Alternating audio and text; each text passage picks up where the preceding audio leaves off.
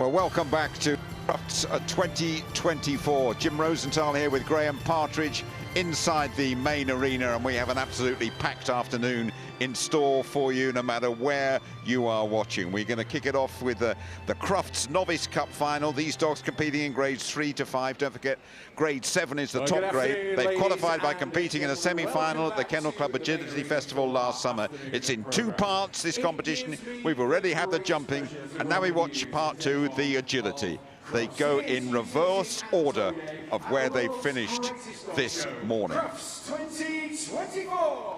Those are the rules and regs. We await the arrival of the judge, Amanda Lutman. Just before she comes, Graham, there has been a little rule change. Tell us about that.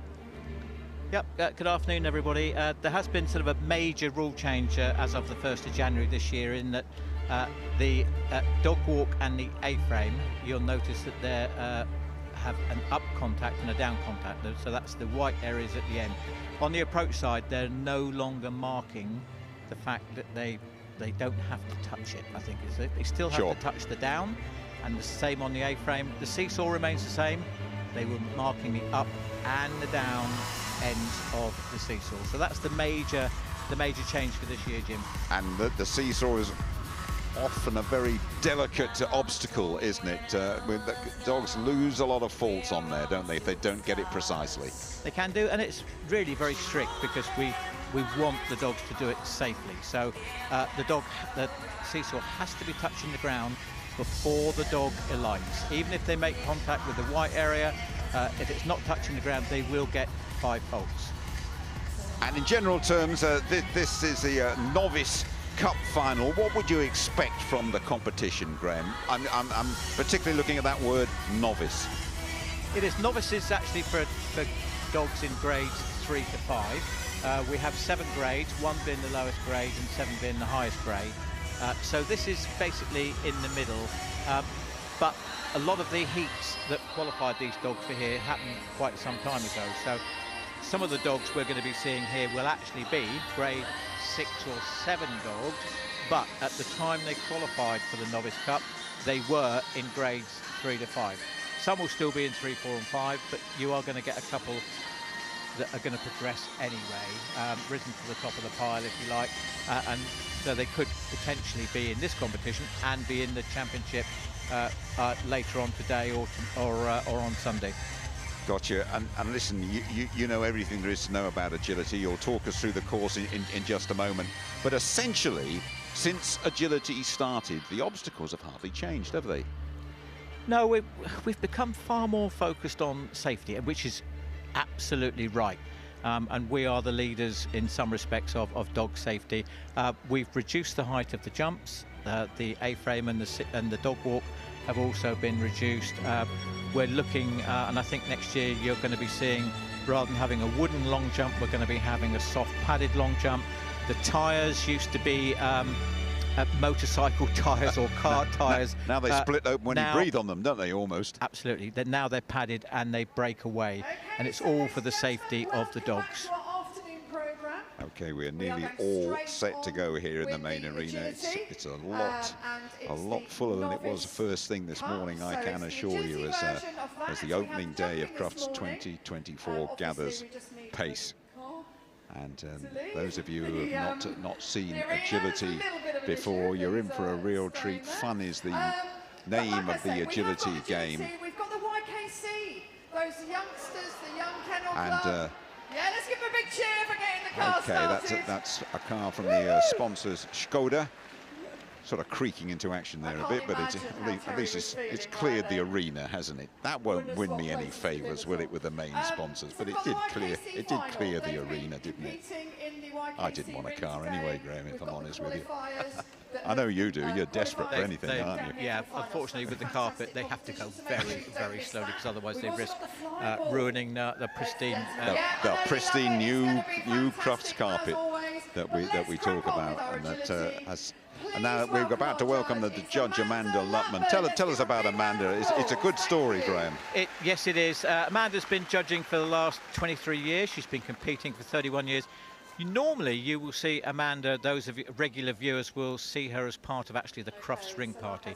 We have a volunteer ring party. She forms part of that, but she is also one of the country's top judges, and she deserves the honour of judging here at Crufts. So well done, Amanda. And we're all set to go. The first of the 6 small dogs. You're looking at Rachel, Ward and Summer, 6-year-old mixed poodle cross. Not owned by Rachel. Her owner Val couldn't do the novice qualifier and asked Rachel to step up, and she's jumped at the chance of partnering with Summer, and Summer getting this competition off to a flyer. Really quick up and down over the A-frame, good contact at the end of it, a sharp right-hander right in front of our commentary position. The weaves, again, not the quickest, but really safely and sharply through there. This is a great opening round, this one. That seesaw that Graham mentioned, good contact at the end there. Bit of hesitation going into the tunnel. And Summer through the final tunnel, over the final jump. 37.8 and clear, Graham. Great round. That will set the standard. So, as you say, there we are, just opening jump there. Around a push round the jump. They've got to make sure they go to the right side of that jump. Cassie Bond from Plymouth, 5-year-old Dora, working Cocker Spaniel. She's a wild one, this one, the noisiest, wildest Cocker I have ever trained, says Cassie. Still noisy, just a little bit older. Up and down over the dog walk. Come on, Cassie. Driving Dora forward, and that's picking up a few faults there. Little refusal there. Good contact, though, on the bottom of the A-frame. Wild and noisy and hugely entertaining, Graham.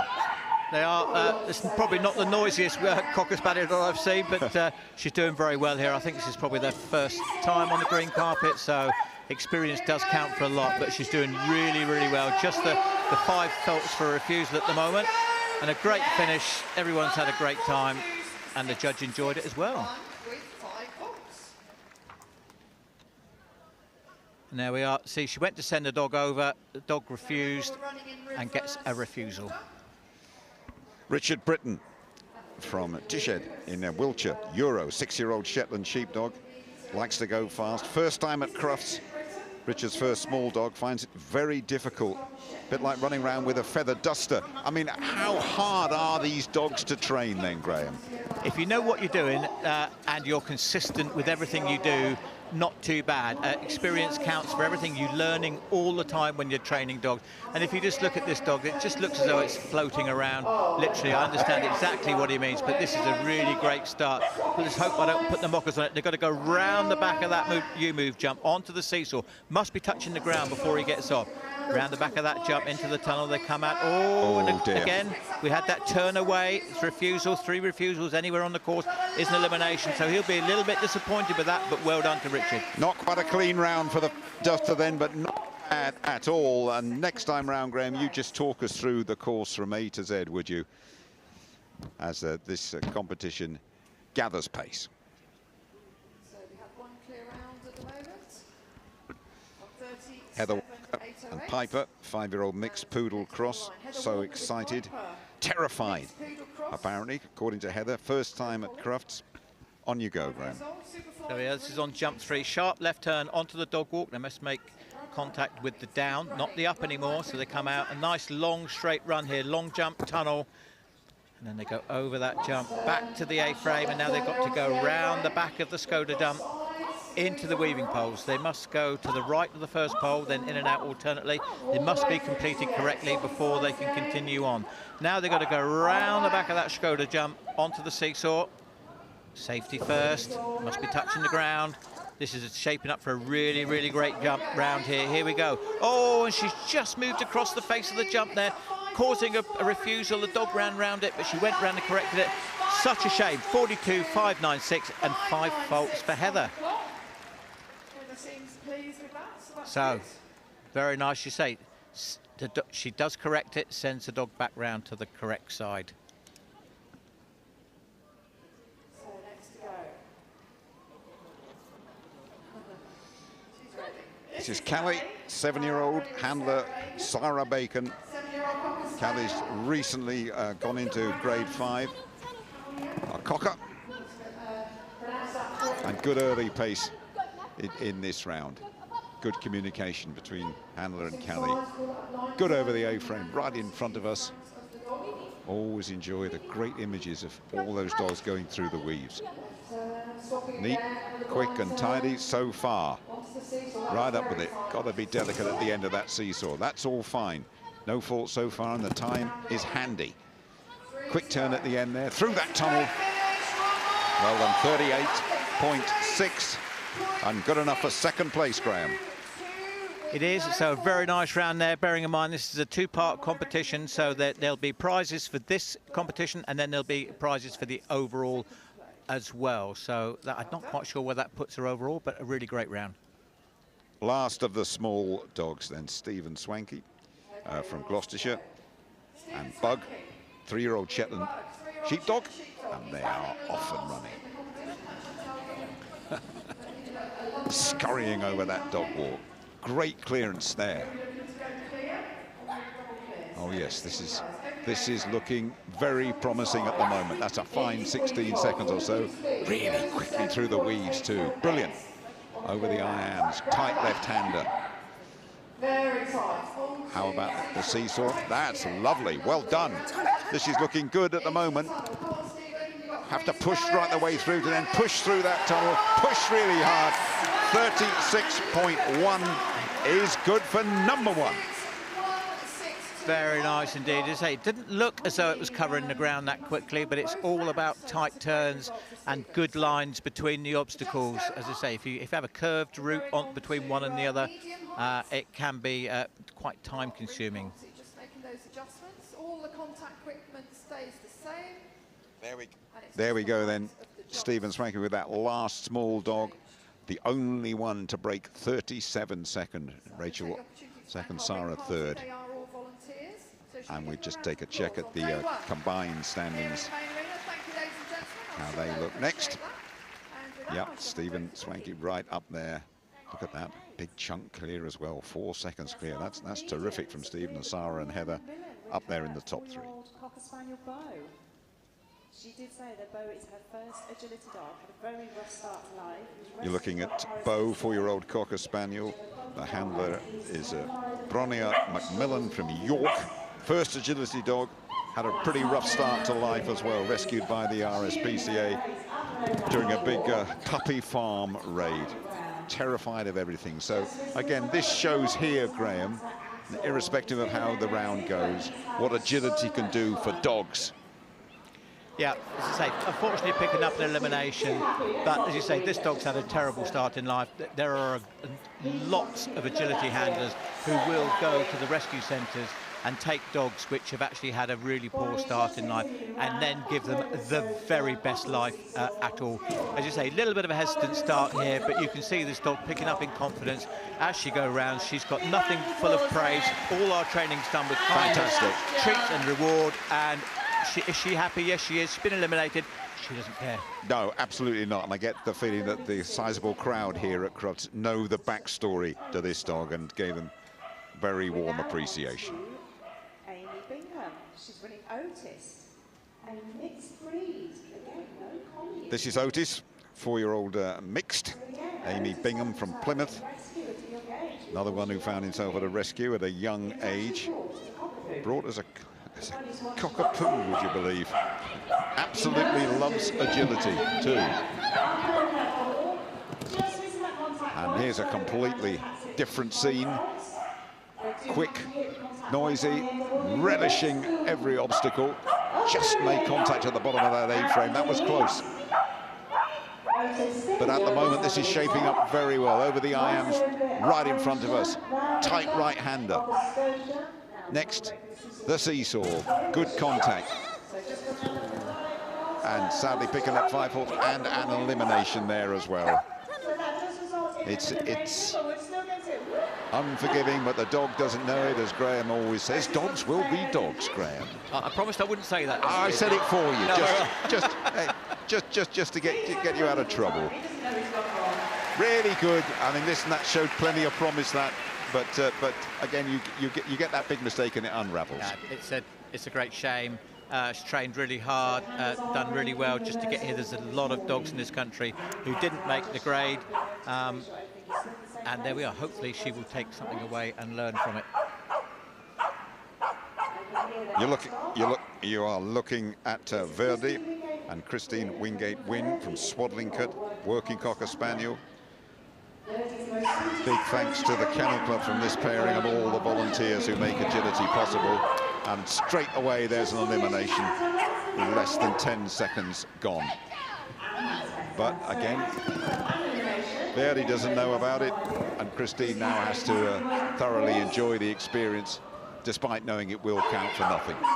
Now, Christine's been on the circuit for a few years, I think I'm just going to say. Very experienced handler trainer. She's represented Team GB on a number of occasions. She will be back, I think, to coin a phrase. As I say, she's going to treat this as a really positive, good experience for the dog. And as I say, she knows what it's all about. Look, she's very happy.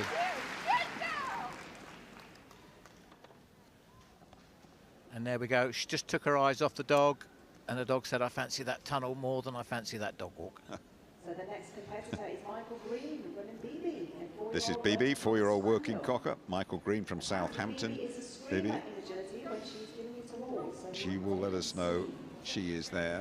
Just 4 years of age, growing in oh my goodness.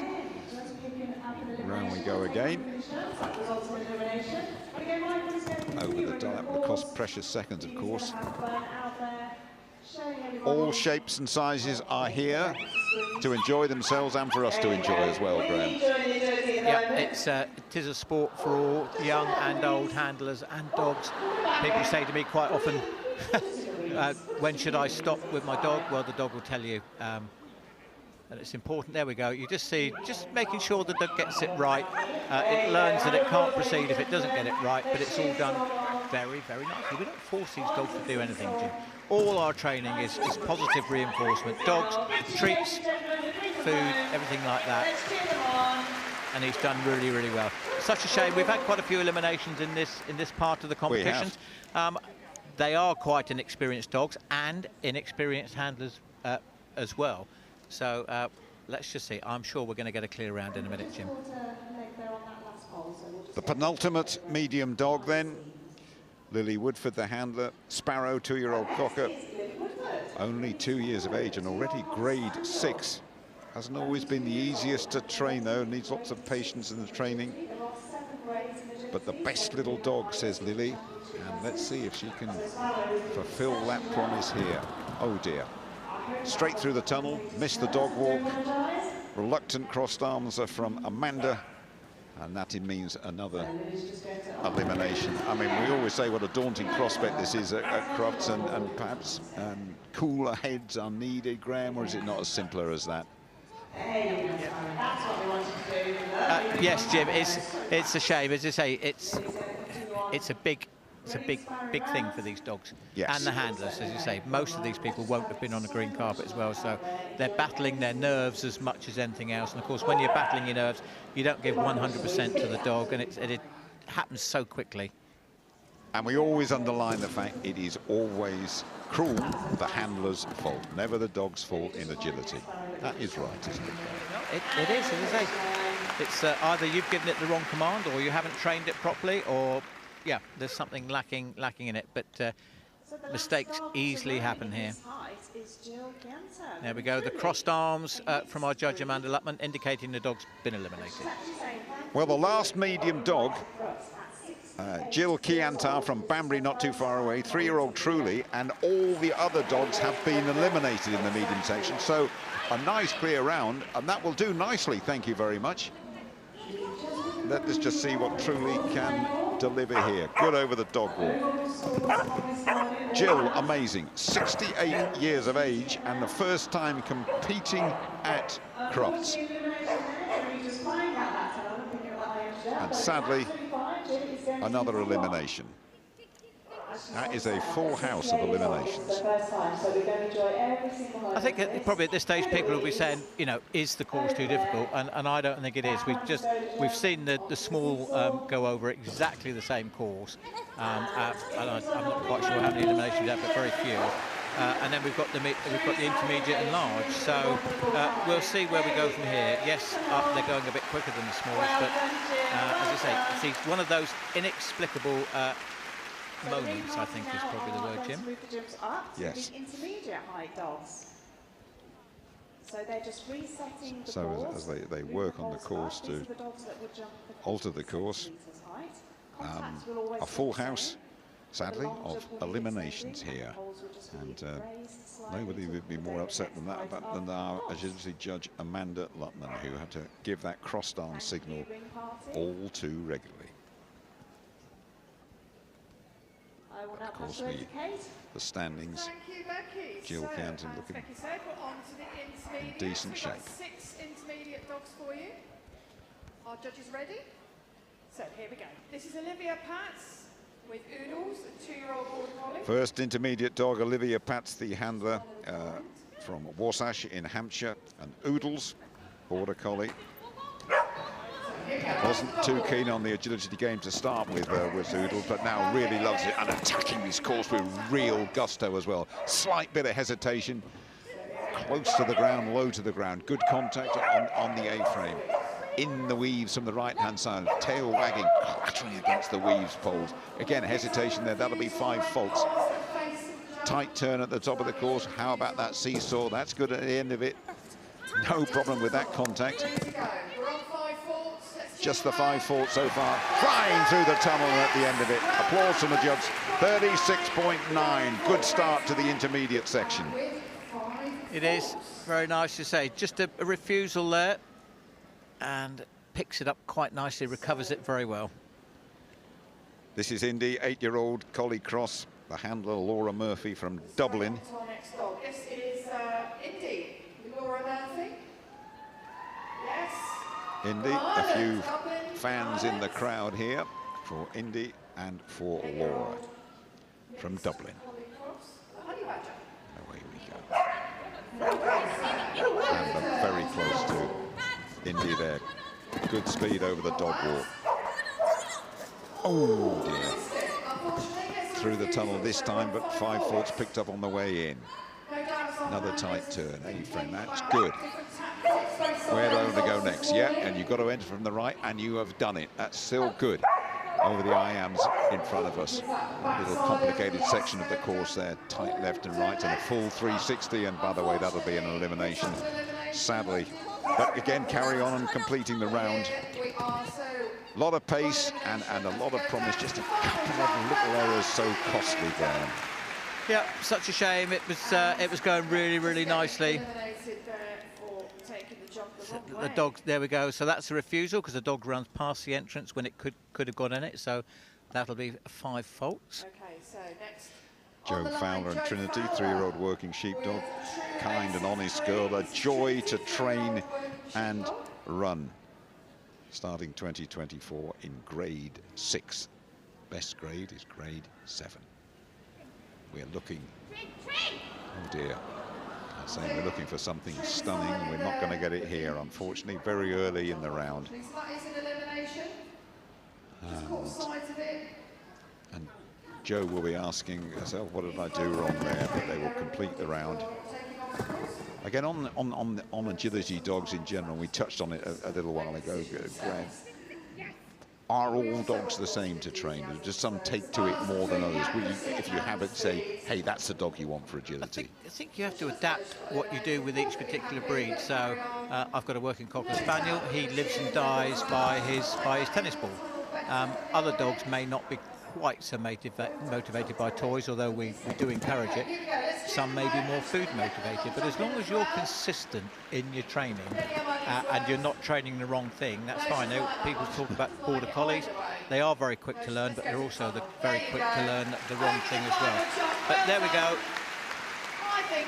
Joe Fowler, young dog, only 3 years of age, so they've got a bright future in front of them.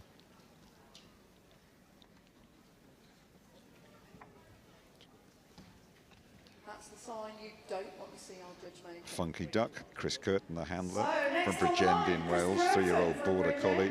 Great potential, this one. Terrific atmosphere building up here so early in the Crufts Festival. It's really great.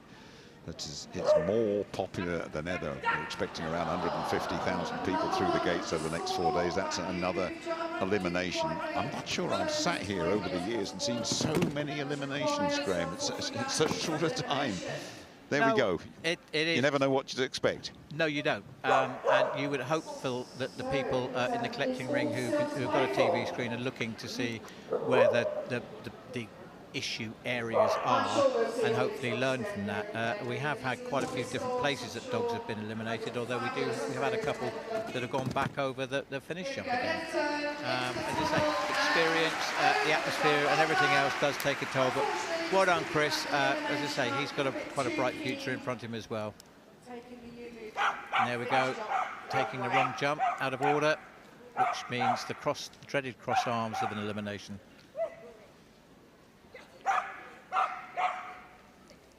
Bernie Jobbins, the handler. Rowan, 3-year-old Border Collie from not too far away in Birmingham. Dream dog, this one, totally perfect. Bit of a spoilt little princess, but a noisy one. And just the one time registered so far, and that will not be registered either. I'm looking at the guru here, Graham, and saying, what is occurring? I can tell you why it's happening, and we'll look at a replay in just a minute of the elimination. Perhaps I can explain why it's happening.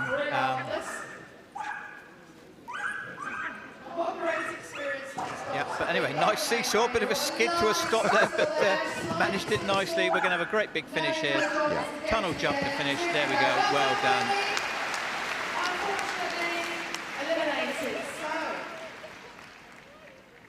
So here we go. So the handler changes behind the dog, but she wants to stay on the left-hand side of the dog to do that dog walk because she doesn't want to be on the other side. And of course, the dog's just going a little bit wide. They just need to be called in a bit tighter. Very difficult. Last intermediate dog, Macy Boy, 2-year-old Border Collie, Kate Howlett, the handler from Rayleigh in Essex. Thanks to the K9 Kate crew supporting them here. And a clear round within 36 seconds will win this. And at the moment, fingers crossed, we are in order. Macy Boy. Well done. This is more like it, isn't it? This is more like it. Has to pause at the end of the seesaw, make good contact. This is good. This is going to win it. This is going to win it. Well done. 36.9. Great work. Great work, Kate. Thank you so much for completing a round. Yeah, and that's experience there for you. So she goes here. Now watch, she's actually leaning backwards to get the dog to come towards her rather than pushing forward towards that off-course jump. So that's pure experience, and she's learnt from what's gone on before. Well done. And a very, very close thing as well. 36.992, who plays 36.994 between Kate and Olivia. Very, very close. And I shall hand over to Becky.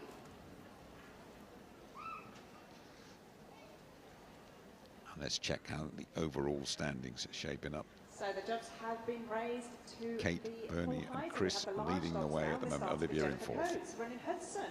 Her 6-year-old Border Away we Collie. go. First of the large dogs, Jennifer Coates from Oakham in Rutland. And Hudson crashing through the tunnel. Hudson, honest, genuine dog. First time for both of them at Crufts, and that's a very good first 25 seconds for them. Seesaw clatters down. This is quickish and it's clean as well. That's a great start to the large section.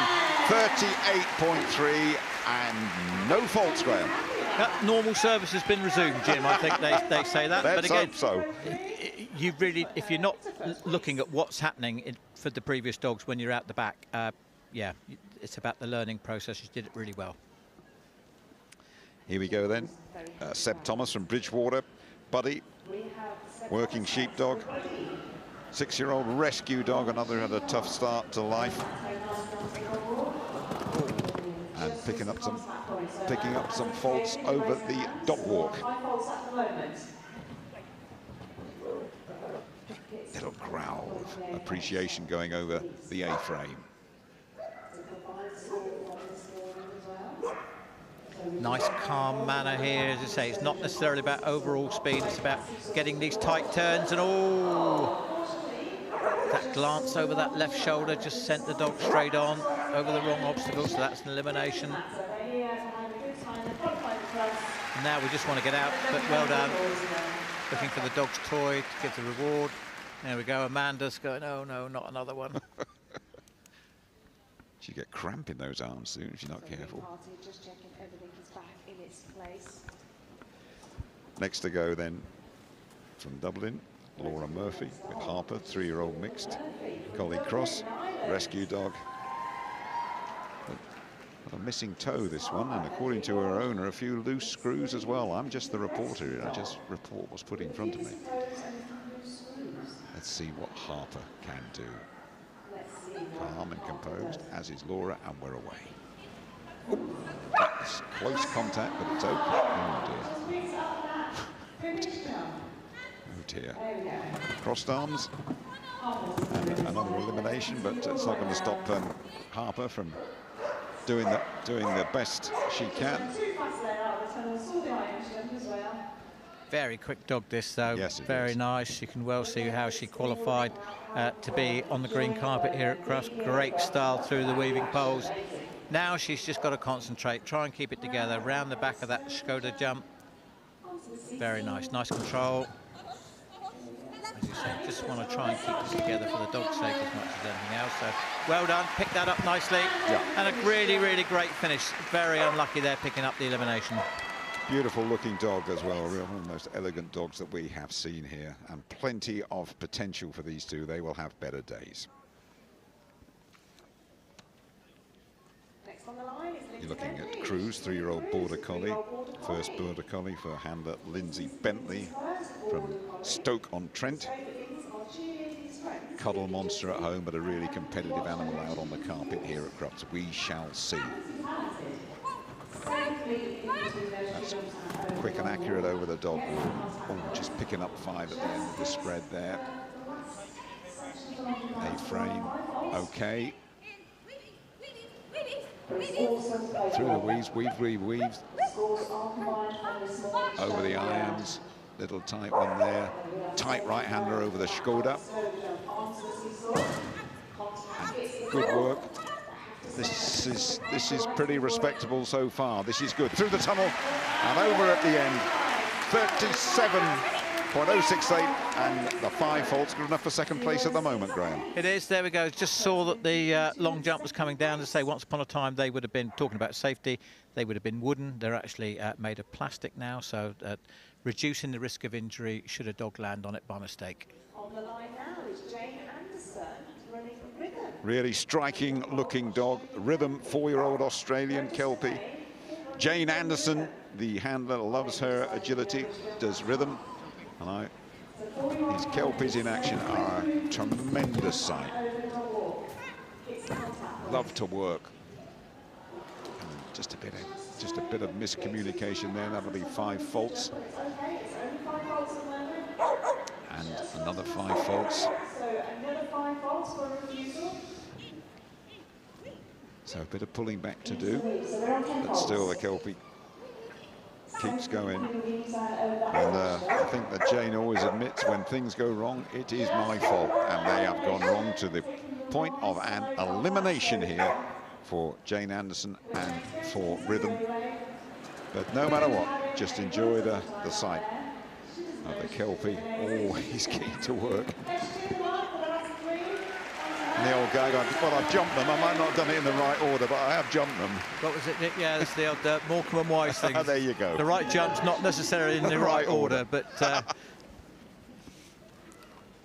again, it's a big atmosphere here. These dogs can be easily distracted. But well done. She qualified, a lot didn't. And we have Jen Slade running Broccoli, 2-year-old Border Collie. Jen Slade, the handler, from Eversley in Hampshire. Broccoli actually from Germany. It's got a theme of vegetable names with pumpkin and radish too, and calls this one Broccoli. Started competing a year ago and already into grade 6.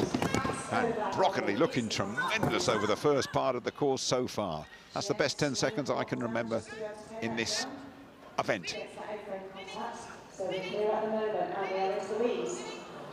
Broccoli eliminated, sadly. Really good start, and another elimination in the wee. Slightly unusual to get eliminated there, Yeah, Graham. I was just about to expound the virtues of this partnership. They've come on in leaps and bounds. They've had a fantastic 12 months, and I predict that we will be seeing them in the championship class easily next year. Only 2 years of age, this dog. Jen's a great trainer, puts everything into that she does. She just needs to collect him now and have a good finish. Very popular on the circuit, Jen, and the dog, as I say, only 2 years of age. Really bright future for her. Explain the elimination here, Graham. Yeah, just missed the pole there. There we go. See, skipped a pole. Gotcha.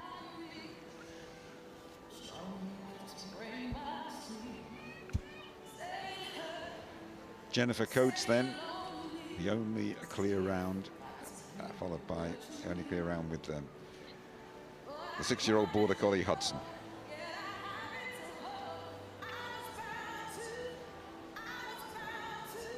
And checking up the combined scores for you to keep you right up to date with the Crufts Novice Cup final.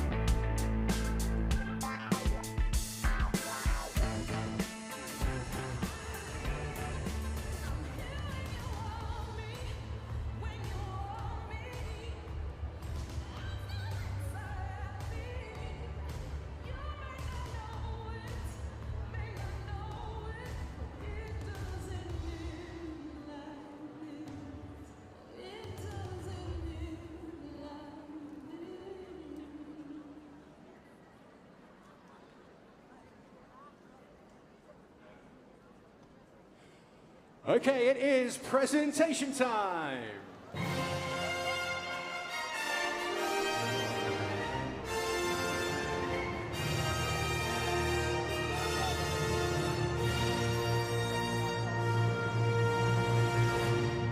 Please welcome Crufts competition manager Steve Croxford and Andrew Smith, Chief Marketing Officer at Limbells, to do our presentation. Please give them a big hand, everybody.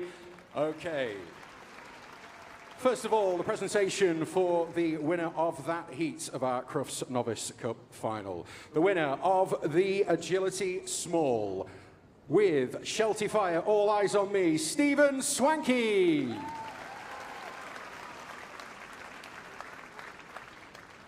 The winner of the intermediate agility with Bon Bellamy, time to fly, Kate Hallett.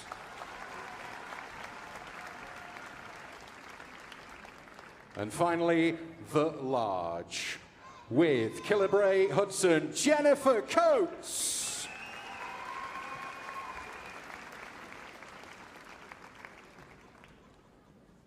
And now the overall winners of the Crufts Novice Cup Final Small with Shelty Fire, All Eyes on Me, Stephen Swanky.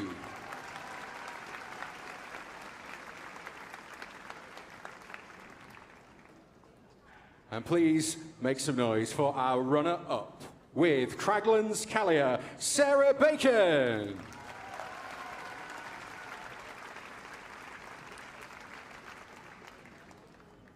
And the intermediate Crufts Novice Cup Final winner with Bon Bellamy, time to fly, Kate Howlett.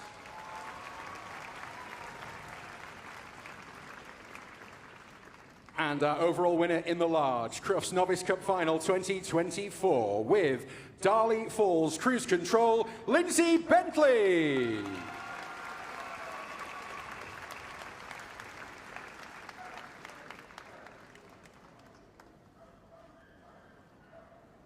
Congratulations to everyone, and now give them a big cheer. It's Lap of Honour time.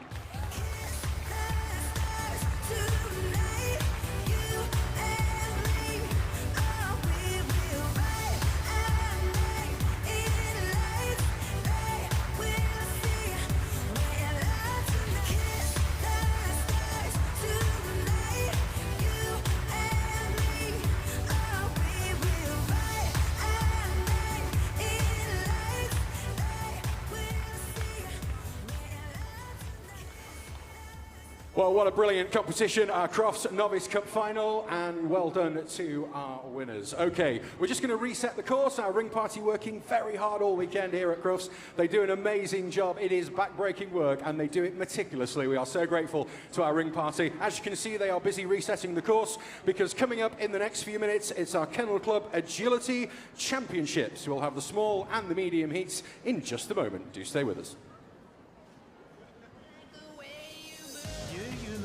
Strength works 50% harder for older, stiffer dogs. Get our half-price trial today.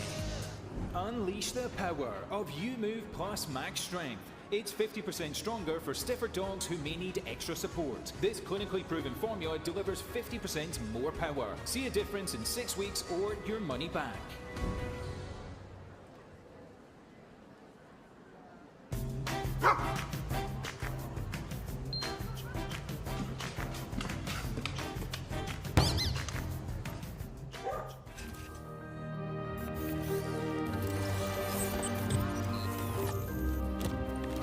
The fully electric Škoda Enyaq SUV and Škoda Enyaq Coupe. With 0% APR now available, jump into electric.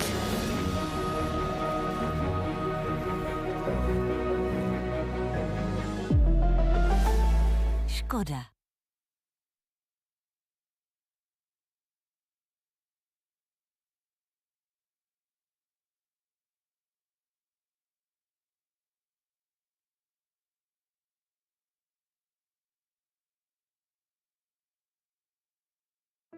Echo made me feel happier than I ever thought a dog could make me feel. It's like she knew what I was going through as soon as she met me. I think she's my soulmate in a dog. I had Wilms cancer, which is located in your kidneys. It's normally diagnosed in younger children. It made me feel so poorly. I couldn't do anything that I wanted to do. I needed help just even standing up. So before we had Echo, Freya had lots of hospital appointments. She was bedbound, she was very poorly, unable to walk, and just a shadow of the girl that she was. Echo joined the family and she brought back the smile to our little girl. She was encouraging her to get out. She did motivate her to walk again, and yes, she gave us back our little girl. So I was looking forward to doing lots of things, and she made me want to do them even more, like walking, playing with her. She's just amazing. Freya used to watch Crufts with me since she was probably about 3 years old. Freya's objective was one day she wanted to get there. When we found out that she got to Crufts on her first show, we were over the moon. Crufts last year was amazing for me. It was a once-in-a-lifetime experience. It's just the most wonderful thing you can ever go to. I felt so poorly, but I said, I have to do this, like, it's the only chance I could get. I cried twice because, like, I was so happy I was there. It was massive. To know that Freya's got Echo is like knowing she's got her own support system. They've just got the unbreakable bond, best friends, snuggle buddies. She just syncs perfectly with anything Freya does or feels. They're just perfect together. My life wouldn't have just been as fun as it is now if I didn't have Echo. Knowing that if she doesn't feel comfortable enough talking to us, she's always got someone to talk to. She's always got someone to cuddle with when she's feeling down and in bed and not herself and doesn't want people. She's always got Echo to just be her best friend. She was my motivation to get home. I wouldn't have went through cancer without her. I can't imagine a life without Echo. She's just the most wonderful dog. She's the dream dog you could have. And if you'd like to vote for any of the 4 Kennel Club Hero Dog contenders, go to crufts.org.uk/HDA. So Eliana was suffering a lot from anxiety before we got Gordon. I'm scared to think what would have happened to Ellie if he hadn't come along. We name him G-Dog, or our favourite one is the BFG, Big Friendly Gordon. He's my hearing dog and he helps me with everything, like the timer, waking me up, and like being my best friend and helping me mentally and physically. Well, I've got cochlear implants and I'm profoundly deaf. When I take my hearing aids off, my implants, it's complete silence, like I can't hear anything. She's a bilateral cochlear implant wearer, which means she wears it on both sides. We always say that gives her access to sound, but by no means it replaces her natural hearing. Unfortunately, due to her deafness, she has had quite severe anxiety issues. It got to the point where she would wake up and she would just vomit for the whole day. She was pulling out her hair. She wasn't very confident and she didn't have many friends either. Society doesn't quite understand what deafness is. It can be quite isolating. It went from needing a hearing dog for the practical reasons, but also for the emotional reasons and for helping her with her mental health. When Gordon arrived, I think everything changed. Come here, Goldie. Poor Ellie. From the get-go, he slept in her room, he watches over her at night. He gives me like a sense of comfort and just makes me happy. Life is fun. I wake up to pulling off my duvet because he recognises my alarm. He like gives me a sense of safety with the fire alarm because I know he'll wake me up. He's like my best friend. My anxiety problems are like still there, but like I don't really have them anymore. Goldie, come here. She's super confident. She's deaf and she's proud. And I think that Gordon just helps other people understand that Eliana's deaf. There's so much more than just friendship to it. You can see that Gordon is always checking where she is in the house. He knows that he is there for her, so it's a real friendship, but a partnership on top, it's very special. He has transformed the person that she is. He has supported her mental health so much so that she's a completely different person to who she was before. It's been life-changing. And if you'd like to vote for any of the 4 Kennel Club Hero Dog contenders, go to crufts.org.uk/HDA. Before I had Phoebe, I had to be with someone who knew me and knew my condition 24/7. She has given me my life back. I wouldn't be able to live as a normal 25-year-old if I didn't have Phoebe.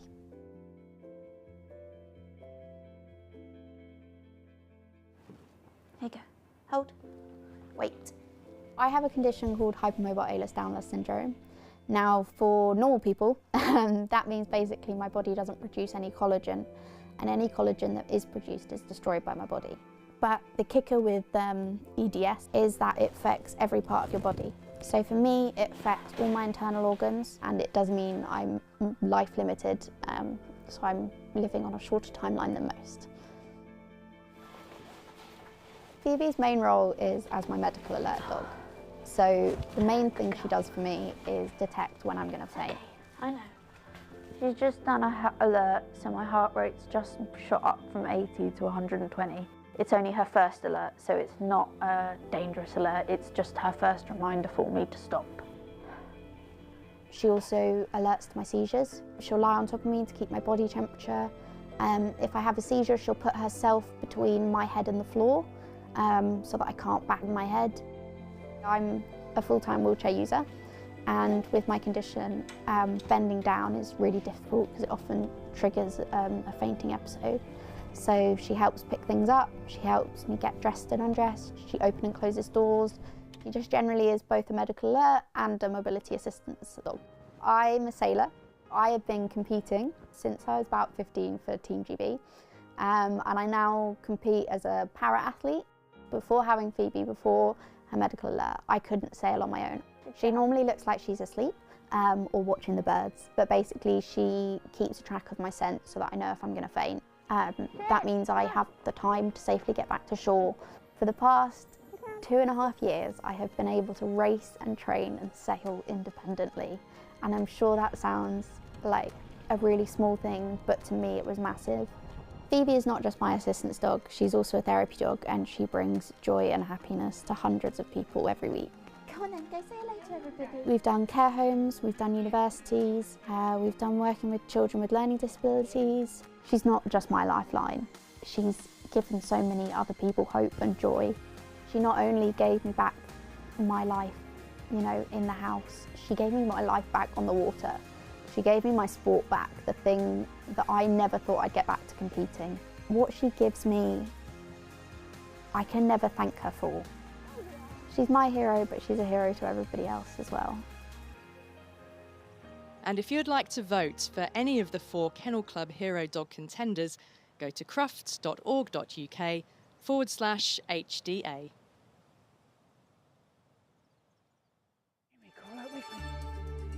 Vespa has located live casualties in disasters all over the world and has saved many lives. And she gives not just me, but everyone out there hope.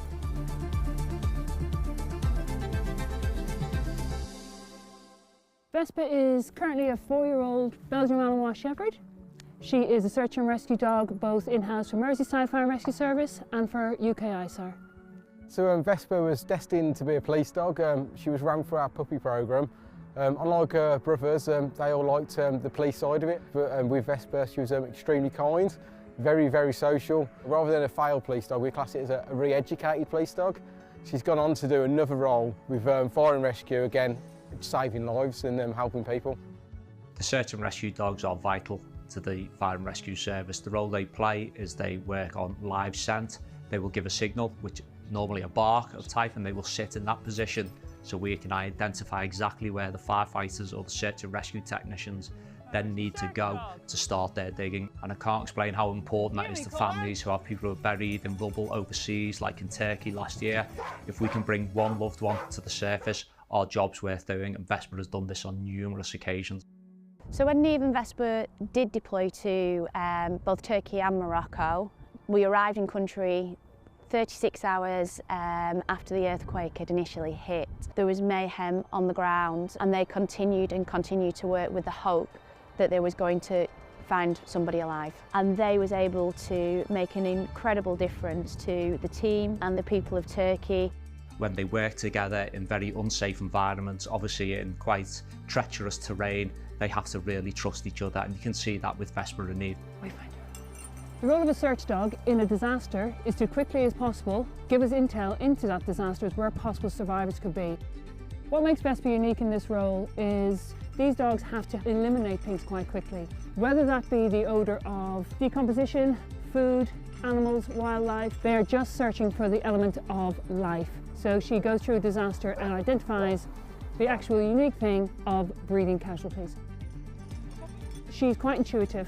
She's a methodical, thinking dog, and she's very, very calm. She has this very, very strong nerve strength that doesn't react with stimuluses or environmental factors that most dogs or search dogs would find quite stressful. So she takes all that in her stride and yet has the ability to continue working in some of the most arduous, stressful conditions. Although it is a game to them, to us, it is a life and death situation. She not only gives us those important answers of where live casualties are located, she gives me and lots of other people in the world hope.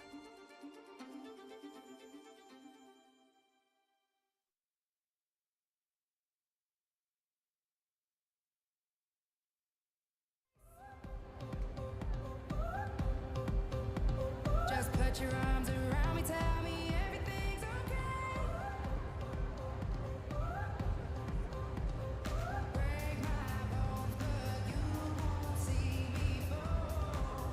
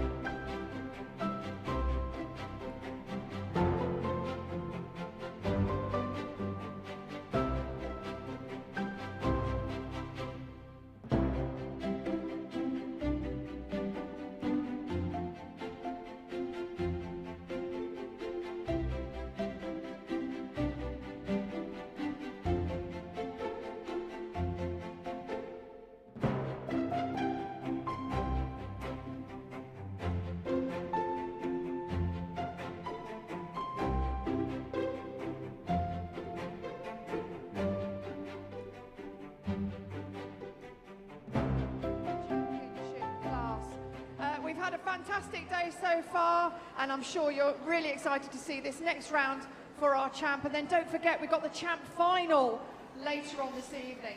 Of course, we need a judge, though. Please put your hands together for Martin Cavill. Hello again, Jim Rosenthal and Graham Partridge welcoming you back to the main arena here at Crufts 2024. We are all set as our judge Martin Cavill returns to the arena. We're all set for the agility small and medium championship. We already had the jumping, now it's part two, the agility. They'll be starting in reverse order from where they finished this morning. We combine the results to decide who goes through to the final later this afternoon.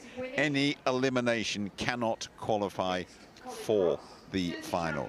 First one is ready to go. Handler Liz Carpenter, Winnie, 8-year-old Collie Cross, third time competing at Crufts. Agility champion, 4 championship tickets, 3 this year. They're in good form, these two. First of 16 medium dogs. And a good 10 seconds to start with on the brand new green carpet here at Crufts. Good contact at the end of the dog walk. The weaves are not a problem. This is a very encouraging standard so far. Let's hope that this partnership can maintain it and give the others something to bite at. Up and down the A-frame, good contact at the end. That'll neat and tidy, that'll do nicely. 37.7, Graham, and clean. That will set the standard. I think, given all something to think about here, all they're really worried about at this stage is avoiding an elimination, because eliminations can't progress. But a great start there from Liz. Willow, 6-year-old working cocker. James Adams, the handler. Bronze at the Europeans in the team and individual events. Gold in the team at the World. Silver in the individual, all with Willow. This is a really, really classy partnership. Leaves nothing out there. Maximum effort, maximum control. Great speed too so far. Love those ears flapping over the dog walk too.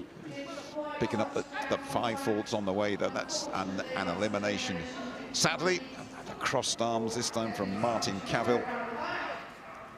But they will complete the round. And you cannot overestimate, really. There's a big crowd in here already. The bright lights, it's a foreign atmosphere, really, even for the most experienced dogs, isn't it, Graham? It is, although a lot of these dogs are very, very experienced, either at the World Championships, European Championships, or here at Crufts.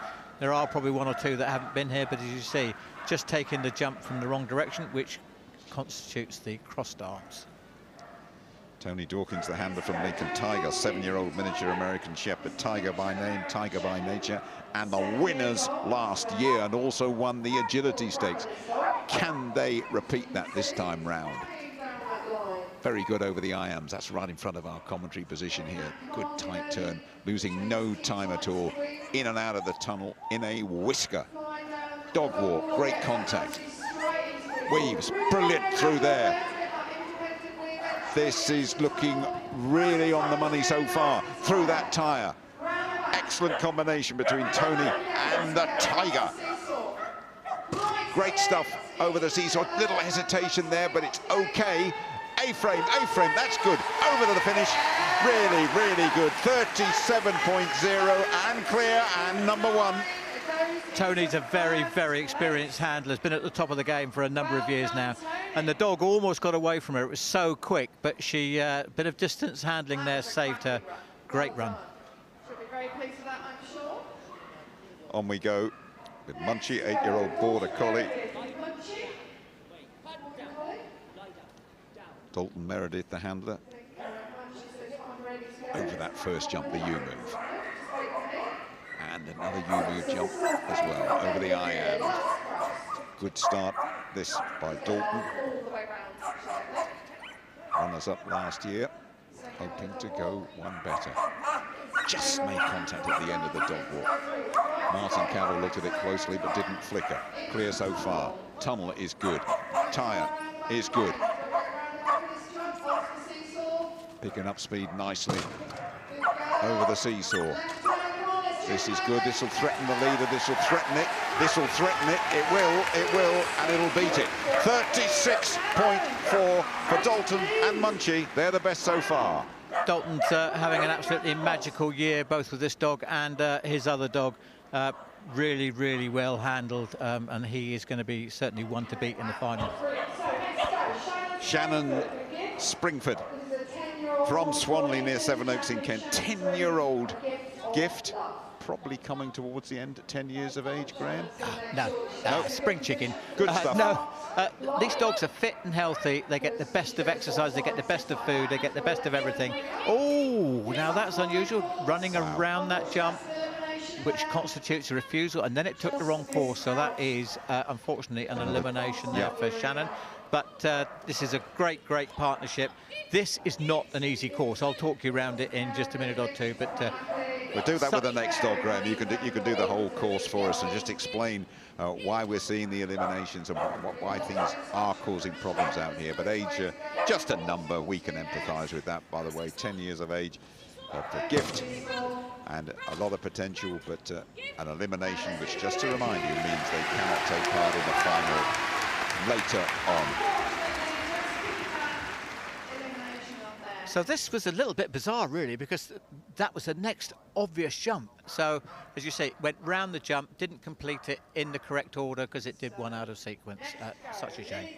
Scout, 7-year-old Shetland sheepdog. Lily Dakin, the handler. On you go. Talk us around this course with Scout. So the handler leads out. The time doesn't start until the dog goes over the first jump. Round here now, this is where they change sides. Notice the handler gets the dog just where they want it. Brings it round now. They've got to go around this jump here. Nice tight turn required here to gain the time. Must make contact with that end piece nicely into the... Oh! Missed the entry to the weaving poles. Perhaps she didn't. Might have got away with it. Yeah, I think she did get away with it. I don't know. Perhaps I was mistaken. But anyway, so here we go. Up over the seesaw. Round the back of that jump, which is quite tricky, and then A-frame jump to finish. Can they make contact with the white bits? Yes, they can. So well done.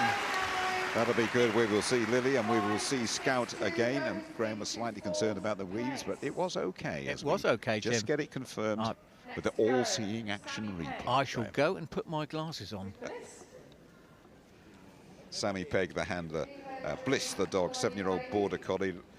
Last time they ran in the main arena was for the Novice Cup 4 years ago. So excited to be back, these two, in the championship and singles classes, and they are looking forward to every single second.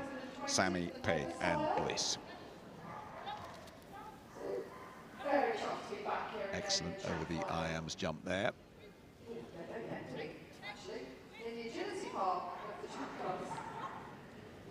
Just a little bit gently over the dog wall, but it's okay. No faults, making good contact. Coming in, as Graham has reminded us, from the right-hand side of those poles. Tunnel, not a problem, so nor the tyre. Good style, good action, good pace, and a good time too. 30 seconds gone, no faults. They want a flying finish now, will Bliss and Sammy. They want a fly up, and they'll get one as well. 39.0. Fourth place for Sammy and for Bliss. Very nice, nice and controlled. You can see that she's just a bit behind the dog, but the dog's gone on really nicely and a really great finish. Liz Carpenter and Maggie, second in the jumping earlier today. Liz from Pusey in Wiltshire. Maggie, 4-year-old border collie, miniature poodle cross. Third time competing at Crufts. Agility champion as well. These two know their way around. We've seen some tough times this morning, and that's another little hesitation there. So that'll be 5 faults picked up. Just made contact with the white part on the dog walk. And despite those 5 faults, this is still looking good for these two. Yep, that's absolutely right round that one. That's good on the seesaw. That's good there as well. A-frame, up and down. Okay, that's respectable. 5 faults, 39 seconds into the top 4. So this is just a slight breakdown in communication. She sends the dog, assuming it's going to do it, starts to turn away. The dog sees her turning away and comes with her. Unfortunately, that's a refusal. Okay, next on the line, Dawn Weaver, 10-year-old Vegas, the mixed collie cross. Been at the top level for a long time, from Portland in Dorset. Can they tame this tricky course? This dog's 10 years of age now, but still competing at the very top level. You can see full of enthusiasm. Yeah, missed the contact point at the end of the dog walk there. That'll be 5 faults, sadly. But there's still plenty to go for. Good style around that tricky part of the course. Seesaw, clanks down, has to be on that white bit at the end, and same with the A-frame, and it's a good finish. It's a good finish, on you go. Yeah, unfortunately there, she comes off the dog walk. Oh dear. Quite clearly misses that there, so unfortunately picking up an elimination for not going around the back of the jump at the top of the arena. Zico Junior, 8-year-old Australian Kelpie, Nigel Staines, who loves this breed. An honest dog, this one. Nigel competing here for over 30 years. Kelpie, not the quickest, but genuine, great style. And Nigel extracts the absolute maximum from these dogs. No fault so far. Through the weaves. Zico Junior going at her own pace through those weaves, through the tyre.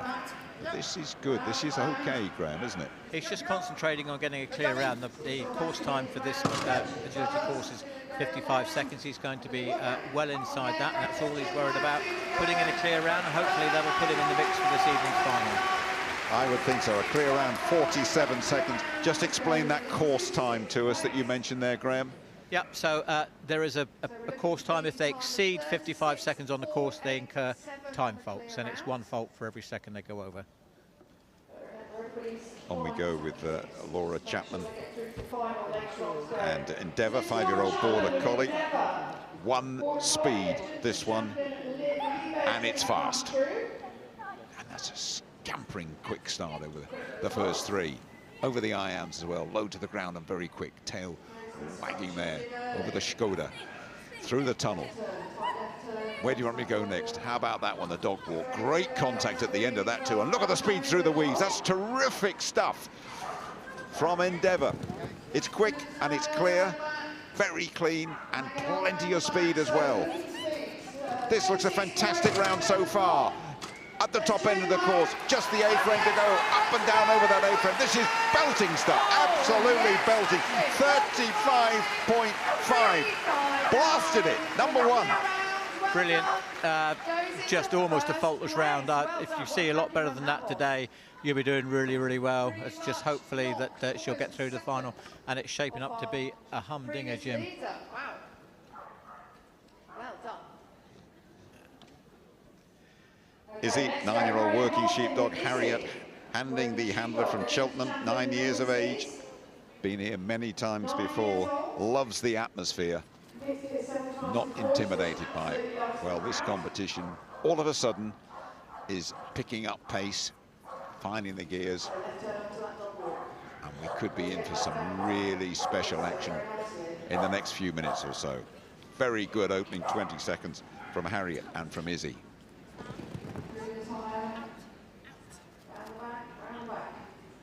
Absolutely in total control.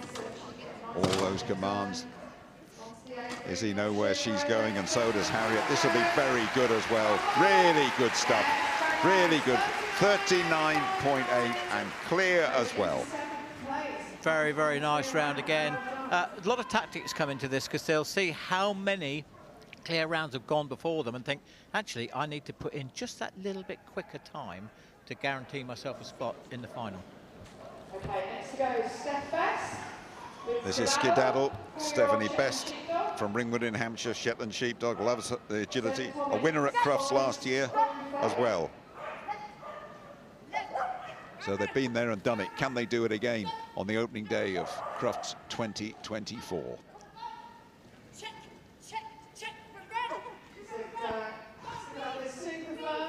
Lovely stuff over the dog.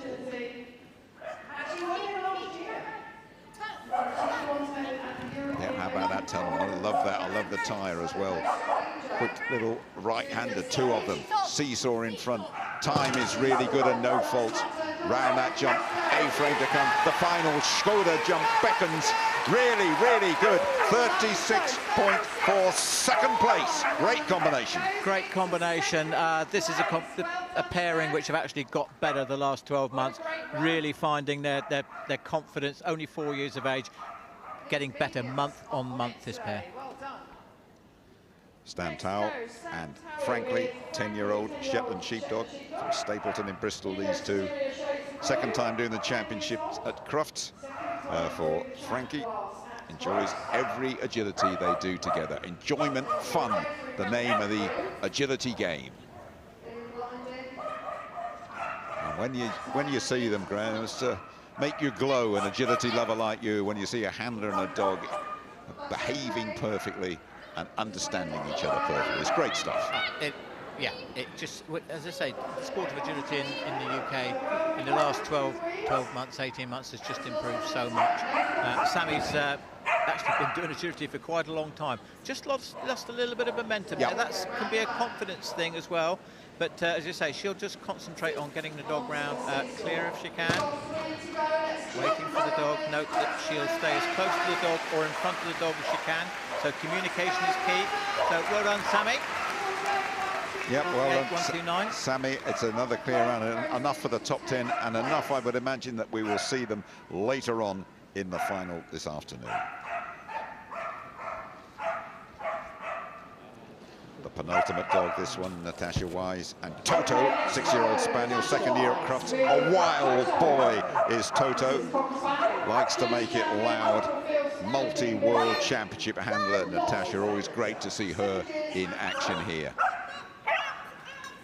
What will she do with the noisy, wild boy that is Toto?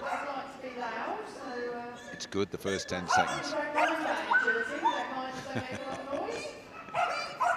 Great stuff from Toto. Tail wagging, barking away, but not so great through the weaves, unfortunately. Got to go back and do that again. Not again, surely. Yep, through you go again. And absolutely faultless this time. Still got to keep going, just the Keep 5. him out. Oh dear. Oh dear. I'm getting a bit fed up seeing those crossed arms, Graham, if I'm honest. Well, as I say, this has been really good competition. Yes, it's been fantastic. This dog has not been the easiest to train for Natasha, but she's done really well. She's won 2 tickets, 2 championship events this year. So, again, very, very good effort. But as I say, she will actually go away and look at the video and she will analyse why it went wrong. Was it her, did she need to concentrate even more on a certain area of her training? But all that dog wants is his toy, and that's his reward for doing it. Look at that. Tongue, ears, weave. They've got to be completed correctly before they can move on. And there we are, the dreaded crossed arms.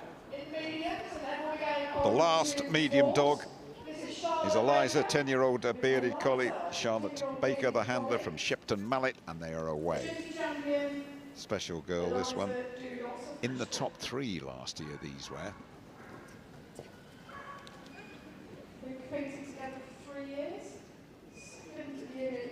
Good breed, this one, for agility. A good breed to train as well, Graham. Every dog's a good breed for agility, Jim. Good man. I knew you'd say that. And it's a good 30 seconds. The crowd appreciating it and appreciating the accuracy, and Eliza going well. Up around there with the A-frame. I think we'll see them again later on as well. 39.4, no faults. That should do. Up in the top 10 they are. Very nice, steady, considered round. No chances taken at all. Just making sure she gets the contact, and now making sure the dog does the last jump. Very nice effort. So as Graham's been telling you all, quite a lot of tactics they all want to go through to the final later on, that is building up to something very, very special indeed. And that's the result of the medium section that we have just seen. And, very good to see all those noughts there as well. Very refreshing. Fabulous job here. They're here for the whole duration, and they are all volunteers, and they work exceptionally hard for us. All shaping up for the final later on. The first dog of this small height category. First small dog to go then. Sander is the handler, Fanny is the dog's name. Working Cocker Spaniel. Gun dog. Of course, tomorrow, Gun Dog Friday here. Always a hugely popular day at Crufts. Clear round in the jumping earlier on, Sander and Fanny.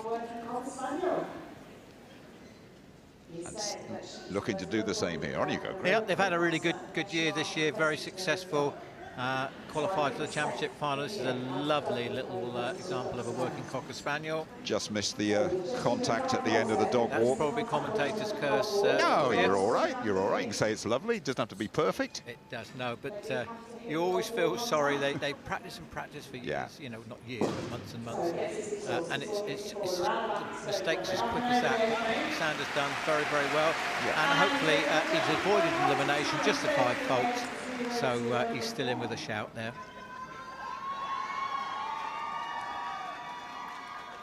Yep, great shot. Judge in the perfect position. 5 faults. Donna Jarvie and Pitch, 4-year-old Shetland sheepdog. First time at the event. Thrilled to have qualified a Donna and Pitch.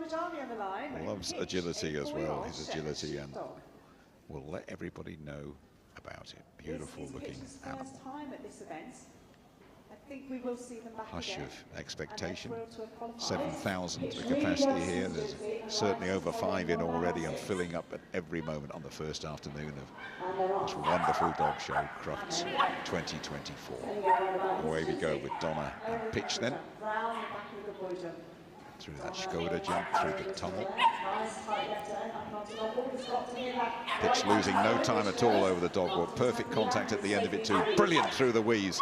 This is good stuff. Where do you want me to go next? That'll be fine. Little bit of flicker of hesitation there, but went through the tunnel fine and the tyre. And sadly, an elimination after going so well for the first 30 seconds, Graham. So this is this dog's first year, I think, or first time at Crufts. So the dog's learning all the time. Donna, compared to a couple of years ago, her confidence has risen absolutely immeasurably. She does a fantastic job now. And I think she's got 2 dogs in this final, Jim, or in this agility section. And there we go. Unfortunately, just picking up the wrong side of the jump, which constitutes an elimination for taking an obstacle in the wrong direction. On the line next is Louise Godwin. Louise Godwin from Gloucester, drift, second in the jumping earlier on, mixed collie cross. So good performance in the jumping. What can these two do in the agility?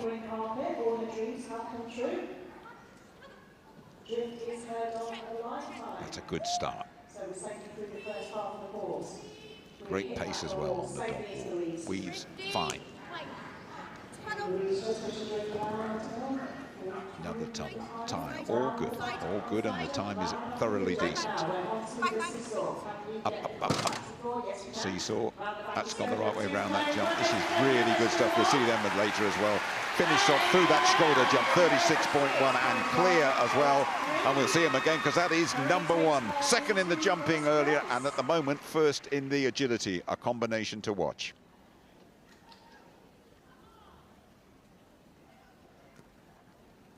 Here we go, Rachel Ward and 4-year-old Pecan.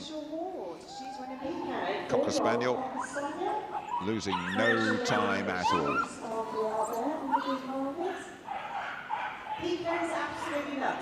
That's about the quickest start we've seen, I think, from Pecan. Oh, great stuff on the dog walk. Wonderful. Oh, just oh dear, wrong course there. That'll be 5 faults, and this round unravels. But got to go round, got to keep it going. You never know, you never know.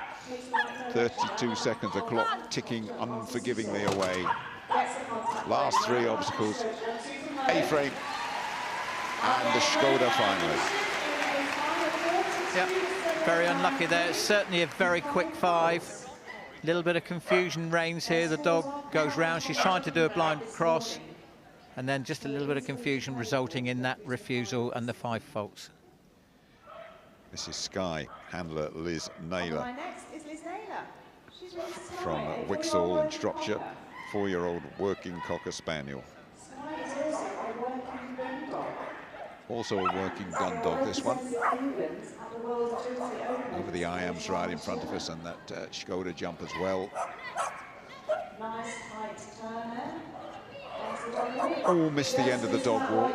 Not the first dog to have done that, and won't be the last either.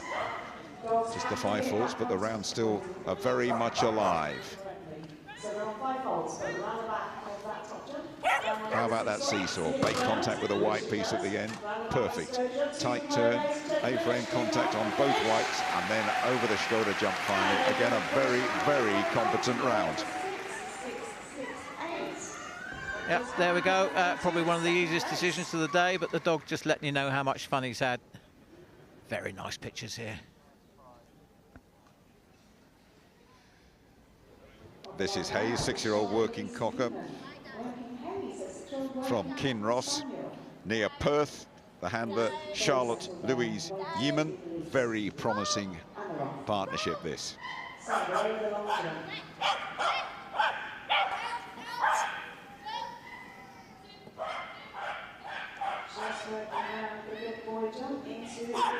Occasionally just like to sit back and enjoy seeing these dogs at work, although it probably doesn't feel like work to them, does it? It feels like a really playful, enjoyable activity, Graham.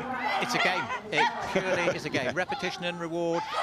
Charlotte and this dog really have had a really good 12 months. They're an evolving partnership, as I say, and I think this is just the start of their journey together, and I know she's got some other dogs coming up as well. So she'll be just looking to get a clear round. Come on then, Charlotte. Look, you can do this. Oh, yes. Happy girl. Happy dog. Happy girl, happy dog, happy crowd, and happy to claim second place as things stand. They will be back later in the day. She'll be over the moon with that.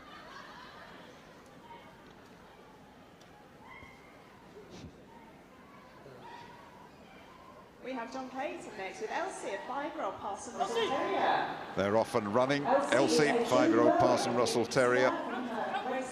John Clayton, the handler. Really having to work hard there to beat it to it. Through the middle. Onto the wall. Can we get the contact point? Yes. Good to see a little Russell Terrier out there. Oh, that's the way to go through the weeds. How did that go again? They have just as much fun as the bigger dogs, I tell you. First time on the green carpet and enjoying every single second. Flawless so far. Come on, up over that A-frame. Brilliant. Brilliant over the shoulder as well. A clear round. Second place. Brilliant for the little Russell Terrier. So there we go. Did you see that? So the handler started the dog from the wrong side of the jump and sent it around. It's usually the case where the dog hasn't got a very good weight and they just want to gain an extra couple of yards. Very popular around that with the crowd here, Jim. This is Sizzle, beautiful looking dog, Shetland sheepdog. Karina Hands, the handler from Forfar up in Scotland. Team GB representative, these two.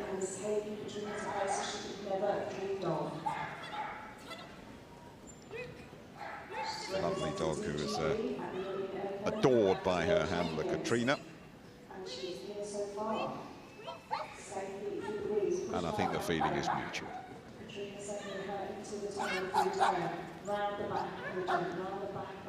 Very, very satisfying so far.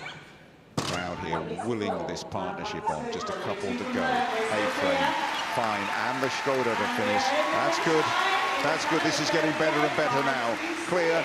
38 seconds, second place. Very nice. Made that look ridiculously easy and straightforward. But in that, we know it's not. Very experienced handler, Katrina. This dog is already an agility champion, but still want to win this competition. This is Halo, 9-year-old Shetland sheepdog. April Britton, the handler from Tishead in Wiltshire. Watching the small dogs here at Crufts. See how calm she is, Jim, as you say, making sure that she's, it's all about communication, so she's staying quite close to the dog. The only time she'll, She'll? Yeah, unfortunately, I think that was, I'm not quite sure what that was. Well, it's an elimination. Yep. Yeah, it's the end of the, we'll clear that up, Graham, at the end of the round, but It was interesting there because her calmness, or the partnership calmness, sort of translated itself to the crowd. And everybody was watching in rapture, and then sadly picking up another elimination. Go on, let's have another look at what happened in the weeds. Let's have a look and see if we can decide what happened here. So, get to the end of the weaves. The dog turns right and then enters the weaves again. So it did the same obstacle twice. That's where they picked up the elimination. Okay, this is Kari, Donna Jarvie's second dog, both from the Scottish borders, 6.5 years of age. And Kari's first time at Crufts, an early 5 faults as well. So we have got 5 faults now on the refusal. But she's still speeding through this course. A nice tight turn there, and nice long walk. Oh, just missed the contact point there. And picking up another 5. Just to remind you, has to make contact on the white sections of the dog walk. More problems going through the weaves, and the faults continue to rack up ground. Now, I think Donna's mind was on the weave problems and all the issues that happened before. Such a shame. She could have just held it together. 20 faults might have been good enough for a place in the final, but unfortunately not now. Not now, because the crossed arm signal that all of you know by now, no matter where you're watching, and I'm sure a lot of you on our YouTube channel, as you know, crossed arms means elimination, and if you are eliminated, you cannot take part in the final later on today. That's inexplicable. The dog running around that jump, all I can think is that the dogs are mistaking a signal for a go round for the back of the jump. But there we go. Well done. Lee Harfield from Wantage in Oxfordshire with Fun, 5-year-old Cocker Spaniel, working cocker, first time at Crufts. She's an awesome little dog. Let's see if she's awesome out there in the intensity of the competition that we have here. It's a rarefied atmosphere, and it's a tough environment as well, performing under the lights with so many eyeballs on them. But so far, first 20 seconds or so, fun, having fun and doing very well as well. Oh dear. And once again, I won't even bother with the explanation, but the round will continue, Graham. It will. As I say, there's a lot of people. To get here, you've got to win a championship class, which are very hotly contested in the UK, let me tell you. So they've done fantastically well to get here. But as you say, there we go. Just sending the dog round, unfortunately, picking up the elimination. On the line next is Ashley. You're looking at Sully, Ashley Butler, the handler. Sully coming towards the end of his Crufts career, 11 years of age. Runners-up last year, 3rd in the jumping earlier on. And Ashley really experienced, and we eyeing to go all the way in this competition. Sally come walking, she said, walk onto that dog walk. This is good. Lovely style. Excellent first 25 seconds for Ashley and for Sully. They did a little bit of panto, these two, earlier this year, but this is the real stuff. There's no one shouting who's behind you here. This is really, really good from the Ashley and Sully. Excellent stuff. They'll be back. They'll be back. 40 seconds and a clear round for Ashley and for Sully. Very nice. You can see she's come out and she's smiling to herself because she had to do a bit of improvisation there. She got herself a little bit out of position, but as I say, her experience rescued her and a great round in the end. Then keeping on her toes. Rebecca Shooter-Smith and Bella, 9-year-old Shetland sheepdog, first time in the main arena at Crufts, 5th year competing at Crufts, and her final year as well. So the first time in the big arena, just to see what they can do here. Not the quickest that we've seen, but accurate so far, and that counts for a heck of a lot, particularly with all the eliminations that have been around. So yeah, but if you can make sure that your turns are absolutely spot on and very tight, you can make sure that you have a straight line between two obstacles, which is obviously the quickest route. You can actually pick up some time here. She's doing really, really well. absolutely, and providing you finish inside that course time, that's absolutely fine. Just 3 to go. The A-frame, and finally that Skoda jump. Well, 47.9 and clear. That's into the top 6, Graham. That'll do nicely. That was tight round there. Very, very well done.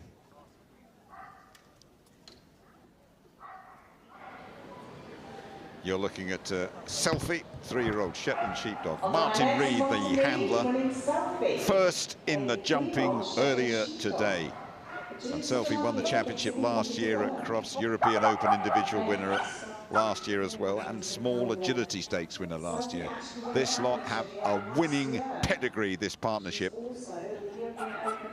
and already showing good form on the first morning, winning the jumping earlier on, picking up 5 faults at the end of the dog walk. Good though through the weaves. They've been a little bit problematical for 1 or 2 dogs today, really flying through that tyre.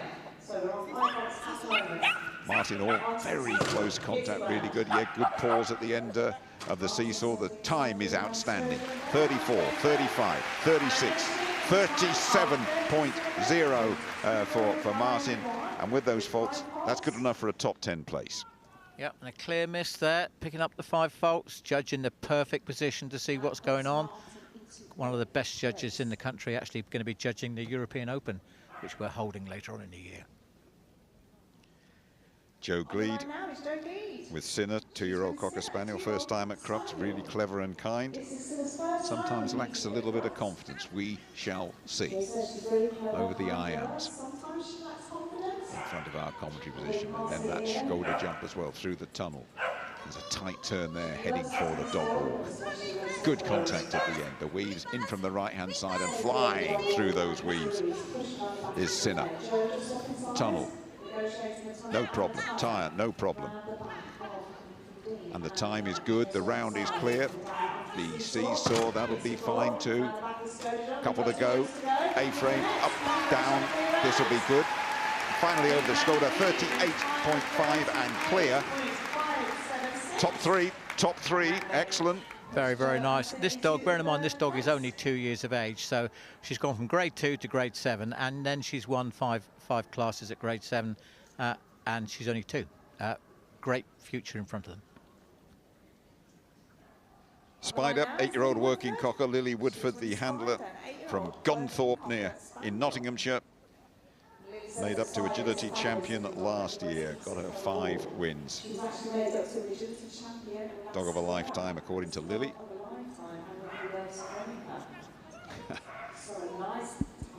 Yeah, those cockers are a lovely sight in the agility. Oh dear, that didn't look particularly great. And, bit of a problem going into the weaves and accruing those 10 faults, but still keep going because there's not an elimination. So again, they could be in with a good shout of being around for the climax of this competition. That's a quick round. That's a very quick round. 38.7. A shame about those faults, Graham. It was, and there we saw the missed contact, and then the dog turns away from the weaves. If in the judge's opinion the dog's in the position to do it and it doesn't, it constitutes a refusal. So we have Karen Boardman on the line with Robin. This is Robin, 7-year-old working Cocker Spaniel. Karen Boardman is the handler. First time at Crufts for Robin, qualified for both the championship and the singles. So full of promise. 7 years of age. Whoa, that's a noisy one as well.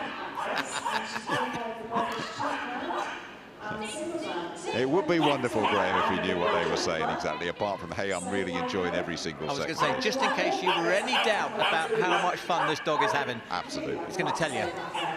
It's having fun, and it's going quickly, and it's going clear as well. 25 seconds gone, 0 faults. This is good. This is shaping up to get them into that final comfortably later on. Good last couple of over the A-frame. Good over that Skoda jump. That's really good. 37.3 and clear. Second place. Great time. Really well handled. Very quick dog this. I think there's probably a little bit more to come. This is shaping up for a great finale later on this evening. The penultimate dog, this one, in smalls. It's Jelly, Dylan Osborne, the handler, 5 years old, competes in the top grade, grade 7. Current under-19 world champions as well, just settling down. Go on. I think you need to say that again, Jim. The current under-19 world champions. Absolutely. Fantastic. Dylan's also been doing judging as well. Is a great judge. This young man, as I say, just doing absolutely fantastic work. To be world champion, it's just amazing. Up and down over that dog wall then. Ooh, meant to go to the Louise. Took a different one, that'll be 5 faults. Over the good boy jump now. And back through the tunnel. Through the tyre. Pace not a problem. Those 5 faults, they're not great, but they might not be decisive. Up and down over the A-frame. What a good time as well. Tremendous, finishing over the shoulder. 38.3 and the 5 faults just outside the top 12. Yeah. Unfortunately, just picking up the 5 faults there on the dog walk, which you could clearly see, and he lost a little bit of time with the refusal, with a turning away from the jump as well. So really good time. Last of these small dogs, then from Holland, Kelly Hogesijk, ace, 4-year-old collie cross, always willing to work, sometimes gets a little bit too vocal, says Kelly, 4 years of age. Very sweet, loving boy, always willing to do it all. Sometimes gets a bit. It's all good. It's all good the first 20 seconds. Sprinty Kelly there to keep up with Ace, doing it successfully. Sadly, an elimination again, just when it all looks so promising. So that means they are out of the final. Cruel, Graham. Yeah, very disappointing. She'd done the difficult bit, which was to push the dog round the back of the jump.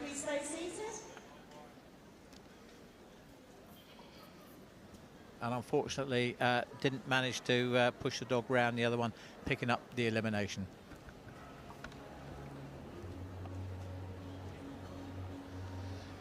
So just checking the results for you. Ladies and gentlemen, the small section, Louise, Karen and Katrina Joe make up the top 4. And the result, just to remind you, we crunched these results together to determine who will be back for the final, a real climax to day 1 of Crufts 2024. The Crufts competition manager Steve Croxford and co-founder of YouMove, John Howie. And we start with the winner of our Agility Championships heat in the small, first of all, with the fate of the furious at Vamonaloo, Louise Godwin. And the winner of the medium, with Agility Champion, Liebherr Dream Come True, Laura Chapman.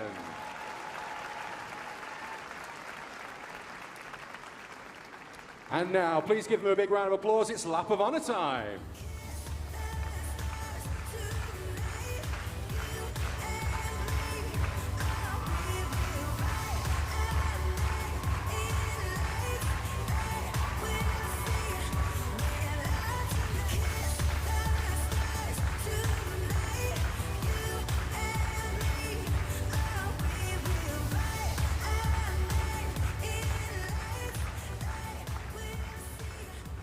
Okay, we are now going to reset the course. Coming up next, it's the YKC Jumping Cup. We are going to see our junior handlers in the ring in just a few minutes. We're just going to get all the course reset, rebuilt for our YKC Jumping. And then straight after that, who's ready for Flyball?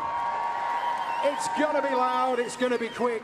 We are going to be live on Channel 4.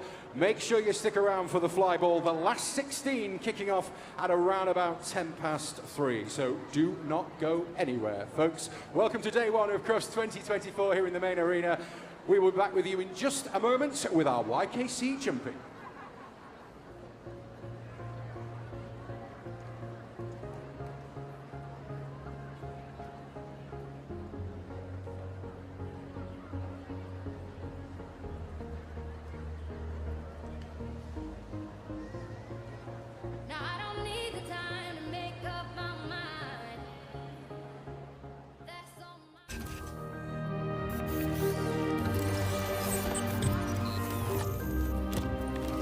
the fully electric Škoda Enyaq SUV and Škoda Enyaq Coupe. With 0% APR now available, jump into electric.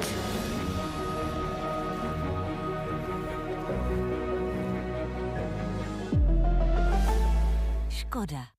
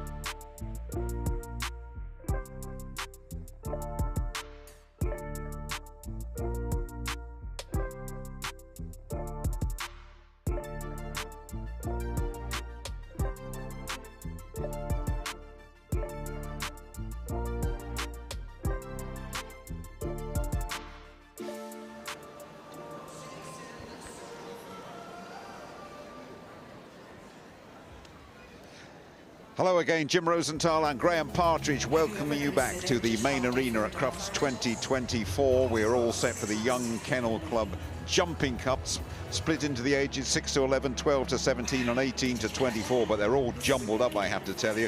They had the semi-finals this morning. The winner and the runner-up in each category and height are all set to go, and we're going to start with the small dogs first. And what we must start with, though, Graham, is patting all these young handlers and young dogs on the back for a sensational period in the sport's history. Well, if I've got just a couple of seconds, I just want to tell you about what an amazing year Agility Team GB juniors have had. We staged the Junior Open Agility World Championships this year in the Midlands, and we won 12 medals. We topped the medal table. We had 3 gold individuals, 3 silver individuals, 1 bronze individual, 2 team gold, 2 team silver, 1 team bronze. They did an amazing job, and agility is in safe hands. Wonderful. Well done, all concerned. Hannah Wade is our judge from Abington up in Scotland, involved in agility since the age of 6, 34 years this year. Competes as well. So off we go then with the small dogs, and we're looking at Chloe Cooper and Sweep Crossbreed. A flying ferret at home. And let's just see how Chloe gets this Young Kennel Club competition underway. The Young Kennel Club Jumping Cup. Early impressions, Graham? Very nice course. Gone are the days when the juniors used to just get a big circle to go around because, you know, they didn't want anything more difficult. These are proper handlers, and the standard is amazing, as we've just seen. 32 seconds and a clear round then. That's really good for Chloe and for Sweep. Good start. Okay, so next to go Marianne Bayliss and Otti, Border Terrier.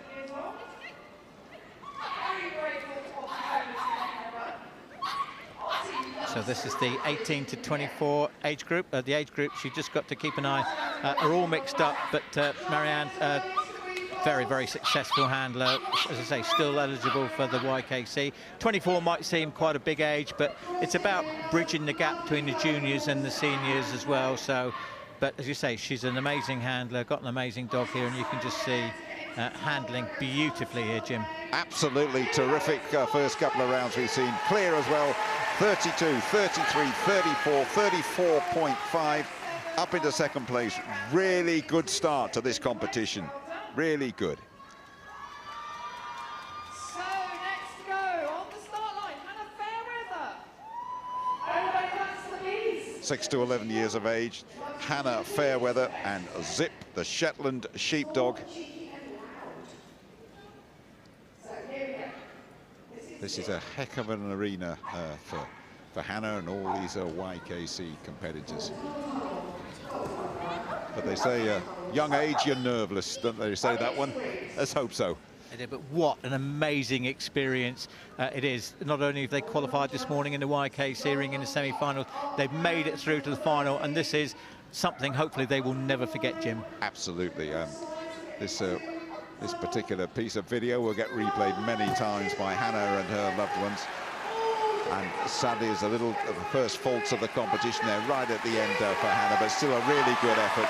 38.3, and just that slight blemish at the end, Graham. Nasty judge. Nasty judge. braver lady than I.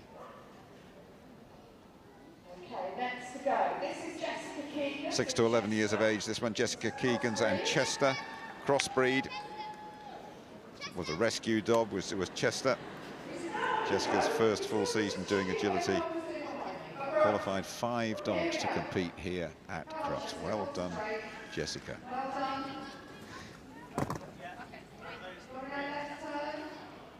Well done, Jessica. Second time of asking, but the message got through.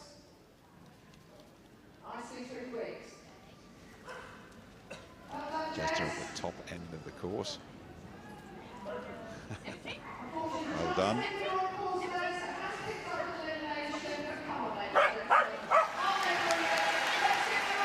Right through front of us through the tunnel as the finale.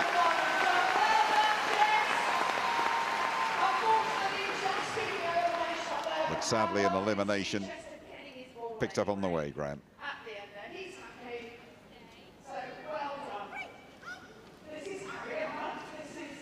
Harriet Hunt and Joe, Spaniel, Cocker Spaniel. First time competing at Crufts, 18 to 24 years of age, these two, in that age group.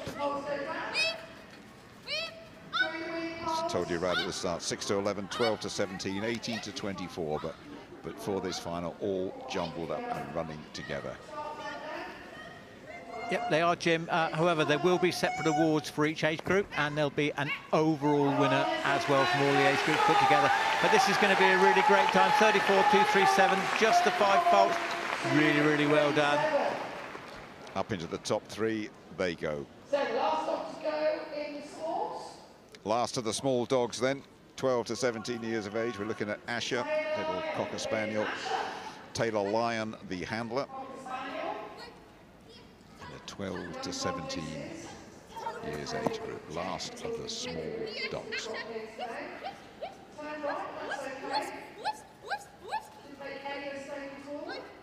Everyone has their own particular method of communicating then, Graham. Yep, you could say, you can call to the dog. It's mostly done by body language. The only thing you're not allowed to do is to touch them on the way round. It's clear, it's quick, 30, 31, 32, 32.4. That's the best so far. Really good. And deserved applause from our judge, Hannah Wade, as well. So that's the end of the smalls. We're going on to the mediums. And over to Becky. Thank you, Kate. So, whilst our ring party raises the jump height to the mediums. So what you can see now is the jumps have just been adjusted for the medium dogs. Exactly the same course, but just over slightly higher jumps for the bigger dogs. This is Rebecca Foster. Rebecca Foster and Bindi, crossbreed from Wiltshire. Last year in the YKC ring. First of the medium dogs then. Does both agility and flyball, this dog, a versatile dog. See what it does, that's really quick, full 360, no penalty points incurred though. Entering the weaves correctly from the right. Great view of a flapping tail of Bindi. Quickly over the ground, and surprised that this this particular dog has a little dabble at the fly ball too. Very good, very, very good. Congratulations, 31.9, setting up very high standard for the mediums, Graham. It was. You would expect them to be just very slightly quicker because the dog is larger, but what a still a great effort there. Cruz, Cocker Spaniel, Eliza Langman Rouse, 12 to 17 years of age, these two. Bit of a dream come true for these to be here competing at Crufts, but that is not a dream come true entry into the weaves, and that's the wrong way as well, gone in from the left-hand side and not the right, so incurring those 10 faults.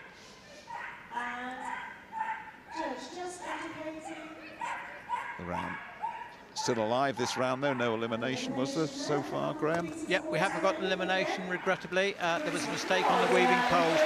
She put the dog back into the weaving poles, Gotcha. but unfortunately put it back into the wrong side. So there you go, the dog entering from the left, didn't correct it, went on and completed the next obstacle, which was an elimination. Arabella Fisher with Poppy, crossbreed, 6 to 11 years of age, this particular age group. This is a crossbreed dog, and Arabella only started with Poppy last year and is having Arabella, relative newcomer to the sport of agility, I guess. No matter what age you are, Graham, once you get the taste, you want more and more and more. Well, once upon a time, Jim, you know, you get someone in the 6 to 11 age group and everyone's going, ah. But these young handlers are seriously good now, let me tell you. And this is a seriously impressive round as well.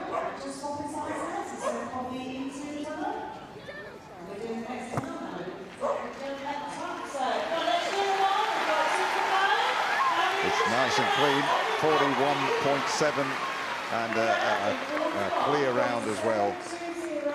Up into the top 5, that's good enough then for Arabella and for Poppy. Lovely round, lovely round. 18 to 24 age groups, Summer Clark and Arrow, Cocker Spaniel.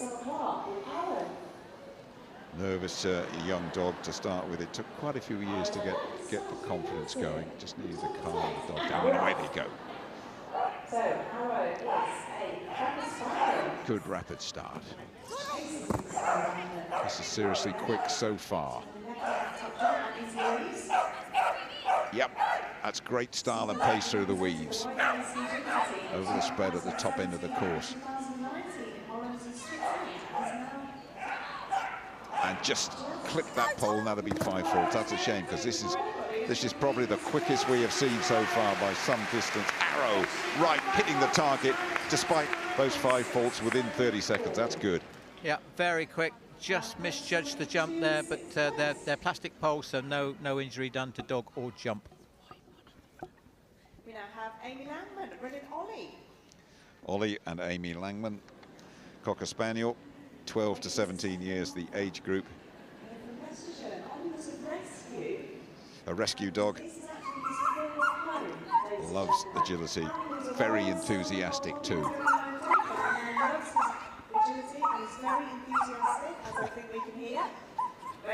That is not the sound of a dog doing something that they don't enjoy, Graham. That is pure ecstasy. The speed of this dog as well. She's done very, very well to keep tabs on this dog, keep it on track. This is building up for a great finish here. Oh, what's it going to be? 30.085. Into the lead she goes. Into the lead she goes. No surprise about that. Amy Langman, experienced, and Ollie, terrific.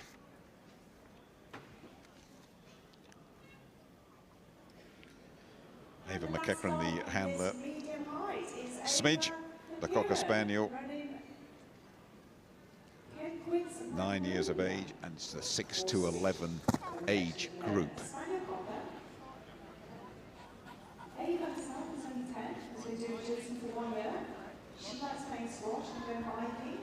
A lot of the senior handlers could learn a lot from this young handler. So you see how direct she is. Leaving the dog in oh, that's commentator's curse. Making sure that her arm's out, the dog's in not uncertain as to where it's going, and then she makes a mistake. My fault. Not at all, not at all. There's still a good round for Ava and for Smidge. Just when all things seem to be under control, a blink of an eye, and it unravels going up the Royal Canin jump. So the ring party now are just raising the dogs up to Okay, we're going to move up to the intermediate dogs now, and that means a change. But you talked about all these successes so far, Graham, in recent times, and as we just checked through the how things looking at the moment, the current standings in this Young Kennel Club Jumping Cup competition, bringing you right up to date. I was going to say, when you look at what's going on here, the future is in great hands as well. But I think we're pretty much ready to go. The first intermediate dog, but the handler is Georgia Dennett. The dog is Tilly, Border Collie. 6 to 11 years, the age group. Very excited to be And I here. get the impression that Tilly will do this very much in his own time. But, they're going to enjoying the experience. But how can I put this kindly, Graham? In no great rush. No, but he's still enjoying himself. As you say, it's not all about Ferraris as well. But this is the intermediate. What's that old banger you drive? Exactly. So unfortunately there was the refusal, but she did really, really well to keep the dog out of the tunnel there. And then she's forgotten where she's going, bless.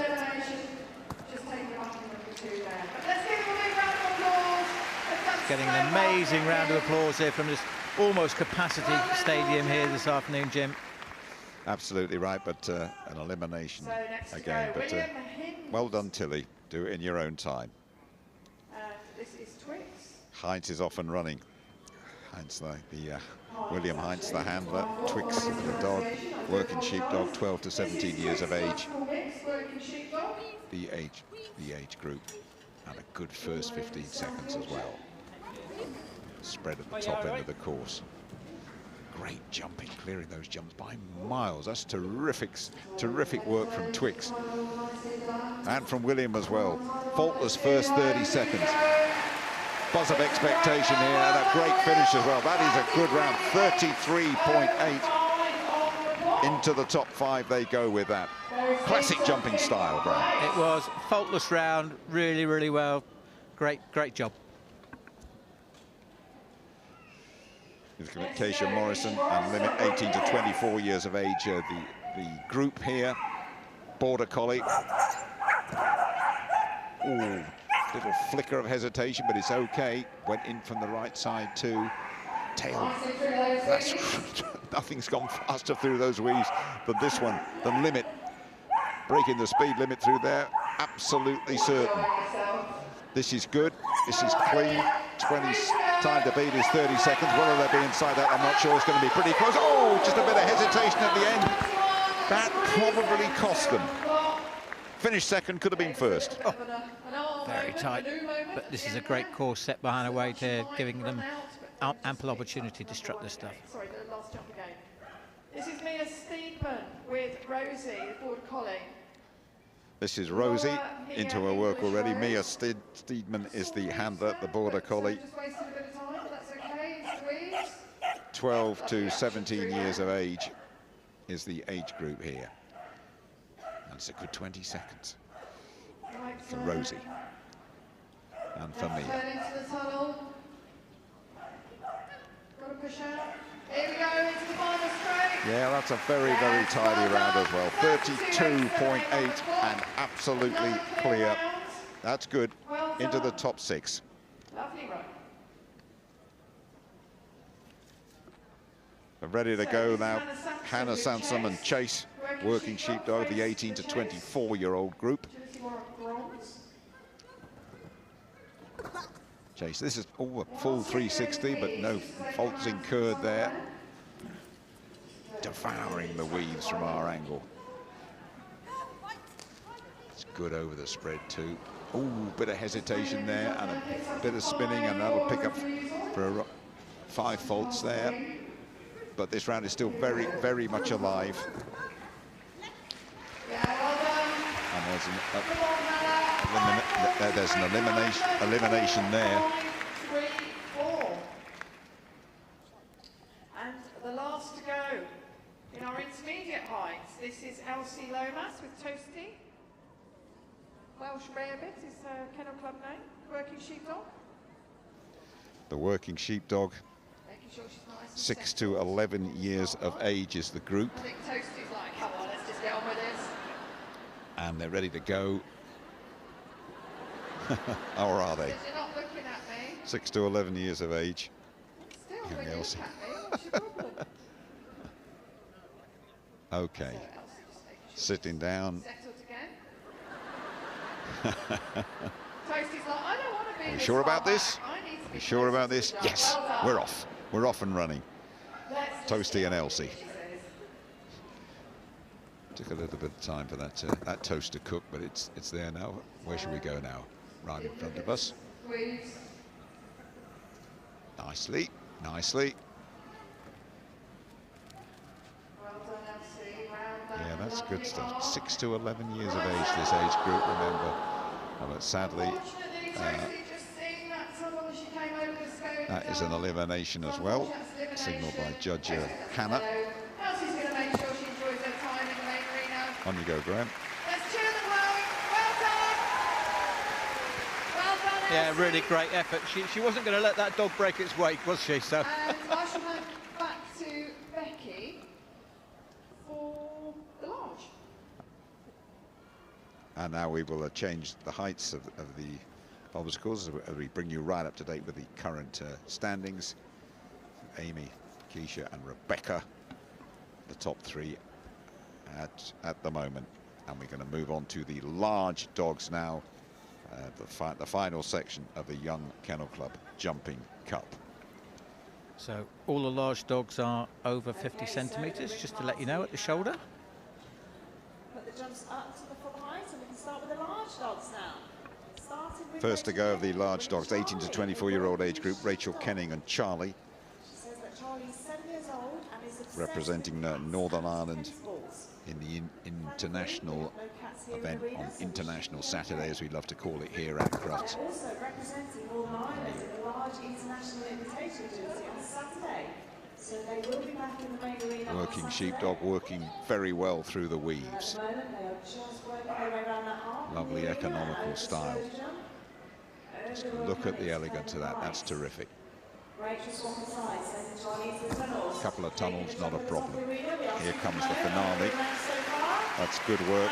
That's good work from Rachel. It's good work from Charlie. It's 32.7 up into the top 6. Yep, and very nicely handled as well. Next up, 6 to 11 age group, Joseph Nemeth. And Jess, Border Collie again. 11 years of age is Jess. I'm not totally convinced about. Okay, that's one way to get Jess going. 6 to 11 age group, young Joseph. Taking that top jump in corners, heading left down into the weaves. Jess just negotiating the weaves. Sort of a bit unwilling to talk in this round, you know. I love just it. Just bring almost them bring, round. I don't get emotional, but it just brings a little lump to your throat, really, doesn't it, Jim? Almost let them go around it in their own time. It's still alive. It's still going this round. Well done, Joseph. Well done, Joseph. Proper bottle, proper character. Well done, lad. Joseph and Jess. Rapturous reception from the main arena at the NEC. Deserves a rosette for perseverance. Really excellent. 12 to 17 age group already underway. Olivia White and Mocha from South Yorkshire. These two. Just a flicker of hesitation that turned into a full circle for Mocha. The weaves, no problem though, no fault. First 20 seconds is good for Olivia and for Mocha. But they're safely through the course so far. Olivia just took nice, sending Mocha into the tunnel. Into the second tunnel, seeing the jump at the top. Left, left. And this will be up there as well. Clear. 34.8 and a clear round as well. Up into the top 10. On the line now is Max Glover. He is 12 to 17 years of age, Max Glover and Sushi, Border Collie. Represented the UK at the World Championships, 4 gold medals and 2 silver medals in the overall results over the last couple of years. So they are a very, very promising combination, Graham. Yep, both his parents compete in agility as well, so he's an agility baby. He won't thank me for saying that, but he's matured as a handler no end, and he's done fantastically well representing his country. Into the top 8 then for Max Glover and for Sushi. Looking at Amy Chalice and Tide, 18 to 24 years of age. The group, first time at Crufts for Tide. Always a daunting prospect. But all going according to plan thus far until the weaves approached and decided to run alongside as opposed to through them. It goes through them this time, incurring those 5 faults. Great clearance of the spread at the far end of the course. Through the Royal Canin.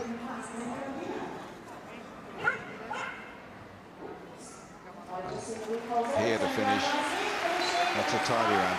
37 the time and 5 faults.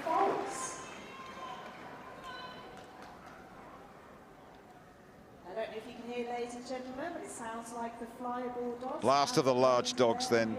6 to 11 the age group, Lydia Artis and Kimber, Labrador Retriever.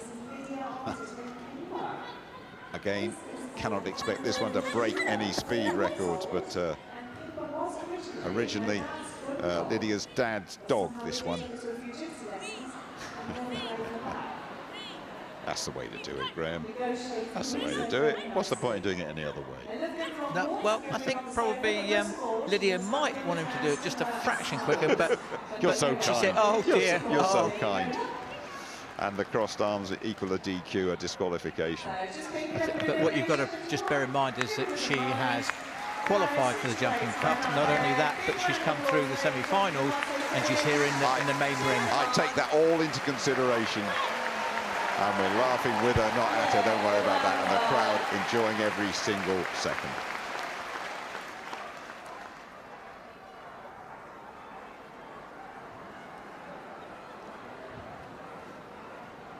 So, ladies and gentlemen, I think we are going to proceed with the presentation for the YKC.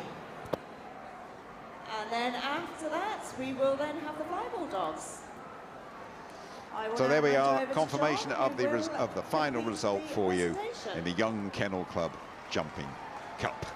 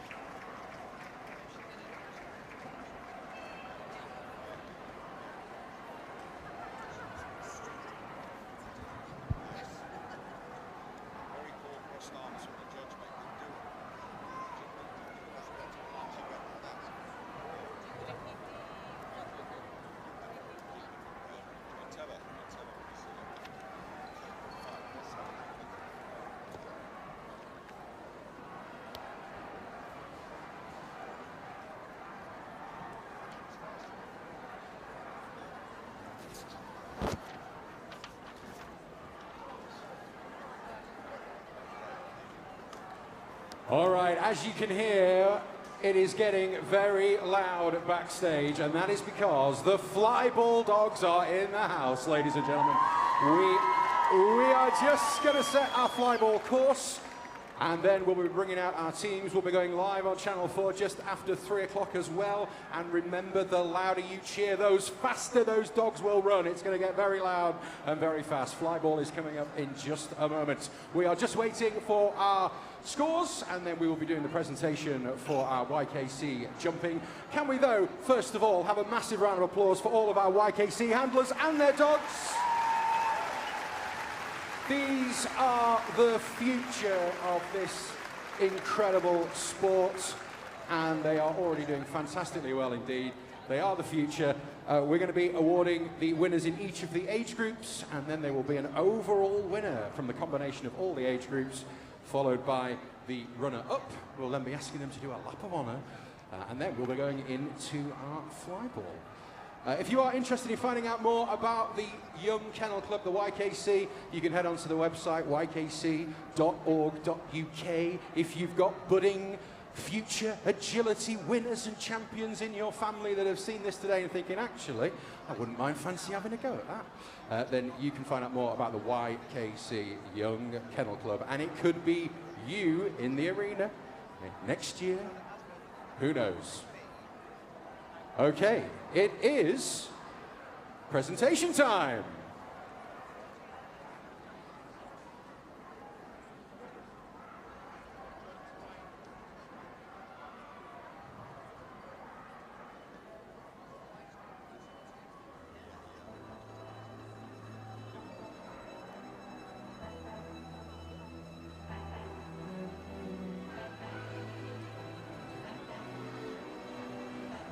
Okay, to do our presentation of the YKC Jumping Cup winners, please welcome Anthony Clark of Team GB Agility and Erica Morehouse, Pro Area Business Manager from Royal Canin. Give them a big round of applause. First of all, the winner of the 6 to 11 age group. It is Arabella Fisher and Poppy.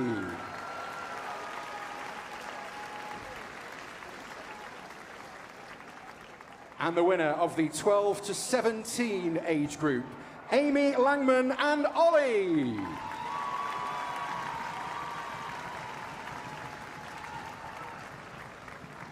The winner in the 18 to 24 age group is Keisha Morrison and Limits. And now the overall winner. Please put your hands together. The winner of the YKC Jumping Cup with Ollie is Amy Langman.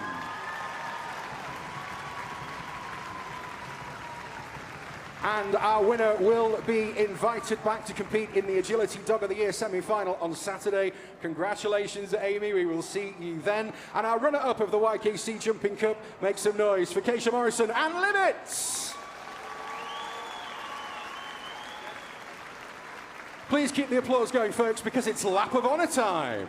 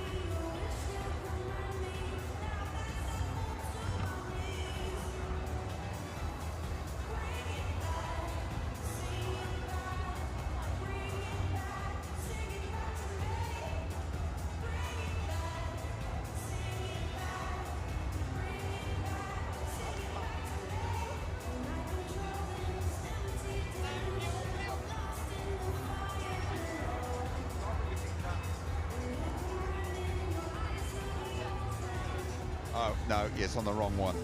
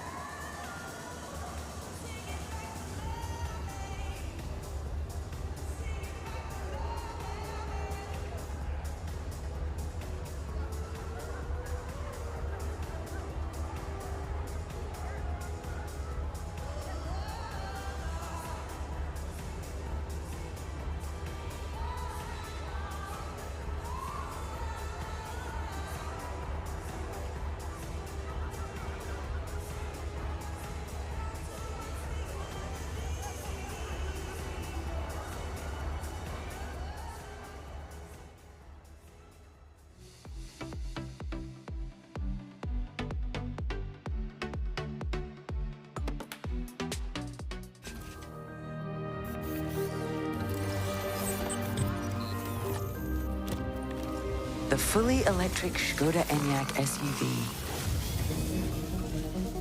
and Škoda Enyaq Coupe.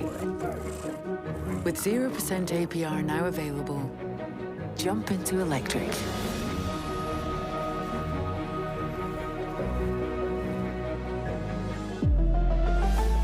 Škoda.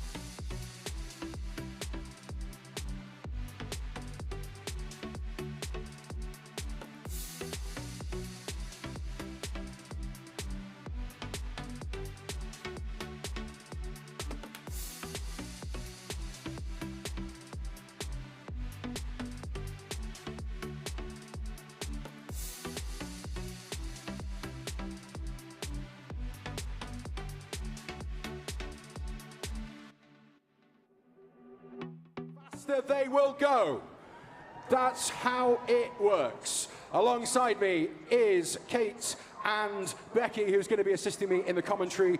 It is the last 16 of Flyball, and we are looking forward to this. We are looking forward to it. We now need a judge. Judging the Flyball last 16, please welcome Craig Burrows. So Craig has got the job of judging our Flyball competition. He's going to be overseeing proceedings and making sure that everything is as it should be. We're going to be live on Channel 4 in a few seconds, so make lots of noise. That's what we want to see. Cheer for your favourite team. Here we go. Okay, so we're starting with Team 1. We have Roadrunners, Beep Beep. They are all the way over from Belgium. They are running in the blue lane and... Welcome back to the main arena. Craig Burrows, our judge for the Flyball, judging for 15 years, not a seat to be had in the arena either. We are all set. It's the round of 16. 16 teams enter here. We lose 4 today, we lose 4 tomorrow. Then it's quarterfinal Saturday, and then semis and final on Sunday. Going for real. As you can see, these dogs are up for it. Are you up for it, ladies and gentlemen? That is the question. Razzie, thank you very much indeed. Welcome to the main arena, standing room only here already on day 1 of Crufts. The round of 16 of Flyball, and the creme de la creme are here for our very first race. Road Runners Beep Beep, the Belgians. This is just a practice run, by the way. They're just exercising their dogs here. Road Runners Beep Beep, the Belgians, came here a couple of years ago, won, retained their title last year, and are going for a hat-trick this year and have their minds on records as well. The brilliant Belgians, Road Runners Beep Beep. In the blue lane, that is the near lane. Molten Magnets. They've been underdogs before. They know they're underdogs this time round. The club's 25th anniversary. They do tend to cause upsets. A long-standing association with Crufts have the Magnets from nearby Northamptonshire. They have their hands full here, believe me. So 4 dogs to go. It'll take less than 15 seconds if you're just joining us. The Roadrunners Beep Beep order. Sepp will go first, then Mally second, Drogon third, and Kukachoo fourth. And for the Magnets, Mason first, Pip second, Aussie third, and Nala will go fourth. So the Road Runners Beep Beep in the blue lane. In the red lane, Molten Magnets from Northamptonshire. Road Runners, an awesome combination. They're not worried about being champions today, Thursday champions. They want to qualify, and then they will hunt records. So we're all set to go, Road Runners. In the blue lane, first dog to go, Sepp. Very important when they release the dog and they have to cross that line at the same time as Molten Magnets. We're all set, we are all set, Craig Burrows. Are we ready? Are we ready? Are we racing? Be very ready. The lights are on. We are running in Flyball 2024. And on the near side, there's a fault on the Molten Magnets on that red lane. And on the near side, this first heat looks to be heading decisively Beep Beep's way. Let's just get confirmation. We have it indeed from Craig Burrows. Graham Partridge.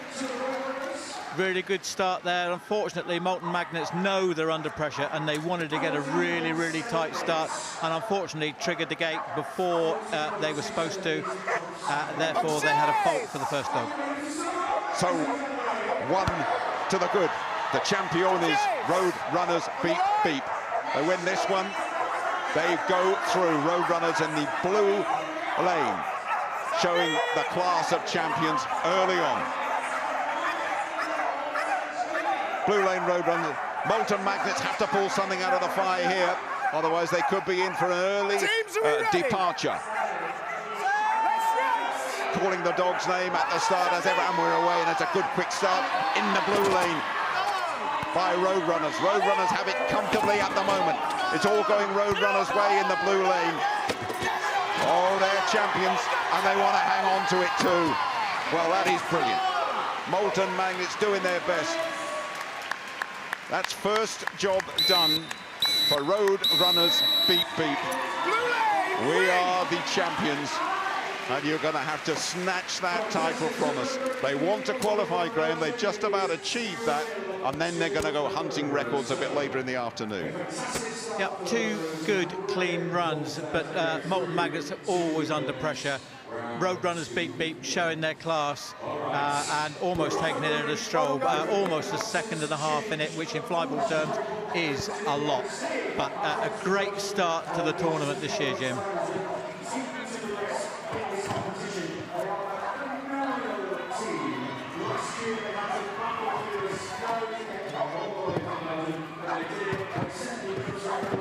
And we are continuing a fantastic form.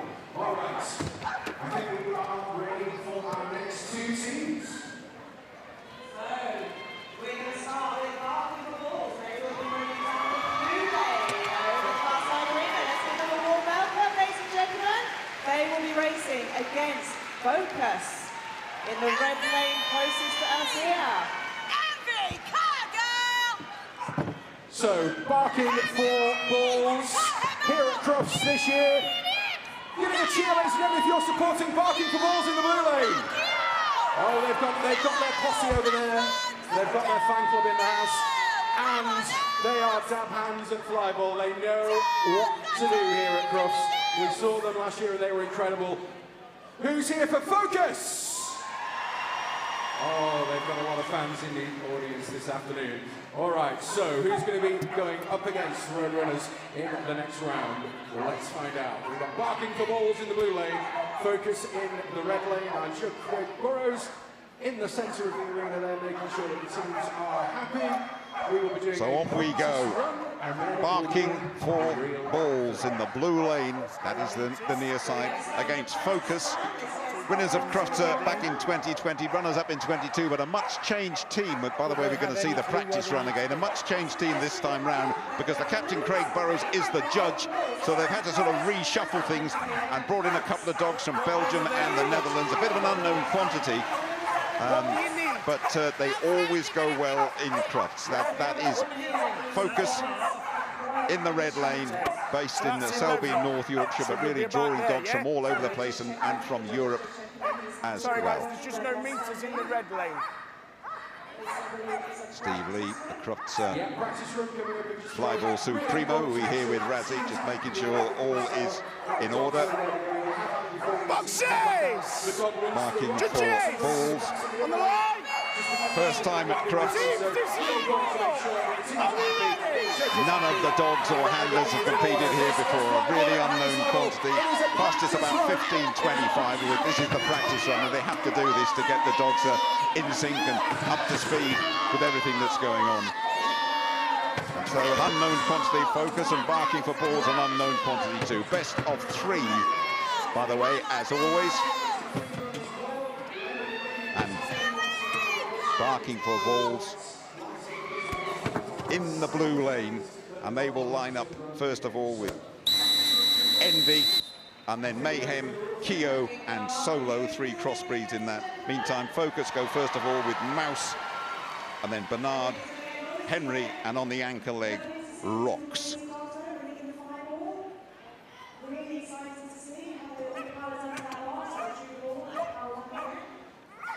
Team captain of Barking for Balls, Andrew Renshaw. Box loader is Amy Wheeler. We are all set to go then.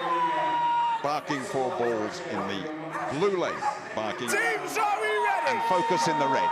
Are we ready? I think so. And we are off and running. And there's a fault on that near side. A fault for Barking for Balls early on. So if they keep it clean, Focus. And there's a fault on the far side as well, so we're going to have to see some extra dogs running. 2 faults, 1 on each side. Who's going to be composed and who's going to get the verdict here? And it looks like it might well be on this near side. Let us check it out. No, it's on the far. It's on the red. Focus have got it. Focus have got it on that red lane, as anticipated. Go on, Graham. Well, Barking for Balls had a false start with the first dog, broke the beam before the countdown was completed. Then we had a fault by Focus, but so they both had to rerun an additional dog, but Focus were just a bit more switched on and got their extra run in before Barking for Balls.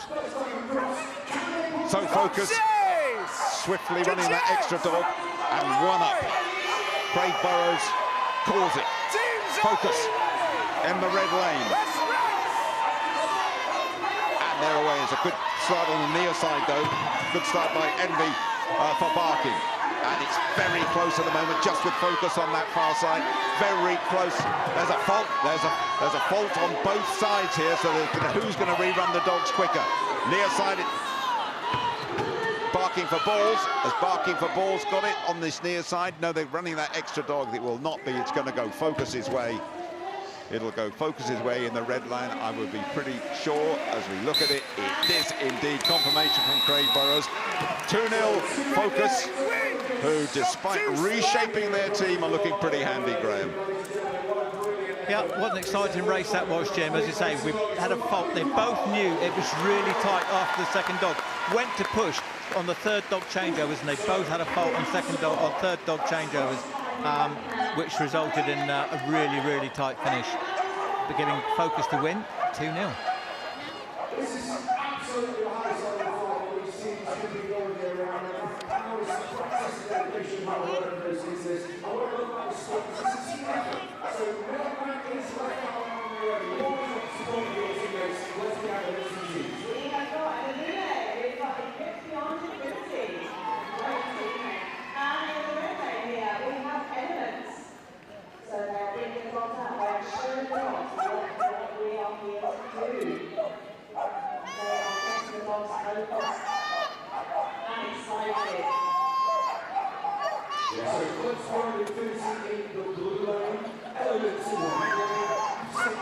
Across either of these teams before when commentating on Flyball, so I'm very interested to see how these teams perform in the main arena here at Crufts 2024. We've got a place in the quarterfinals up for grabs.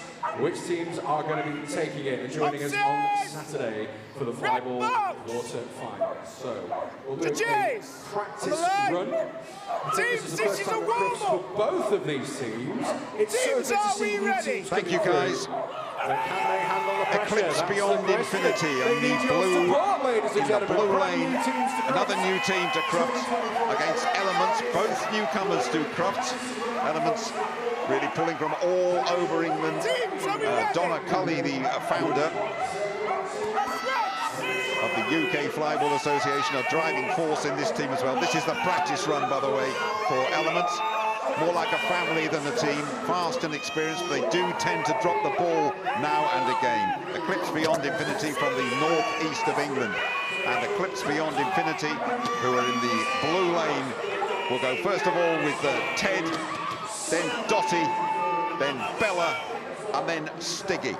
Team captain Glenn Nichol, box loader is Stuart Key, the ball collector Sandra Routledge, and Elements will run Taffy first, Falcon second, Insight third, and Fire fourth. Team captain Sarah Bailey, and Shani Galloway is the loader, ball collector Julia Johnson. So just confirming for you then, Eclipse Beyond Infinity in the blue lane, and Elements, as you can see there on our graphic, Elements in the red.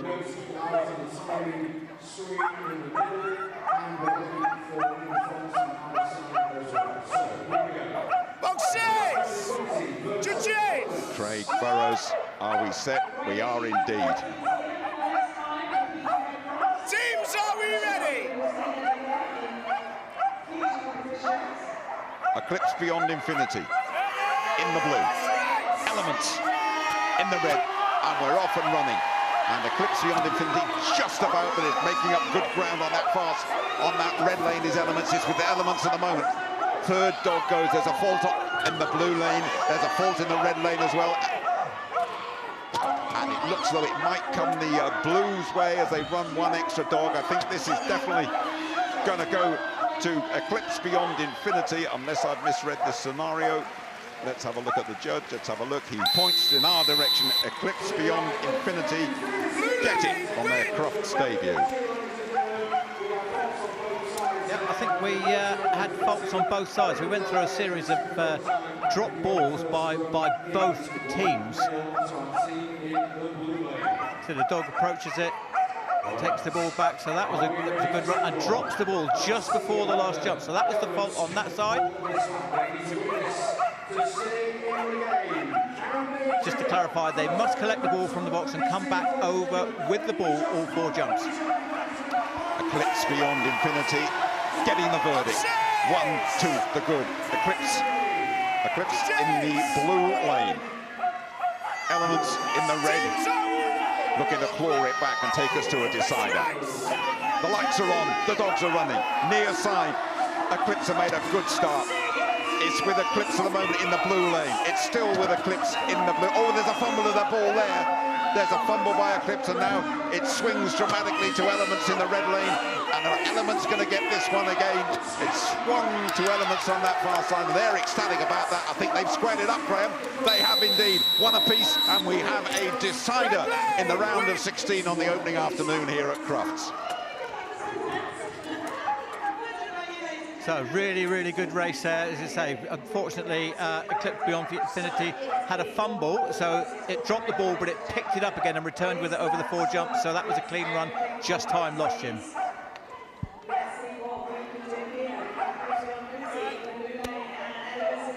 We are good to go. Eclipse Beyond Infinity, 1 apiece. Watch out for the Springer Spaniel on that opening leg for Eclipse Beyond Infinity in the blue lane, going really well. Elements in the red. This goes a little lightning spaniel. And there's a fault on the red side as well, so this is looking good for Eclipse, although they're picking up a fault as well. This is a really dramatic last leg. Who's going to recover from those faults quickest? That's the big question. And another fault. And there's 2 faults on both sides. We're going to have to keep going. It's all down to team discipline now, and then it'll be down to Craig Burrows too. It's a frantic deciding leg. Balls, dogs all over the shop here. And we will sort that one out. It'll take us till next Tuesday probably, but there's a lot of dogs and there's a lot of balls and a lot of action, and it will all be sorted out now when things calm down. And I will look towards Craig Burrows, who will probably consult. Go on, Graham, what are your thoughts? Well, it's still going. It is still going. Just when you thought it was all over, it's still going. A multitude of faults, but it goes decisively to Elements in the red lane. New team. Well done, Donna Cully, by the way, has pulled this team together. Really good. Donna and Charlotte been flyballing since 2008. Donna Cully, the captain. And sort that out if you can. I don't know why you're looking at me, Jim. I mean, somebody's just described it in my ear as carnage. And as I say, I pick the bones out of that, I can't. But It was a great race, ending up with Elements winning. Good description.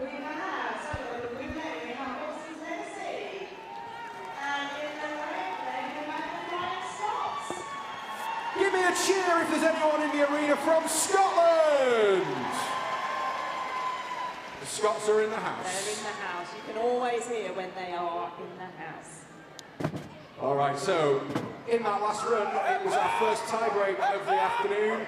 There's nothing we love more at Flyball than a tie-break. It just makes everything so much more exciting when we get a tie-break, because the teams just give it everything. They throw everything at it because they've got to win to carry on and go through. So, Elements are through. The winner of this heat, Watson's Legacy or the Flying Scots, will be facing Elements in the next round. There's a place in the quarterfinals up for grabs, taking place on Saturday, and then the semis and the finals here at Crufts on Sunday. Looking forward to that. All right, flyball action is well underway here at Crufts 2024. Thank you so much for coming and joining us. Great to see this arena packed for flyball. We love it, the dogs love it, the teams love it, but can they do enough to progress to the next round? In the blue lane, Watson's Legacy. In the red lane, the Flying Scots. It's time for the practice run. On the line. Teams, this is your warm-up. Teams, are we ready?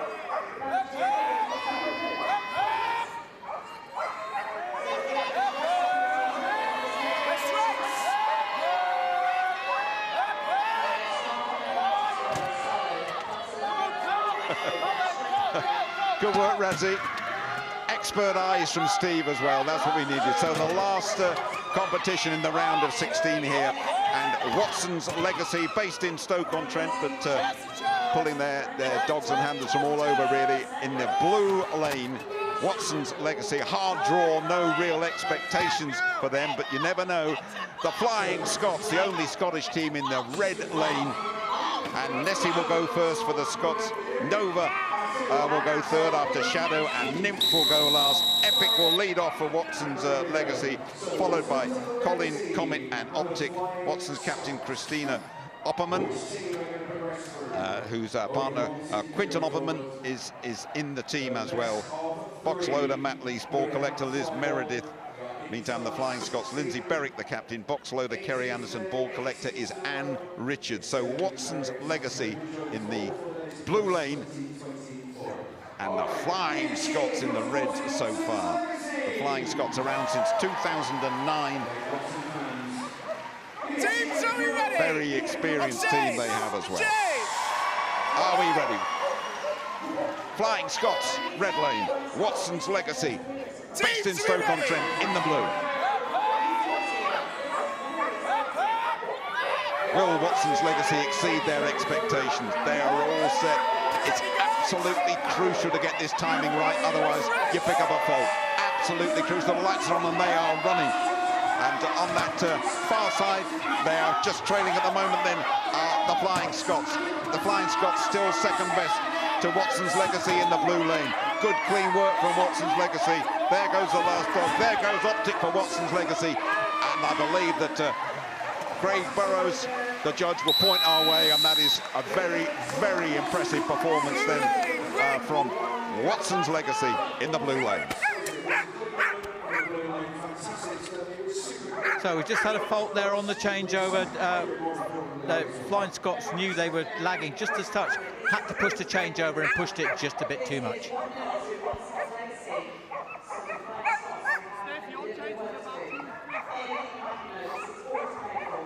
So Watson's Legacy, 1 to the good. 1 up in the blue lane. It's the best of 3, remember.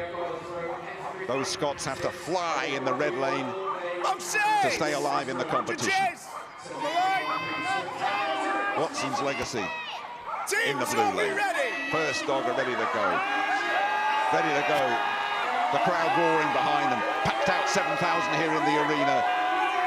The last race in the group of 16 on this first Thursday, and away we go. It's very, very level pegging so far. There's a fault on that red side as well.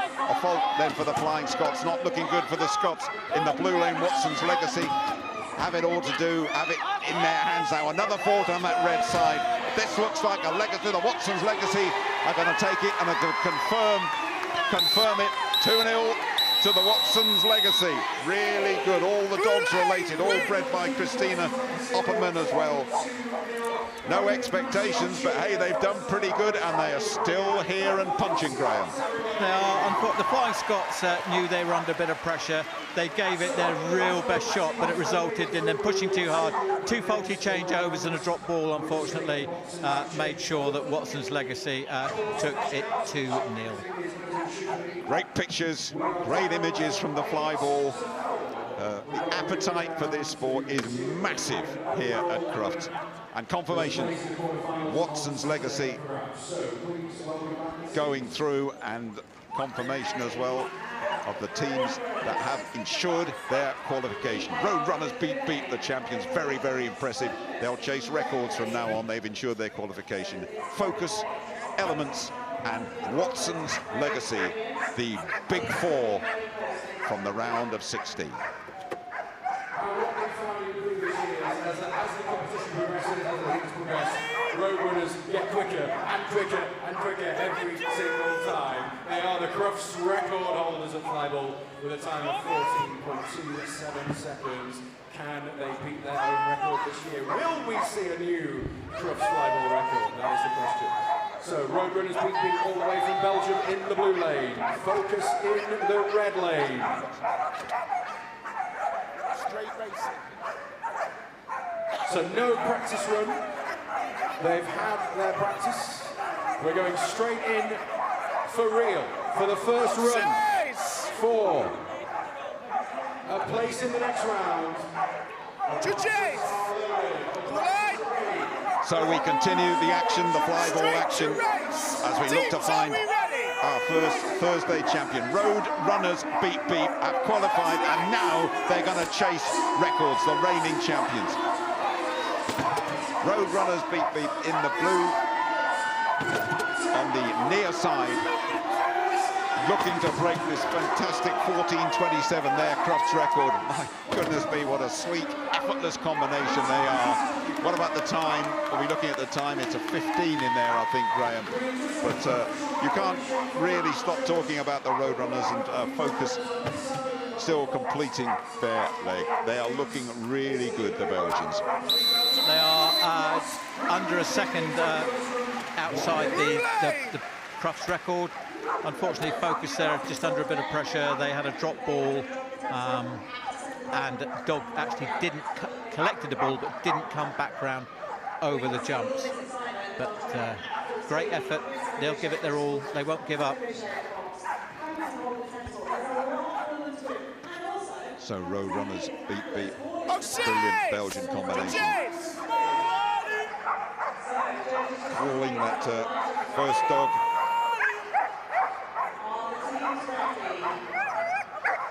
Marley running first here. They shuffle the order a little bit. It is road runners in the blue lane. The champions, the world champions.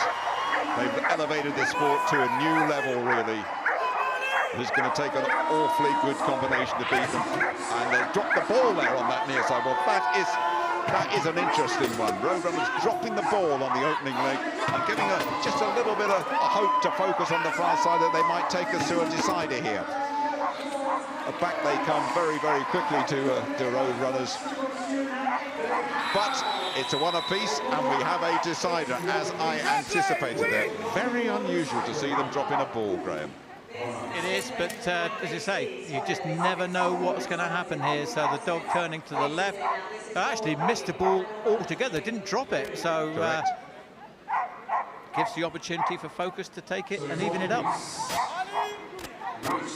And we love a runoff, Jim. We do love a runoff, and if you're going to make mistakes, you might as well make them, as we're looking to find the Thursday champion. One apiece, this the decider then. Focus. Such great Crufts pedigree for them in that red lane, as a reminder. Road runners beat in the blue. And we're off and running. And there's oh my goodness me, there's a mistake on that from the road runners as well on this near side. So this is going to go Focus's way. There was a mistake before the start there by road runners beat. And I hate to say this, but the reigning champions have messed this up completely.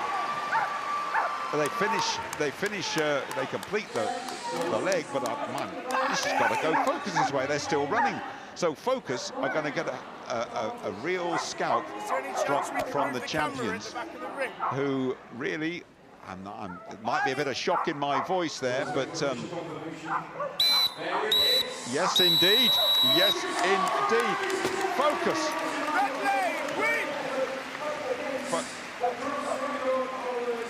Focus. Then a real shock. Go on, Graham. Yeah, very strange. The dog took one look down the lane and said, I don't fancy that for some reason. Very strange. And then it actually had a second go at it and got a couple of jumps down and again turned away. They did rerun it and it looks as though it's okay. Nothing wrong with the dog. So just one of those unexplained occurrences, Jim.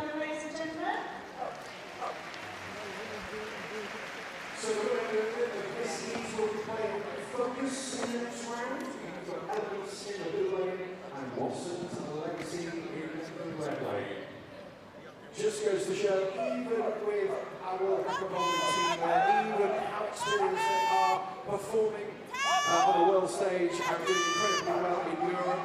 They've broken so many records. Sometimes if it's just not happening on the day, it's not happening, and that's just the way it goes. That's the great thing about this competition. It's all about the teams on the day, how they perform, how good the dogs are, how accurate the dogs are as well, because those faults make all the difference in this competition. So, Elements in the blue lane, Watson's Legacy in the red. There's no practice, we are going straight in for the first run. All right. So remember to keep an eye on the time. Our quest continues to find Thursday's champions. As well. Watson's Legacy in the red lane and Elements in the blue lane. Watson's Legacy, no real expectation. They've done pretty well so far. All those dogs related and bred by Christina Opperman. Elements, a new team. Donna Cully, a real driving force in that team. And it's Elements in the blue lane. Very close at the moment, probably just with Elements in the blue lane. There's a fault in the blue lane there, so Watson's Legacy, 2 faults in the blue lane, so Watson's Legacy and the red lane will take this opening leg of 3. Well done, Watson's Legacy. From Stoke-on-Trent. We're just running our Thursday competition to a conclusion. Sorry, just Graham, a couple of faults there by Elements there, which cost them. Look, only just got that, and you can see to drop the ball, it must come back over that 4th jump with the ball in its mouth. So that was certainly one of the faults there.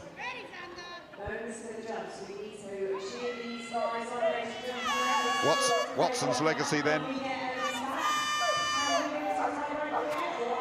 their quest to become Thursday's champions. Watson's Legacy, based in Stoke-on-Trent. Looking across at Elements in the blue lane and saying, we are going to take you here. It's with Watson's Legacy at the moment in that red lane. Still just with Watson's Legacy, but this is very, very close.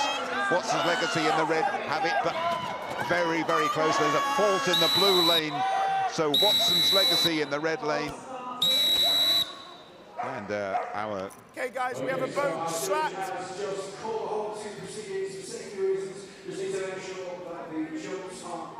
Our flyball judge is just stopping that one. I believe one of the jumps might have malfunctioned or come apart, Graham. Yeah, or it's a rerun for that leg, and it stopped because safety reasons, basically, Jim. We don't want dogs who are in a mid-stride actually hitting one of those wooden jumps. Absolutely. As with everything here at Crufts, the dog safety and well-being is absolutely paramount. So we start again from scratch. Well done, Craig Burrows, by the way. Well done, intervened very, very quickly. So we're all set to go.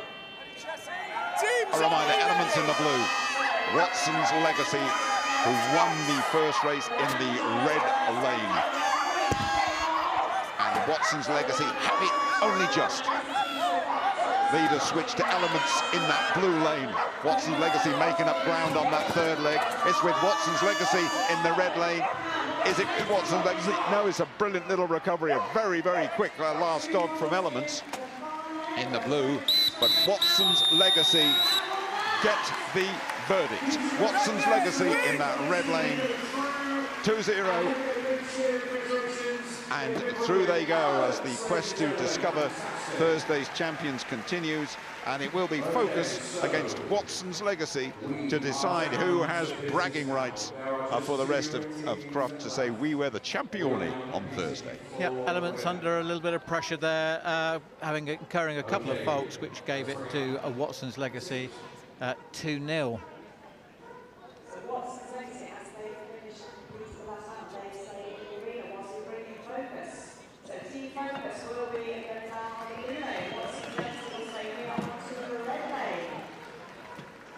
All right, let's find out who's supporting which team here. Ladies and gentlemen, if you're here cheering for Focus, make some noise right now! Oh, they've got plenty of fans in the audience. They're such a popular team, they're so good. And give me a big cheer if you're supporting Watson's Legacy! All right, another fantastic team. Great to see them back here for this knockout competition. And so settle back and relish the climax of the Thursday flyball competition. This to decide the champion team on Thursday afternoon. Not Roadrunners beat from Belgium, surprisingly not making the final. Instead, we have Focus in the blue lane and Watson's Legacy in the red. They will go straight into racing. Focus having to change because that man that we're hearing from, Craig Burrows, was the team captain. He's now in charge of proceedings, so they really have to shuffle things around. Watson's Legacy in the red, starting really well. Focus right up to speed though, just with Focus probably. Focus in the blue lane, have it at the moment. Third dog going, good clean turn from that third thrower, drop ball on that far side, and it's going to be Focus, I believe, on the near side to come through and claim the opening leg. Let's look for Craig. He'll look at the lights and he will check and he will point our way. 1-0 Focus, 2 possibly to go, Graham. Yeah, really good racing here. You can see Craig just changing it so that everybody knows who won what. There's nothing like seeing it in person. It's so much better when you see it in person. So 1-0 Focus, which means Watson's Legacy needs to pull this back. They'll come back into cruise, and they do it. That is the question. And then take us to that all-important title. Okay, Focus 1, Watson's Legacy 0. Focus team captain. Jace on the line. Jace Johnson, that was the Jace that Craig was talking about there. Watson's Legacy, team captain is Christine Cobbleman. Could be decisive, this one. Watson's Legacy on that red lane. Focus, one up in the blue lane. All ready to go. We've seen all sorts already in the flyball. What will this produce? Thursday's champions will be decided here. It's a very good start by Focus on the near side. Very close at the moment. It's just with Focus in the blue lane. Still with Focus in the blue lane. Watson's Legacy desperately trying to make up ground in that red lane. It's still with Focus in the blue. Focus in the blue, but there is a fault, I believe, in the blue lane. I think there's a fault. There is indeed. It's one apiece, and we have a decider, Graham. Crucial fault for Focus. We do, and we come to that crucial third leg again.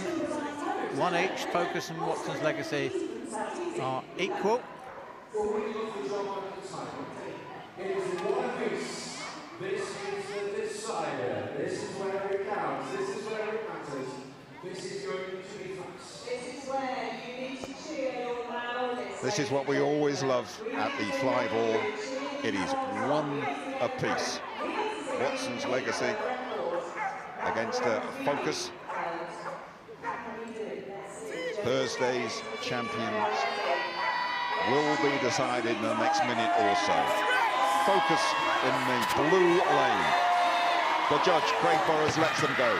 Focus trailing at the moment. It is with the Legacy on the red lane as it stands. Focus making up ground now. Focus, just with Focus, is it on the near side? This is so close. This is the closest one we've had all afternoon. A bit of a slow turn from that last Focus dog on that blue lane, and it's gone, surely. It has gone to Focus in the blue lane. My goodness me. What a close race that was, Graham. Very, very hard to decide that one. Great flyball racing. Just a fault there on Watson's Legacy time. You see, just looking now to see where the fault occurred. I think it was possibly the crossover there. Just the pressure was too much for them. But it's been an absolutely fantastic series of races, Jim. We've had very few, interestingly, we've had very few double clears, if you see what I mean, on each thing. So it's been littered with faults, I think. Listen, congratulations to Focus, to the team captain, Jaco Jansen, to the box loader, Donna Bodison, to ball collector, Honna Hussein Barker, and to Rachel Mayer, Burns, Melanie Stearman, Nick Cools, Kim Gillespie, and Michael Wells, and of course to their dogs, Henry, Mouse, Jano, Rox, and Bernard. Focus then are the Thursday flyball champions here at Crufts.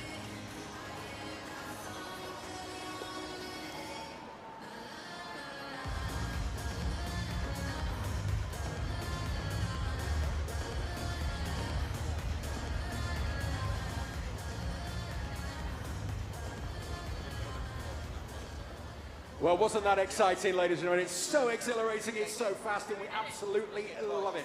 Flyball at Crufts, it doesn't get any better in our last 16 competition. It is now time for the presentation. Please welcome Crufts competition manager Steve Croxford and Ricky Furnell, pro area business manager at Royal Cannon. Please give them a big cheer for our presentations. Okay, first up, the winners. What a team they were, what a performance. Your Flyball winners, ladies and gentlemen, focus!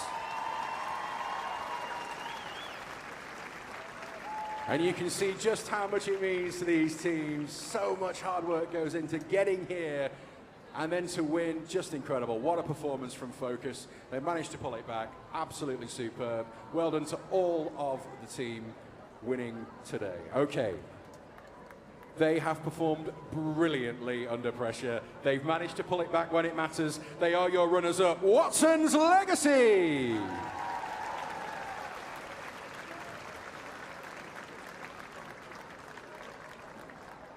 Join us for more Flyball tomorrow for day 2. We will be doing it all again for a place in the quarterfinals on Saturday. But for now, it is Lap of Honour time.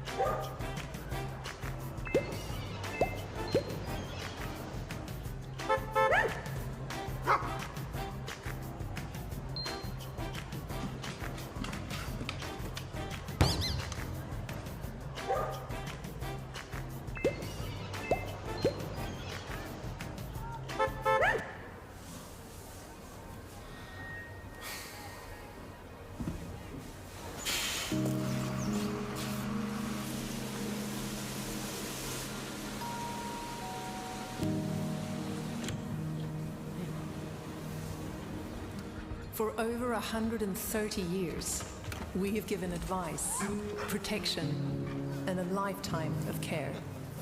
Agria, enriching life with animals.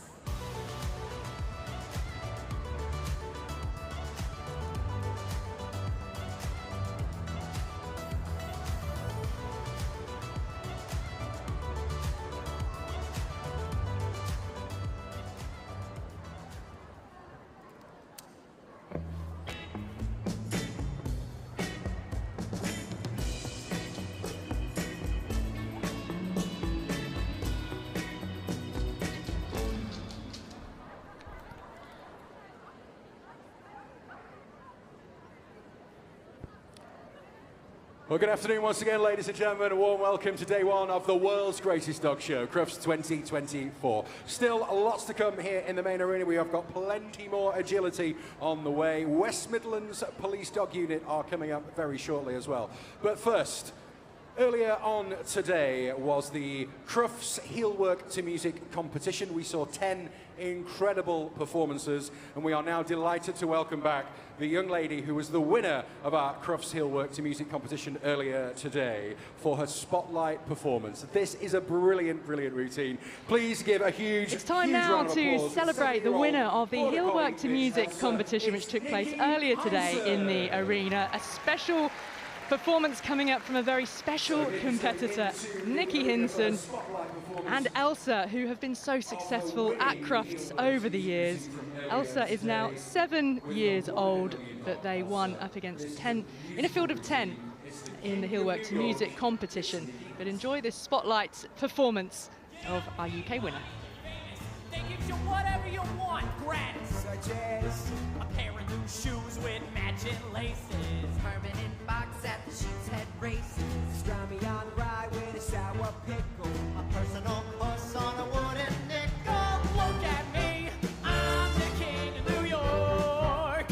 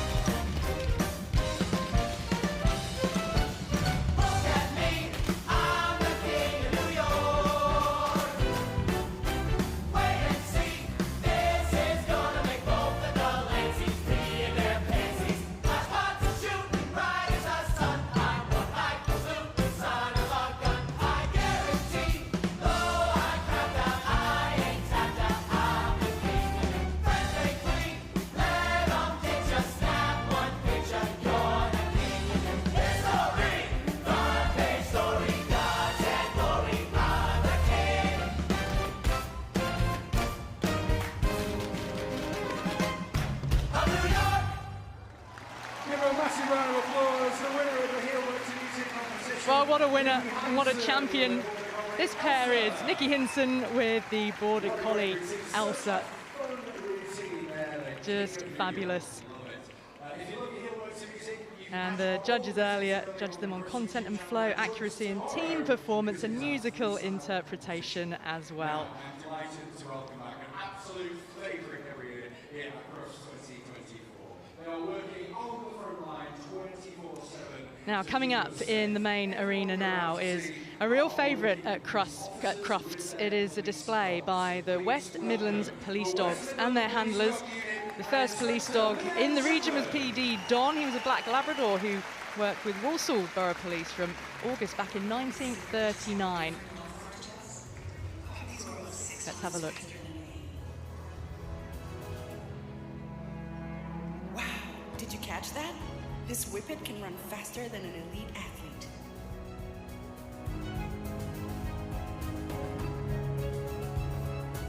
Each dog is incredibly unique. Feed your dog's unique needs with YKC Precise Nutrition.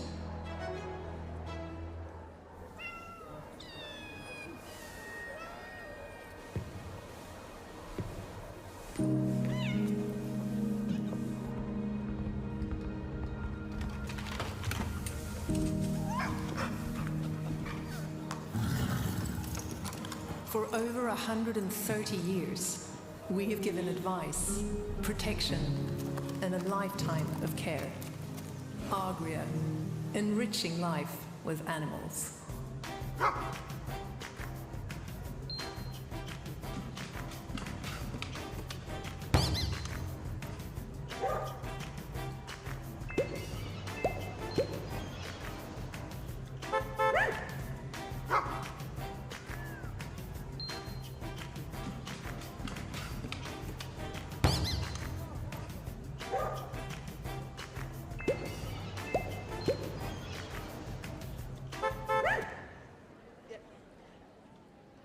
Good afternoon, ladies and gentlemen.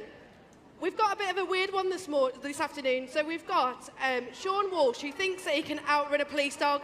So just to prove him wrong, we thought we'd bring him out into the arena first off. So we've dressed him up, and we're going to see if he wants to take on a police dog. So do you want to take on the police dog?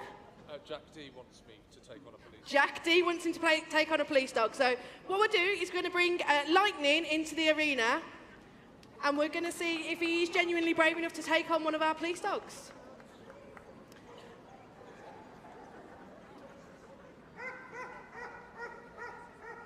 So we're going to send him initially just for a bite, so he can feel what that feels like. This is genuinely the first time that he has felt a dog bite.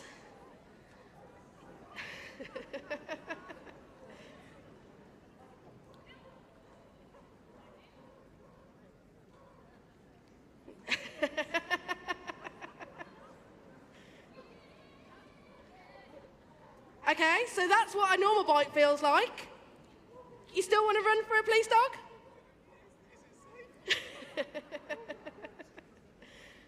Okay. I'm going to move out of the way.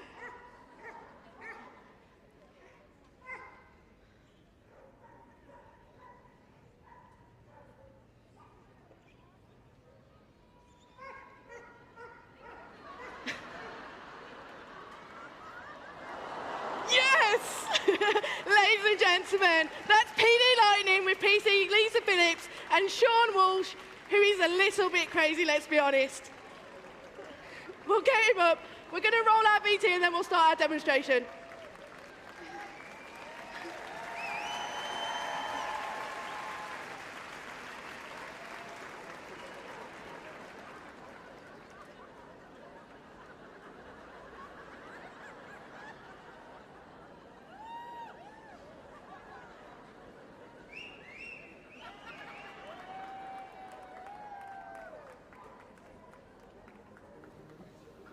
Well, our host is Inspector Leanne Chapman, and special appearance from Sean Walsh there, starting the display by the West Midlands police dogs and their handlers. And we're now being shown just some of the work that the dogs do on our behalf as part of West Midlands Police to protect us all. Place for the dog, come on now.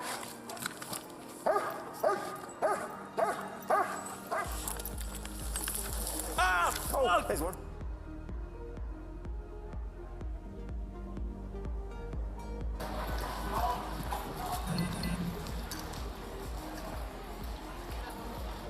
Stand still, mate.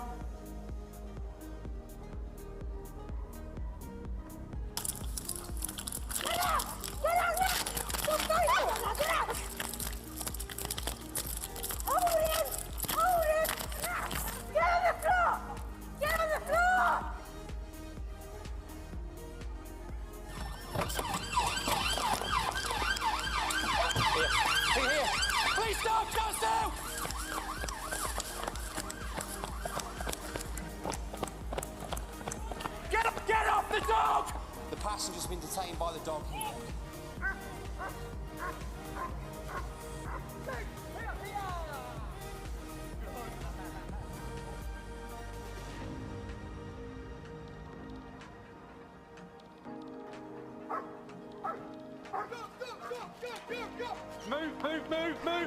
Move! Go, grab him! I've got him. Please for the dog, stand still! Get him!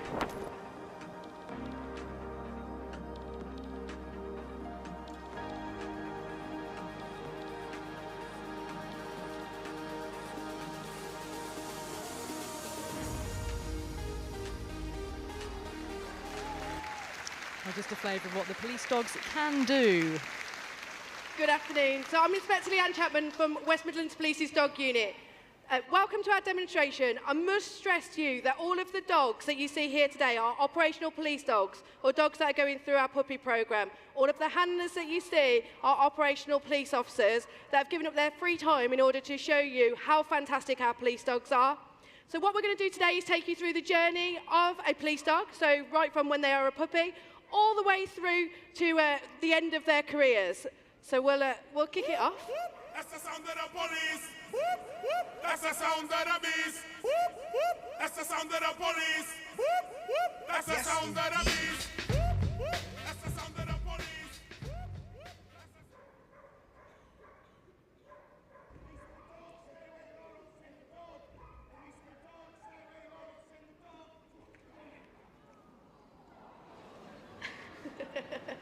Ladies and gentlemen, we've got Puppy Vixen and PD Stark. So PD Stark is one of our firearms support dogs, and PD Vixen is one of the puppies in our puppy development programme.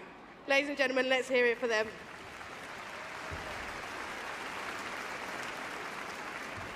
So, like I say, all of the dogs that you see here today going through our puppy programme, so these ones that you see into the arena now are around 6 months old. So our world-renowned breeding programme supports all different police forces and all government organisations across the UK. They're absolutely fantastic, and they all come through our breeding programme that is Kennel Club Assured.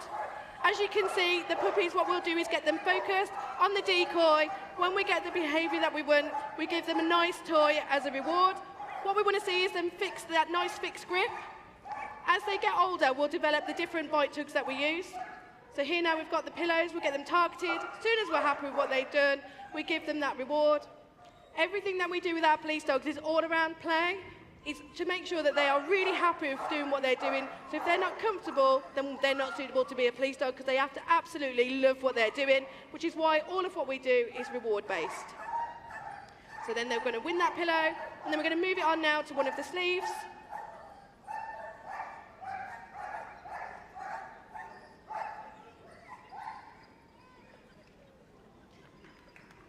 Oh, he wants the pillow. There we go. Look how happy he is. And another one. Never worked with kids or animals. So these are some of our dogs that are just going through the puppy development programme. Moving on, then we've got our initial course. So our initial course takes them from a puppy all the way through then to when they're an operational dog. So it's a 12-week course. I'm going to show you a little bit of agility. So into the arena, we've got PD Norbert.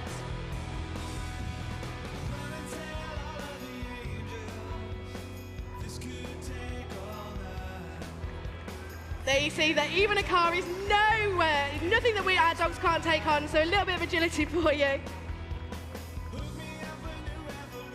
lots of play, lots and lots of reward. We don't want the dogs to release until the handler tells them to do so. So that's Norbert with PC Foster. Next, we're going to do what we call a hold and bark.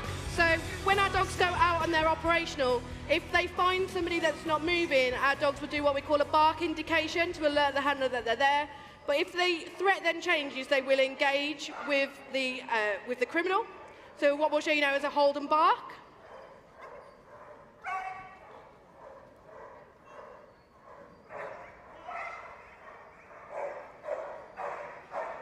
And then as soon as they give us the behaviour that we want, we give them a toy. As you'll see, this is just building on from when they are puppies, so it's just a progression all the way through. These dogs are, like I say, are 6 weeks into an initial course, so in 6 weeks they'll be operational police dogs.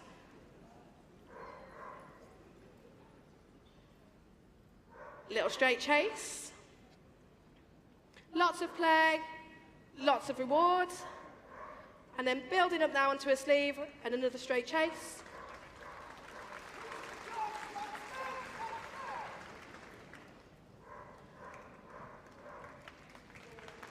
There we go, there's Nero.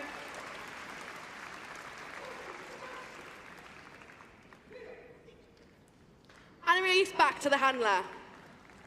So like I say, these are on their initial course, but what we're trying to do is build the foundations to make them into absolutely fantastic police dogs that can take on anything, such as a crowd like this.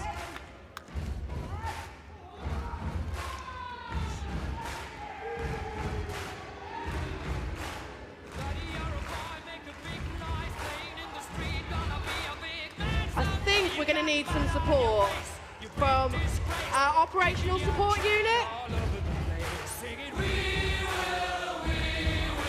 So our dogs work alongside all the different specialisms within West Midlands Police. Here's our operational support unit. Sure they'll be able to deal with this crowd.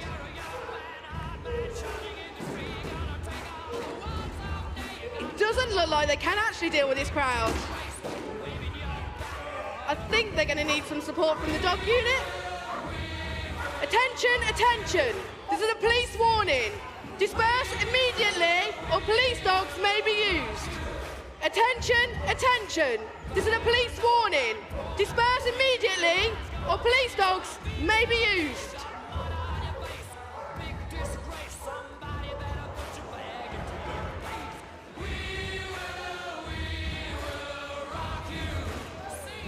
OSU, withdraw.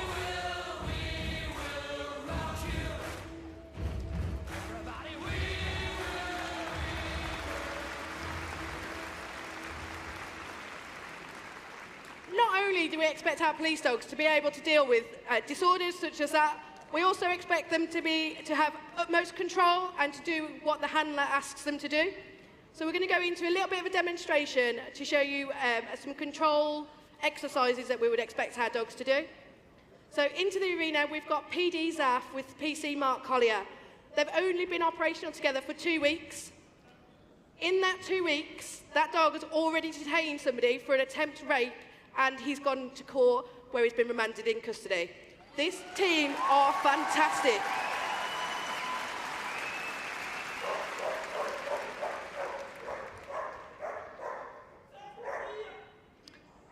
So, like I say earlier, it was just a hold and bark into a control position. He's going to do the same exercise again, but the decoy is going to then offer a bit of threat, and the dog is going to engage in a bite.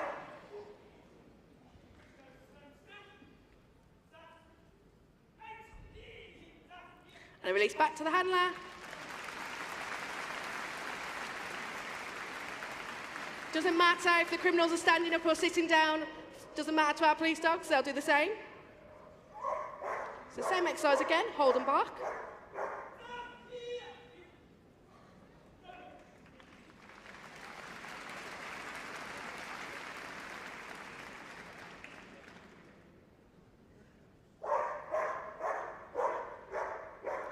See the pressure he's putting on him, barking straight into his face.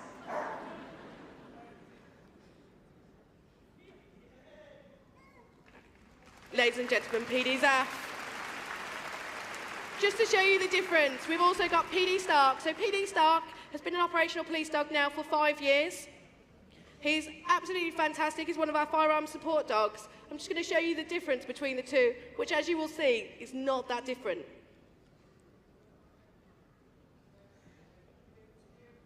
So we're going to send this dog in for a hold and bark.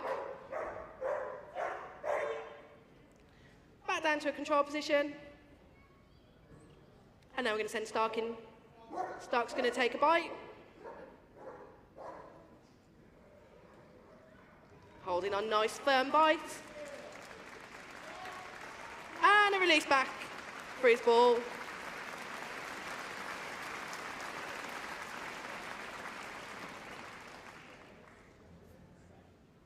So now what we're going to do is leave him in a control position while the handler goes over to the criminal. He'll be able to touch him, be able to search him, and then return back to the dog. This is really, really hard for our dogs. They love that suit. That suit means that it's playtime.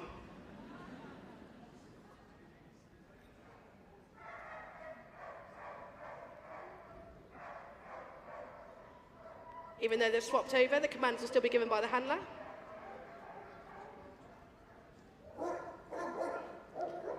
And there he is, in for a hold and bark. Come back to the handler.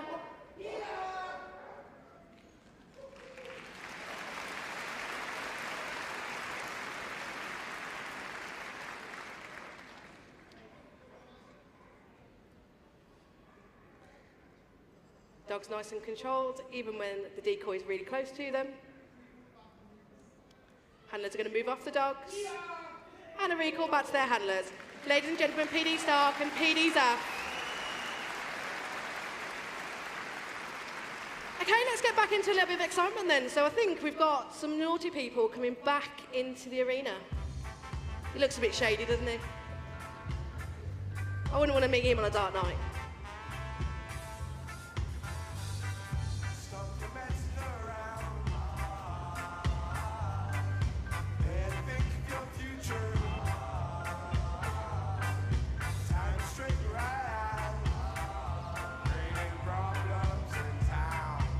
They all just look a little bit shady, don't they?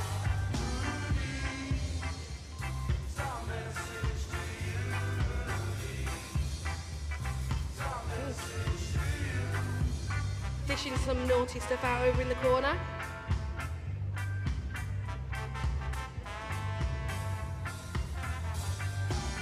Oh, I think there's some other people coming into the arena now. I don't think they look very happy in this car.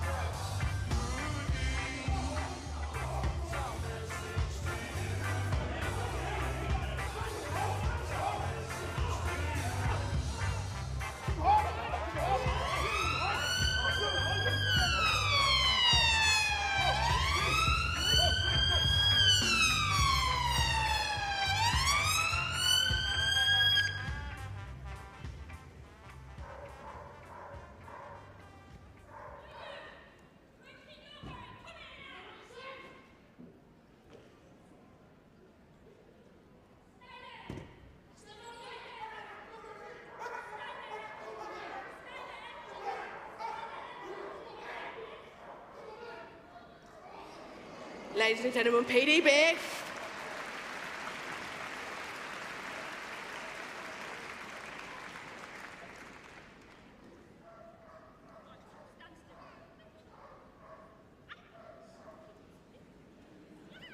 Back to the handler for his toy. So what has just happened is we've simulated a stabbing. So what we need now is to find the evidence to convict that person of that crime. So we've got our newly trained victim recovery dogs. So they're trained to locate dead people, blood, and parts of body, so such as teeth.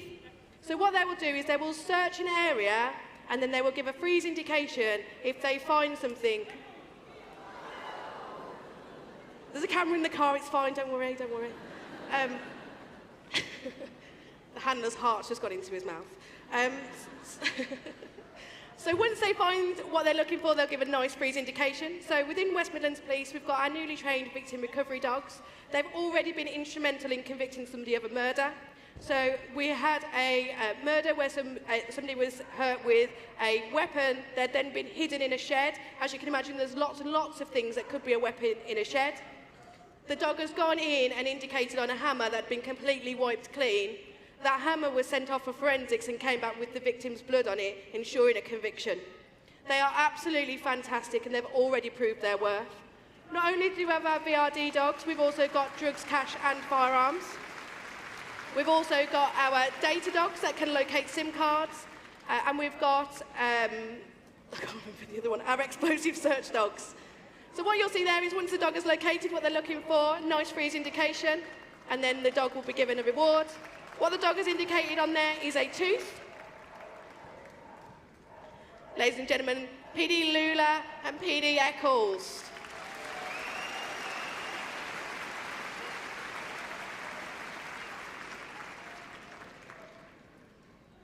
Okay, I don't know what's going on there.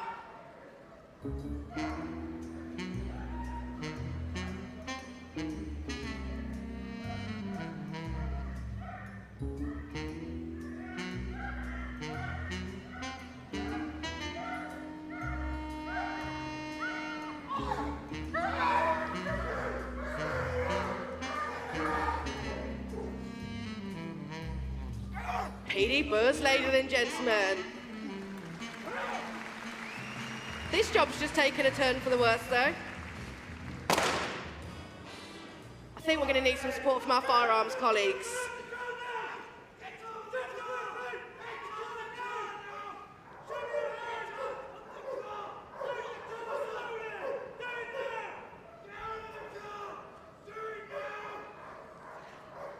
The criminal is not complying with the instructions of our firearms colleagues, so we'll send the dog in to detain that criminal, drag her out of that car and bring her back behind the firearms officers, ensuring that everybody is safe.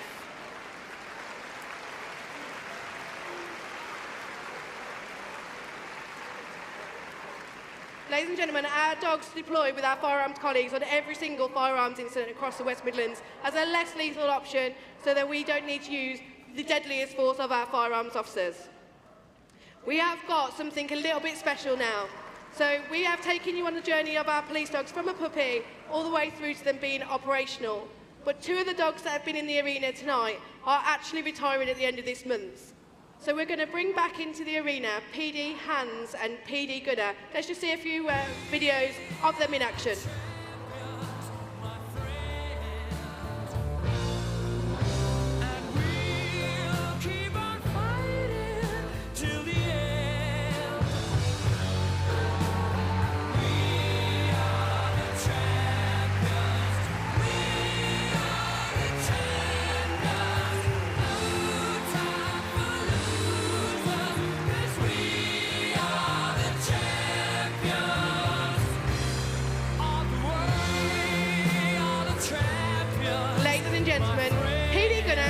Have been serving police dogs for 7 years. They have literally taken down hundreds of criminals across the West Midlands. They are absolutely fantastic. Both firearm support dogs, both amazing. Let's give them some of their final bites in the arena here tonight.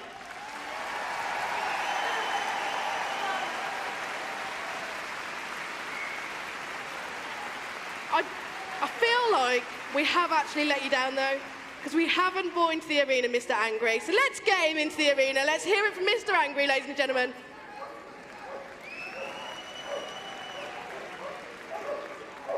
Let's get both dogs to take him out at the same time.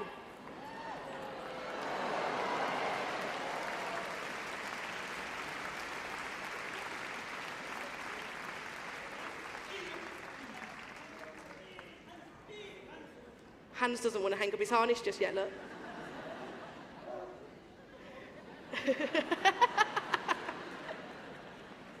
Ladies and gentlemen, PD Gunner and PD Hans, they are genuinely fantastic police dogs. We've been so lucky to have them with us here in the West Midlands.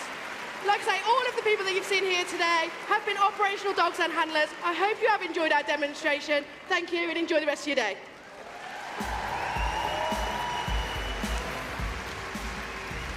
Our thanks to West Midlands Police Dogs and their handlers, and to Inspector Leanne Chapman, who guided us through that. And what a send-off for PD Hans and Gunner, retiring after 7 years as firearm support dogs. That is always a very special display here at Crufts. All right, plenty folks, still to come, including more agility for you, the Vulnerable Breed competition final, and we've got group judging for both the utility and the toy groups still to come here at Crufts. Don't go too far away. To retire here at Crufts. Okay, we are now going to take an interval here in the main arena, but make sure you are back at 5 o'clock this evening for our evening programme. Day one of Crufts 2024. You do not want to miss our evening programme on Utility and Toy Day. We've got the judging later this evening. And of course, we have got more agility for you as well. So do stay with us. Our championship will continue at 5 o'clock. Make sure you're back here in the arena at 5 o'clock this evening. We will see you then.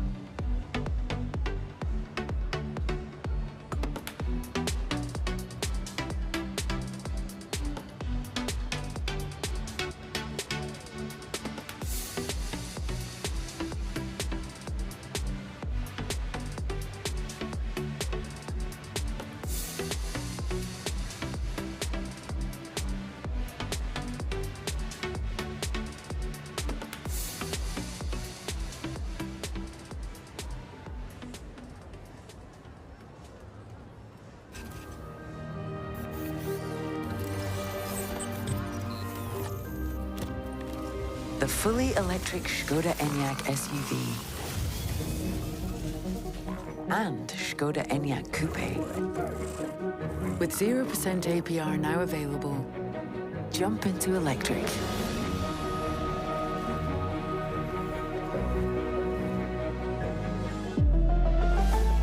Škoda.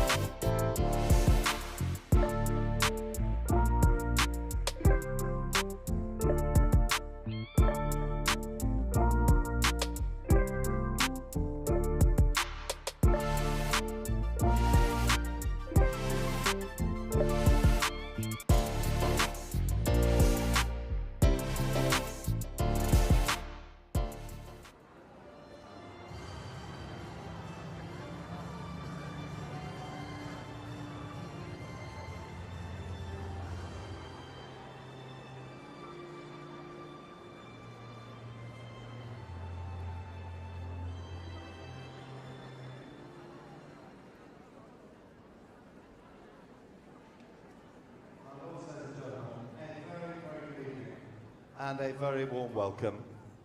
May we ask you now to please stand for the national anthem.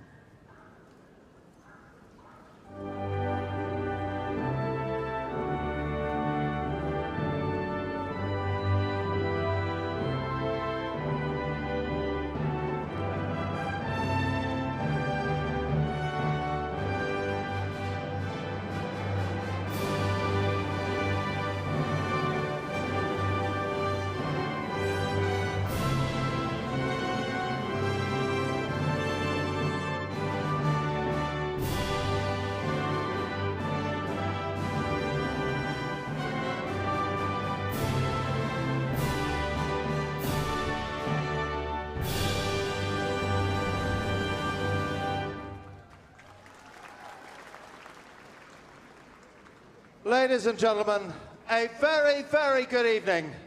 We've had a wonderful day here. We've got a wonderful evening tonight.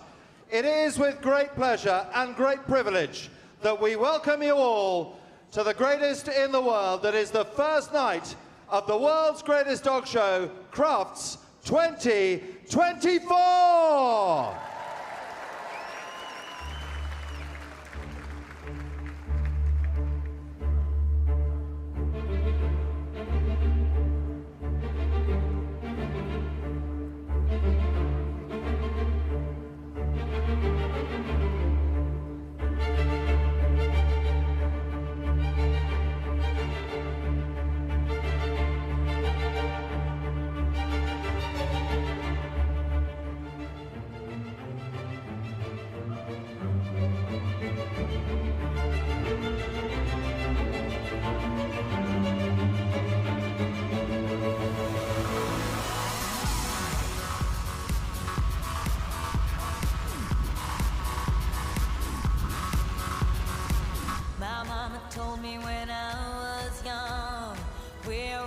superstars. She rolled my hair, put my lipstick on, in a glass of her boudoir. There's nothing wrong with loving who you are, she said, 'cause he made you perfect, babe. So hold your head up, girl, and you'll go far. There's nothing left to say. I'm beautiful in my way, 'cause I make no mistakes. I'm on the right track, baby, I was born this way. Don't hurt yourself and regret, just love yourself instead. I'm on the right track, baby, I was born this way. Far away, ricochet, you take your aim. Far away, you shoot me down, but I won't fall. I am titanium. You shoot me down, but I won't fall. I am titanium.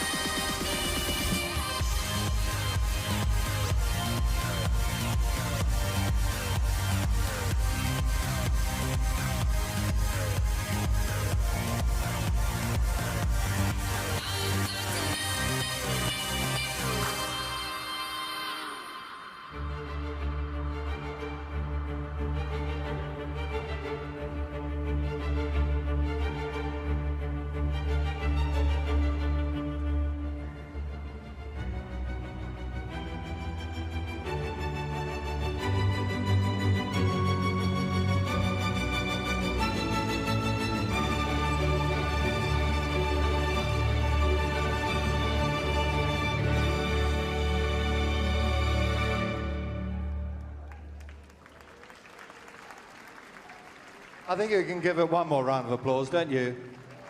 Thank you. Because we want lots of applause this evening. We've got agility. Thank you so much to you, Move.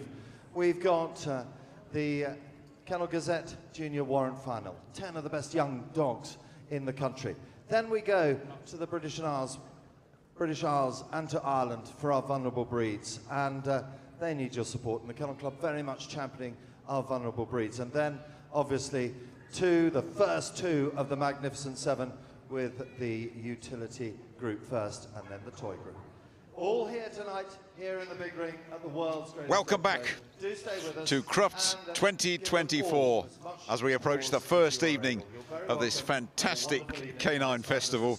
Jim Rosenthal here alongside Graham Partridge, and we are waiting the climax of the agility competition on this opening Thursday. The Agility Championship final, all set for the final of the small and medium agility championship. We've seen the jumping and the agility, those results crunched together for the final shake-up. Any eliminated dog cannot take part, and they will be going in reverse order of where they finished. Our judge is Martin Cavill, judging for the last 18 years. He also competes with a Border Collie in grade 7. That's the top grade, and 3 puppies coming through as well. A very experienced and sensitive judge is Martin. And we are then going on to the mediums. And we go, first of all, with first of 10 small dogs. We'll get to Graham Partridge's view on the course in just a moment after we've seen the opening round here. Charlotte Louise Yeoman, really promising combination this, from Kinross near Perth. Hayes, 6-year-old working Cocker Spaniel. Soulmate really started Charlotte's love for the brand, did Hayes. And we're all set to go, and they do go in reverse order. So they all want to be the champion of Crufts. And off we go. Competition is underway through the Skoda jump right in front of us. Through the weaves too. Excellent pace. All good thus far over the A-frame. Good contact at the bottom, over the U-move jump. Back through the tunnel. Heading back towards our common position. Bit of hesitation there, lost precious seconds, but it's still quick and it's still clean. Seesaw is good, over the U-move as well. And the I-Ams jump and the tunnel at the end of it. Oh dear. And it's a crossed arms. We have seen 1 or 2 of those, haven't we, Graham, this opening day? We have, but Charlotte's done tremendously well to get here. She's come on in leaps and bounds with this dog in the last 12 months. She will just be over the moon to have actually made the green carpet, and hopefully she'll learn a lot from it. Lovely, look at this. Love these working Cocker Spaniels.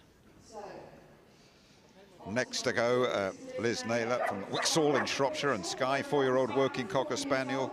Also a working gun dog as well. Gun Dog Day is tomorrow here at Crufts. Very popular day indeed. And didn't fancy completing the weaves, and that will cost time and faults as well.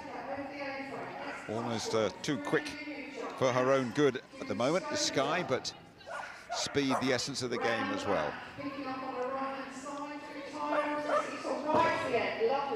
Has to stop at the end of the seesaw and make sure there is contact from there. Tight finishing turn and up and down over the dog frame, and 34.4. And just a tiny little blemish there, Graham. Yes, they have to complete the weaves. They came out, so they get 5 faults for that. And if they don't want to be eliminated, they've got to go back and complete them from the start. Okay, next to go is Jelly and Dylan Osborne from Stonehaven, just south of Aberdeen. Talk us through this one, talk us through what they have to compete with in this competition. Well, first of all, Dylan is the current under-19 World Junior Champion. Achieved that title this year, or last year, 2023. So just talking you through the course. Fairly straightforward start, jump, jump, long jump into the weaves. They must complete them correctly before they move away. He does that, leading the dog away, making sure there's no breakdown in communication. Sharp left-hand turn now, back into the tunnel. This is change his side, you see him change sides then. Now, the seesaw must touch the ground before the dog gets off it. Very nicely done. Now across the arena, this is a fast bit of the course. He needs to be there in the end to push around that jump there for the entry onto the dog walk. This is looking really good. Come on, Dylan. Whoa, 31.673. What a great start. That's really going to set the cat among the pigeons. Fantastic work from Dylan Osborne. Current world under-19 champions, these two, and that's a championship performance we've just seen. Katrina Hansen-Sizzle from Forfar in Scotland, Shetland Sheepdog, Team GB representative. Fabulous to live with this dog. Third in the agility earlier, and that's an early 5 faults that will infuriate her.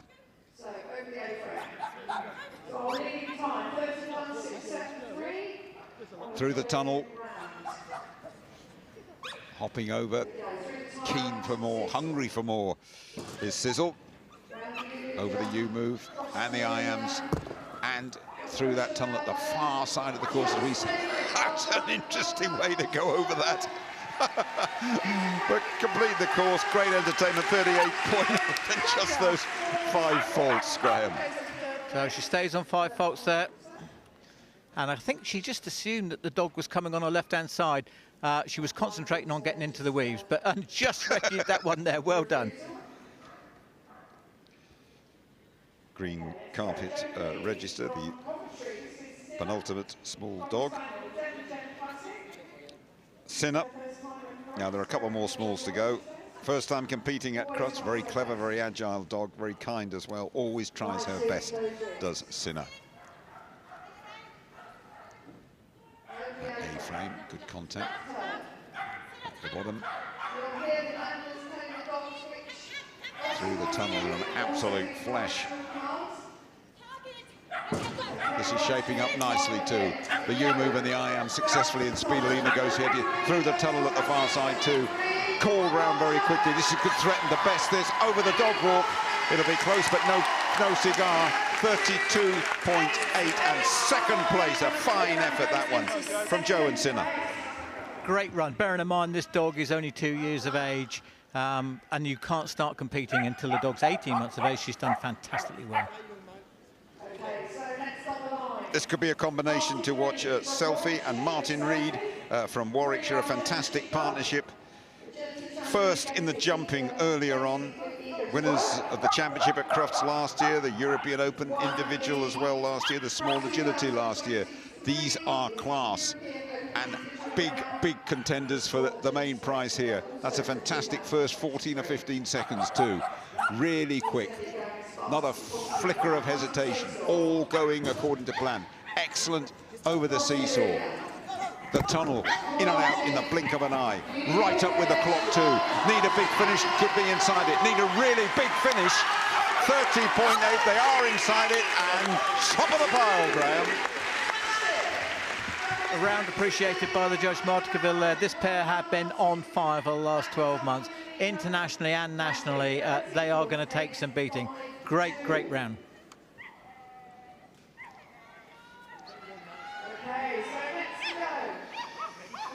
John Clayton and Elsie from West Houses in Derbyshire, 5 years of age, a Parson Russell Terrier, and sadly an early fault and an early elimination. Martin Cavill reluctantly crossing his arms, as he had to there though, Graham. He did. This dog's been a favourite with the crowd all day, Jim. Just gives it, it's just something, the character of a terrier. Just took the wrong course there, but as I say, he's here. He's qualified over hundreds of other dogs in the country, so he's going to make the most of it. And hopefully he's going to carry on and finish this round off really nicely. Really important to finish off on a positive note for the dog, so he'll carry on to the end. Absolute whirlwind of a dog. Whirled a little too fast and slightly inaccurate, but as we say, Elsie, very popular dog here. And we will see Elsie and John again, I am sure of that. Here we are, just taking the wrong jump, picking up the dreaded crossed arms for elimination.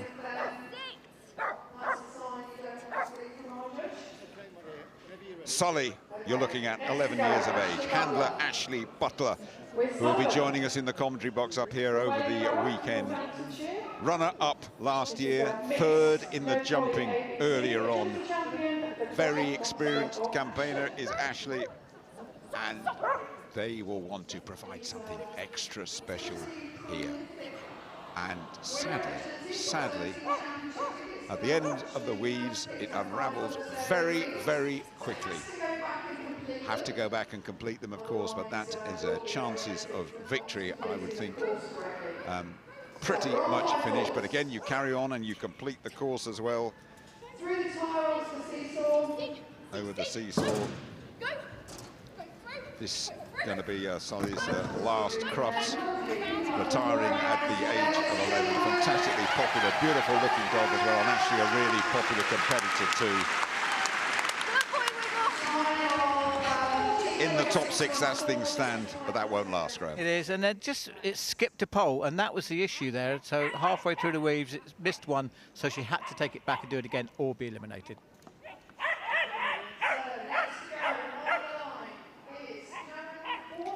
This is Robin, 7-year-old working cocker, second in the agility earlier, handler Karen Boardman. All set to go over that first U-move jump and head very quickly for the Skoda. There we go, we're off and running. What about this time through the week? That's the way to do it! Absolutely brilliant. And looking really good at this stage. Nothing's been quicker under the first 10 seconds or so. Terrific work this from Robin and from Karen. Oh dear. Would you believe it? Just when it was all looking so good, there's another disqualification, but of course they will complete the round. I tell you what, that infuriates me up here. Goodness knows what it does down there, Graham. Especially since you were just saying how well the dog was followed as well, Jim. So, fantastic, wasn't it? Just unfortunately, you've got to pull the dog towards you slightly to get over the jump afterwards in the right direction, and she pulled it too much. There we go, great shame. Keep a close eye on this one. Louise Godwin from Gloucester and Drift, 5-year-old collie cross, second in the jumping earlier on, winner of the agility, the last dog to go in these smalls. 30.8 the time to beat, and of course with a clear round as well. Louise and Drift. Come on, I want to go, and off she goes as well. Over the U-move, over the Skoda. That's the end of that, Jim. Oh my goodness me. My goodness me. Second in the jumping, first in the agility, massive build-up, it's all there. And within the first 10 seconds, the crossed arms appear, Graham. Yeah, anything can happen. I think it's one of those situations where it's an innocuous issue there. Really, she didn't think the dog was going to take that jump. She thought it would come with but you can see how keen this dog and how well it's done. Oh, it's a beautiful, very, very quick combination. Absolutely beautiful. And the dog gets congratulated as well. Absolutely right. We had really high hopes. A lot of people thought this one would go all the way, but it just didn't happen on the day. And that is agility for you in a nutshell. Martin Reed gets it with Selfie. Terrific.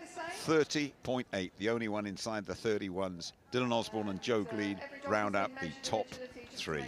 Small competition decided. We have 4 heights: small, medium, intermediate and large. And we have the champ for the intermediate and large on Sunday. So if you're here on Sunday, please do. On we go to the medium dogs then. There are going to be 8 medium dogs. Championship class on Sunday. And the first to go, there we are, is Maggie. Liz Carpenter, the handler, 4-year-old collie cross. Second in the jumping earlier today. 3rd time competing at Crufts, agility champion. 5 championship tickets, one of which is the Kennel Club International Agility Festival. I'm looking at Maggie from Pusey in Wiltshire and Liz Carpenter. Those weaves no problem at all for Maggie, the 4-year-old. Very good over the A-frame as well. Oh dear, you're not supposed to go back there. Oh dear, oh dear. Quite unusual because normally a dog would choose the tunnel. Yes. But obviously she likes the A-frame, so yes. Nothing wrong with that. But such a shame because the brakes were off and she was actually going for it, which probably contributed towards the wrong course there. But whatever happens, you can't take it away from this pairing that they've had a fantastic year. In fact, a fantastic couple of years, really, culminating with an appearance on the green carpet. Yeah, and a decent opening day as well, Graham. Elimination, though, for Liz Carpenter and for Maggie. Not the first elimination that we have seen here on day 1 of Crufts 2024. You'll be very familiar with that side. I think she probably just needed a right arm out there just to keep the dog away from her and away from the A-frame, but that's pressure for you. Liz Dakin next to go from Kirkby Moorside in North Yorkshire. Scout, 7-year-old Shetland sheepdog, loves to be the centre of attention, this one. And yet, of course, to set a time in the medium championship. Second dog to go in the mediums, Lily Dakin and Scout. Over the U-move and over the Skoda as well. The round is off and running. Not the quickest we've seen through the weaves, but it's okay. It's accurate and sharp. Good contact at the bottom of the A-frame. Sharp turn over the U-move. Back through the tunnel. That's good. Nearly 20 seconds gone. It's quick and it's faultless. Lovely style over the seesaw. Great sound as it enters the tunnel as well. This could set the standard for the rest of it. Up and down over the dog walk. Brilliant finish. Great finish. 32.7 for Lily and for Scout. Brilliant, really great time there. No time wasted on that A-frame again. Just a couple of strides coming down it. Nice tight turns is what you want, and that's going to set the bar for the rest of them to follow, Jim. Lovely. Tony Dawkins from Lincoln leading out 7-year-old Tiger. This is Tiger. Last year's winners. They also won the agility stakes last year. Miniature American Shepherd. I think full of life, is fair to say. Full of beans. A bit of a handful. A bit of a handful there for Tony. Tiger by name, Tiger by nature, and will we see a snarl and a flourish at the end. Very, very quick start, and too quick. Wrong course. Yeah, you've got the impression, even to my eye, that Tiger was very, very hyped up and excited there. That's probably the last thing you want, really, Graham, isn't it? It is, but that's what wins you competitions, having a dog that's ready to go, keen and eager. You know, then it's down to you to train it and to try and modify or keep in check that type of behaviour. But no taking away from it. She's won the Agility Stakes last year at the London International Horse Show. Had a fantastic year. She won it last year. She's here this year. What more can you say? Yep, another elimination, sadly, so there's only one time recorded so far. That Lily Dakin, 32.7. Sadly, Tony eliminated. Here comes Harriet Harding from Cheltenham, 9-year-old Izzy, working sheepdog. Well, Izzy, we're told, loves the atmosphere and looks very, very happy to be here. I'm very keen to impress. I'm just reminding you, 32.7 and clear is the time for Harriet and Izzy to beat, and over we go. There's an early bit of confusion as well. There's 5 faults picked up, unfortunately. Very early in the round again to be picking up faults. Just about made contact with the white marker at the bottom of the A-frame. Good through the tunnel. Heading towards us in that sharp right turn. That's excellent over the seesaw. It's a good time, just the 5 faults over the IAMs too. Lovely sound going through the tunnel. We're going to need a big finish here over the dog walk. It's going to be pretty quick. Just the 5 faults, 34.5 and second place. Yeah, 10 faults there. Some really unexplained faults here. I mean, what looks like a fairly, straightforward entry into the weaves, and the dog curls round to the right, but who knows? The dog does. And then onto the dog walk. Let's just see. Judge is in the best position, and he said she didn't make it. Spot on. She didn't. Next to go, Liz Carpenter with Winnie. Looking at Winnie, a second dog in the final for Liz Carpenter from Pewsey, a little village in Wiltshire. Third time competing at Crufts. Dog of a lifetime, this one, looking for a performance of a lifetime as the agility comes to a climax on the first Thursday of Crufts 2024. Good style through the weaves. That's a good contact at the bottom of the A-frame. Our Judge Martin very closely watching there, but sadly, there again, another elimination. Carry on completing the round. Graham, with a slightly resigned look on your face, I would have to say that as you say, oh, Jim's going to say, how do you explain that? No, I was just really sympathising with Liz here. They've had a fantastic year. Yeah. I'm just unable to pull it out on the day with either of her dogs. But yeah, she can take comfort. She's got 2 dogs here. Hundreds of other people didn't. Absolutely. And I've no doubt that we are going to see Liz again. The dog's full of enthusiasm. Look at that. Just wants to go. Just really early takeoff there, though. And the wrong jump, unfortunately. Sammy Pegg from South Norfolk, Dis, with Bliss from Dis, 7-year-old border collie. Last time they ran here in the Novices Cup 4 years ago. 4th in the jumping earlier today. Do not discount these two, Sammy Pegg and Bliss. Over the U-move, over the Skoda. Let's hope for great things from the representative of Dis in South Norfolk. Good first 10 seconds. Really working hard there is Sammy to keep going. 5 faults picked up there, and there'll be more coming, unfortunately. 10 faults and the time ticking. And Sammy and Bliss will complete the round. But and over we go, that dog walk, good contact at the end. 40.3 for Sammy Pegg and Bliss.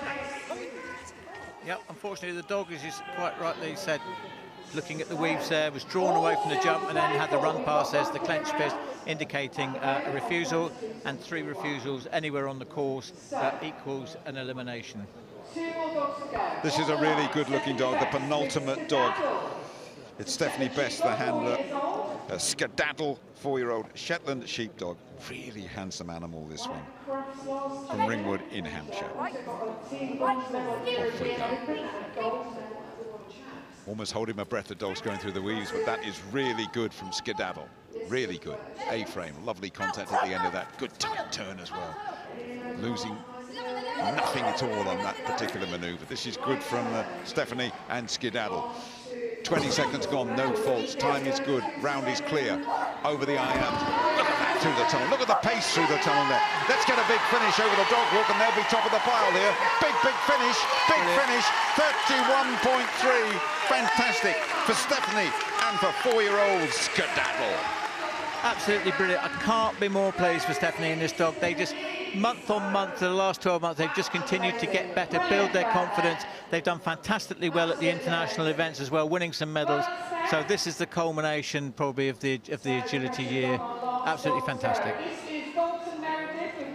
This is the last dog, Dalton Meredith and Munchie, 8-year-old Border Collie, runners-up last year, first in the jumping, third in the agility. The time to beat, 31.6 and clear.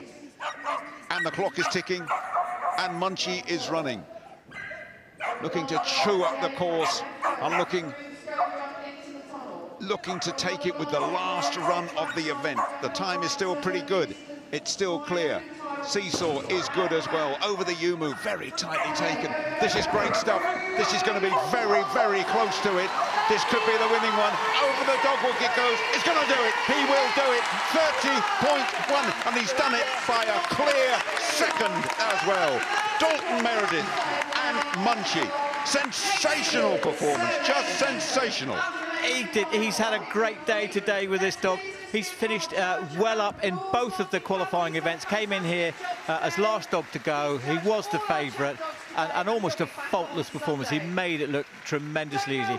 Many, many congratulations to Meredith. And what a great, great competition, Jim. Superb. First in the jumping, third in the agility. We have just seen that combination win. Dalton Meredith and Munchie. Excellent from Stephanie Best and Lily Dakin as well. A memorable competition to round off the agility competition on day one of Crufts 2024. On behalf of Graham Partridge, this is Jim Rosenthal saying goodbye from us. We will be back over the next few days, of course, but carry on enjoying this wonderful competition at Crufts. Bye-bye.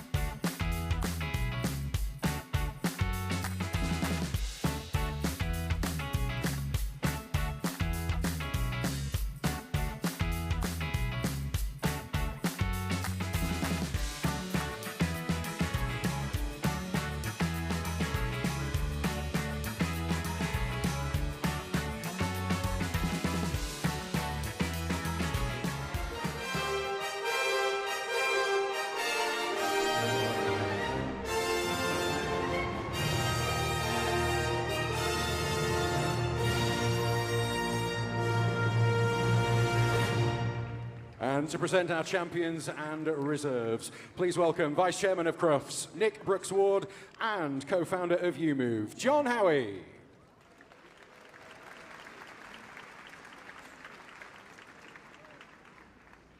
Okay, the Crufts Small Agility Champion 2024 with Agility Champion Get It With Eager to Work, Martin Reed.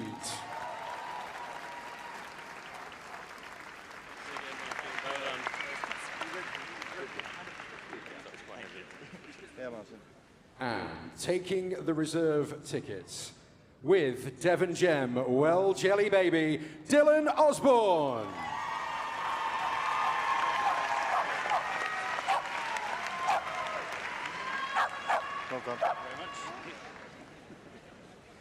And now, the Crufts Medium Agility Champion 2024 with Agility Champion Fan Dabidozi Munchkin Drive, Dalton Meredith.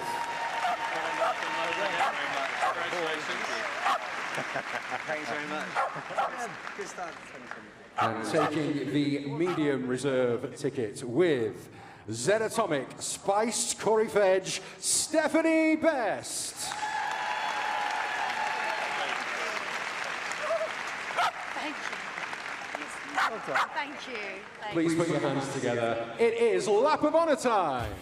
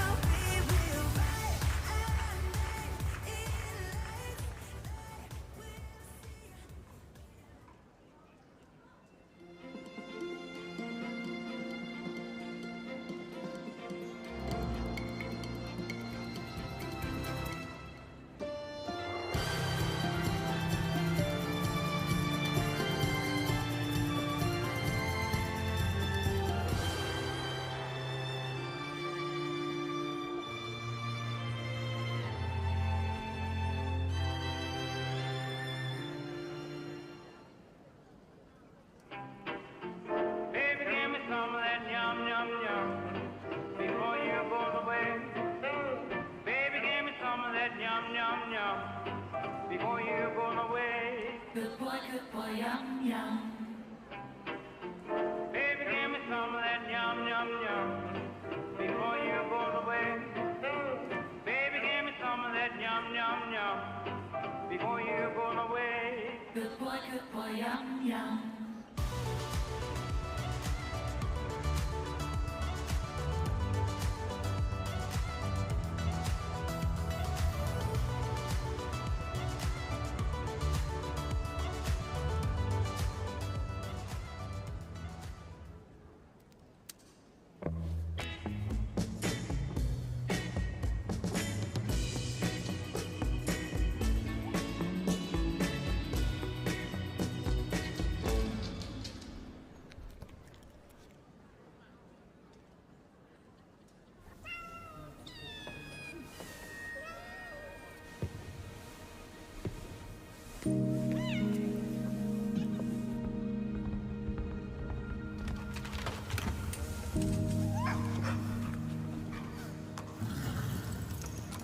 For over 130 years, we have given advice, protection, and a lifetime of care. You join us now for the finals of the Junior Warrant competition here at Crufts 2024. This is all about celebrating young dogs who could be the best in show winners of the future.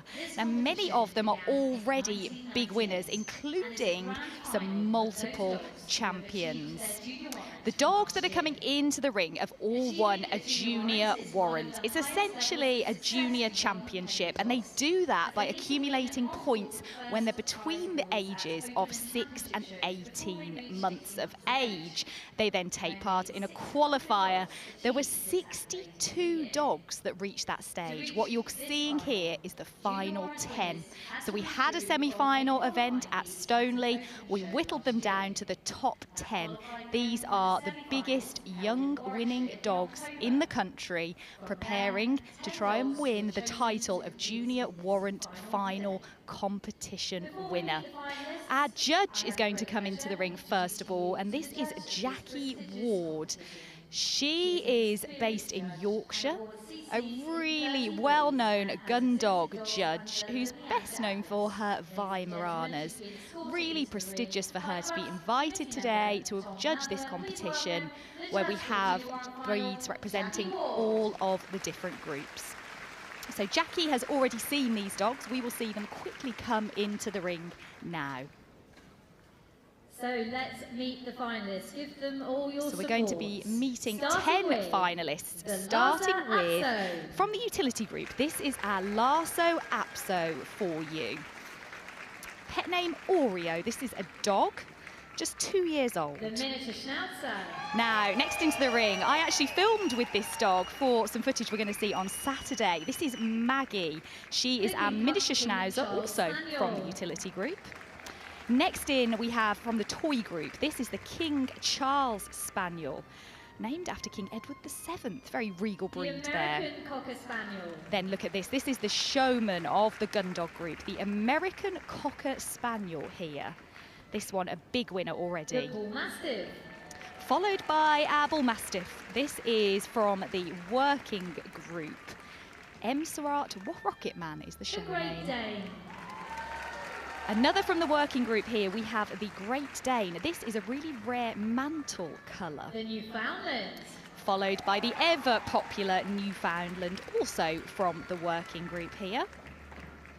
The bearded and collie. Then that instantly recognisable bearded collie from the pastoral group. One we'll be seeing in the vulnerable breeds later tonight. The miniature smooth-haired Dachshund. Finally, he might be the smallest, but nobody told him. This is the miniature smooth-haired Dachshund representing the hound group. And then at the other end of the spectrum, our last competitor in this Junior Warrant final are the very long legs of the Irish Wolfhound. This is the tallest of the breeds, also in the hound group there.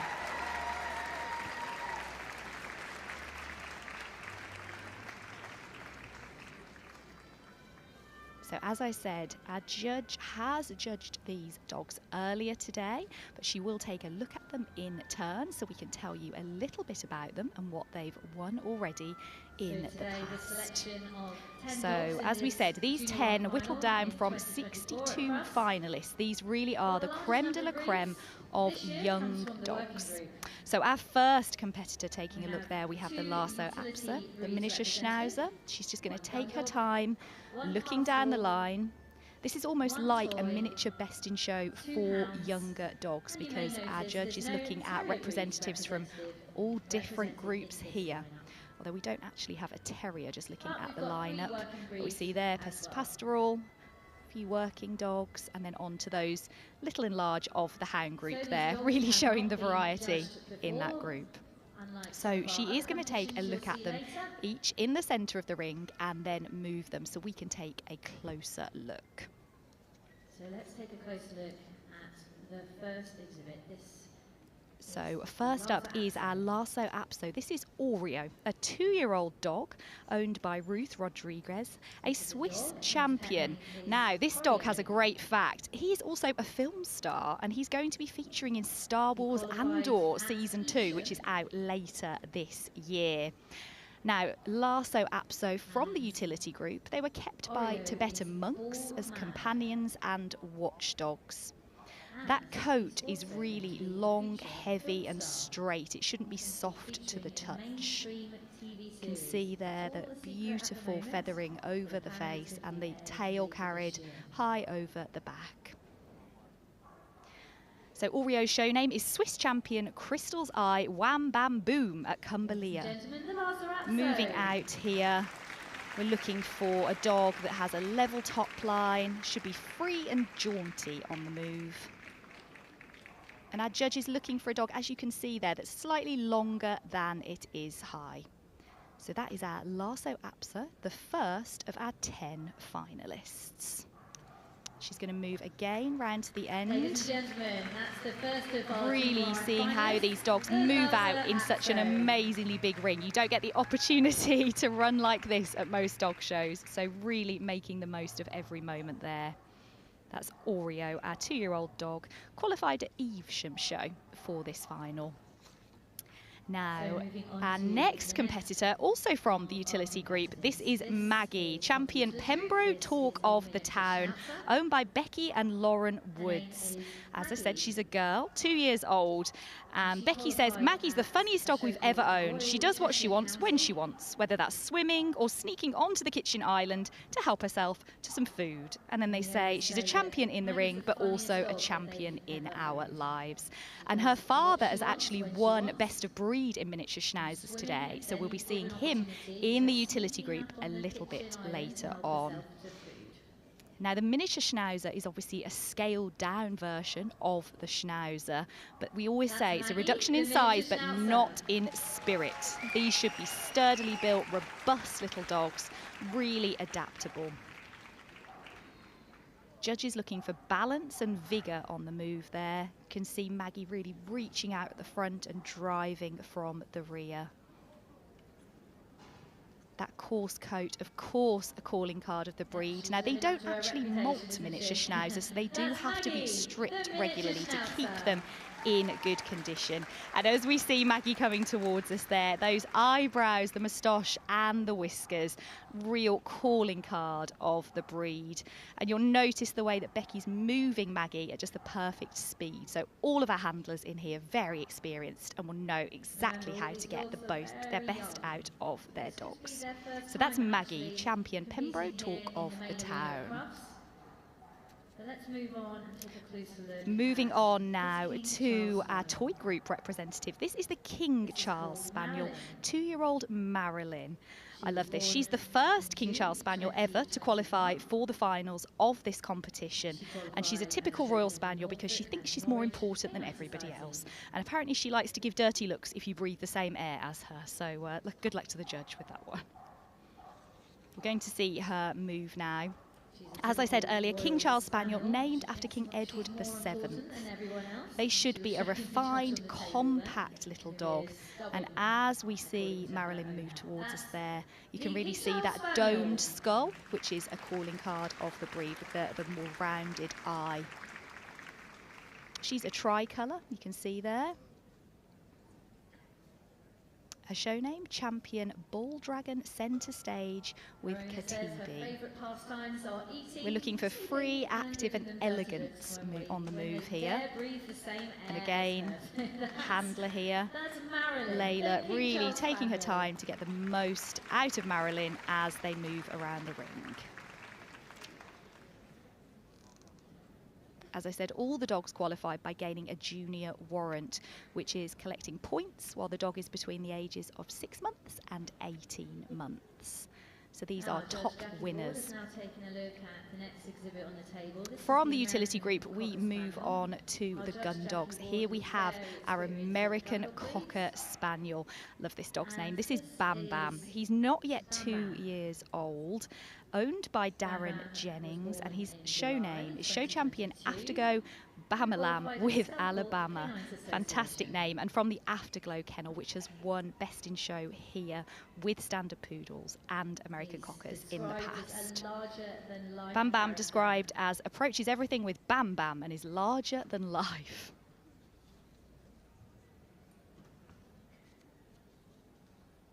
Gorgeous apricot colour here. Now, the American Cocker Spaniel, as the name suggests, was developed from the English Cocker, but has some distinctive features. So you'll notice there's more coat, there's the dome of the head, and they also have a more compact muzzle. You can see those features there as Bam Bam really moves out. American Cockers, real show people. They just react to the crowd. You can see there the lashing of the tail. Our judge, Jackie, remember, is a gun dog lady. She will be looking for a dog that's smooth and effortless on the move. Just having a little bit of fun there, little jump around.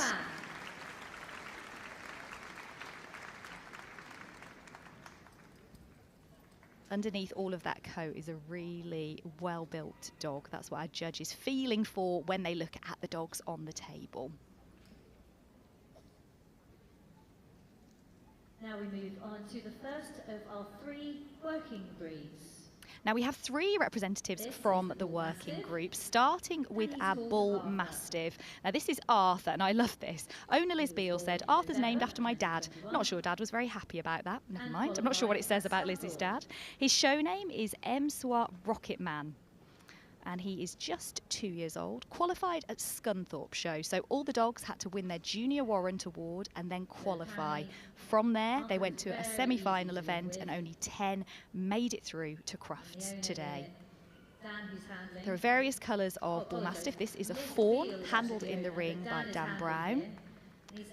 Bull Mastiffs were originally a gamekeeper's dog, so they should be powerful and courageous, but as well as having that strength, they also need to be athletic.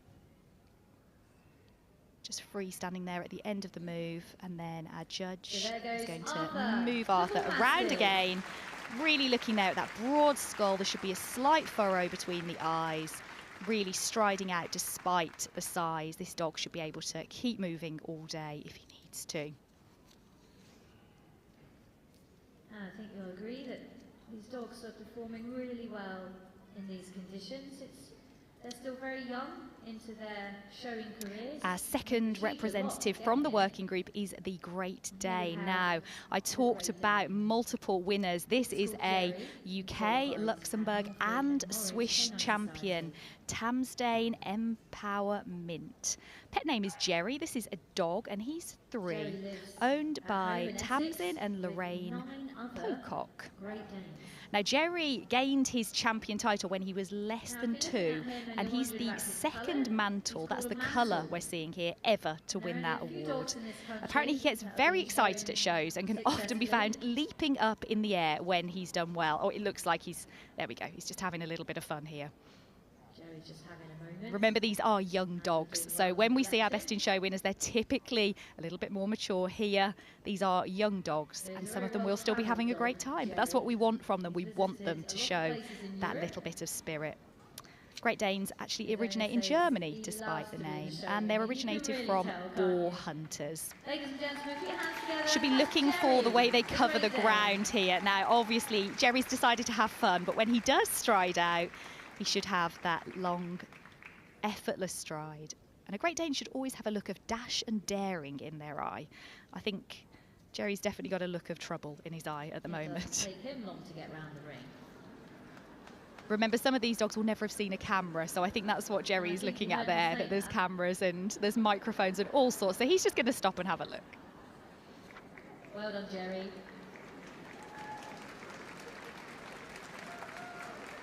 So Jerry, our Great Dane. Now, the last of our working group representatives, this is a Newfoundland, Saskin Bears True Blue for Safe Harbour. This breed was developed in Canada. They're a powerful and versatile water dog. They can pull fishermen's carts, and they can also dive into the water to collect the nets and tug them back to boats. This is a female. She's called Truly, and she's just 2 years old. Owner say she's fun to live with. We know we have her because she loves to do everything. She's very loving, and she loves her water work and is working her way through the levels. So as well as showing, she's also working in the water as the breed was developed for. Judge here is looking for a dog that's noble, majestic and powerful. The head should be broad with a square muzzle. And as she moves, can you see there's just a slight roll in her gait? That's really typical of the breed there, the way you can see it as we move into slow motion, just that little roll. So here we have a pastoral really striding out there. Of course, this year at Crufts, working on pastoral breeds will be judged From the pastoral group, which will be judged on Saturday, here we have a bearded collie. This is Farmeran's Like a Circus for Kilton Dale, imported from Sweden. It's a cash, he's a dog, and he's not yet 2 years old. Now, owner says, Cash thinks he's a lapdog. He will be on anyone's knee. We live by the coach, so he loves his beach walks and giving him the freedom to run around. Apparently, he's very close to the owner's granddaughter as well. They've got a lovely bond. So he gets lots of beach walks. The colour we're seeing here is a slate. He does like to be Judge will be looking for a dog that's longer than it is high. They should cover the ground with minimum effort. So, ladies and gentlemen, that's Underneath Cash. all of that coat, we have a lean and active dog. Cover your laps Bearded as Collie's you go native down. to Scotland, where they were developed as a There goes cattle Cash. herder, The Bearded able to Collie. cope with the inclement weather.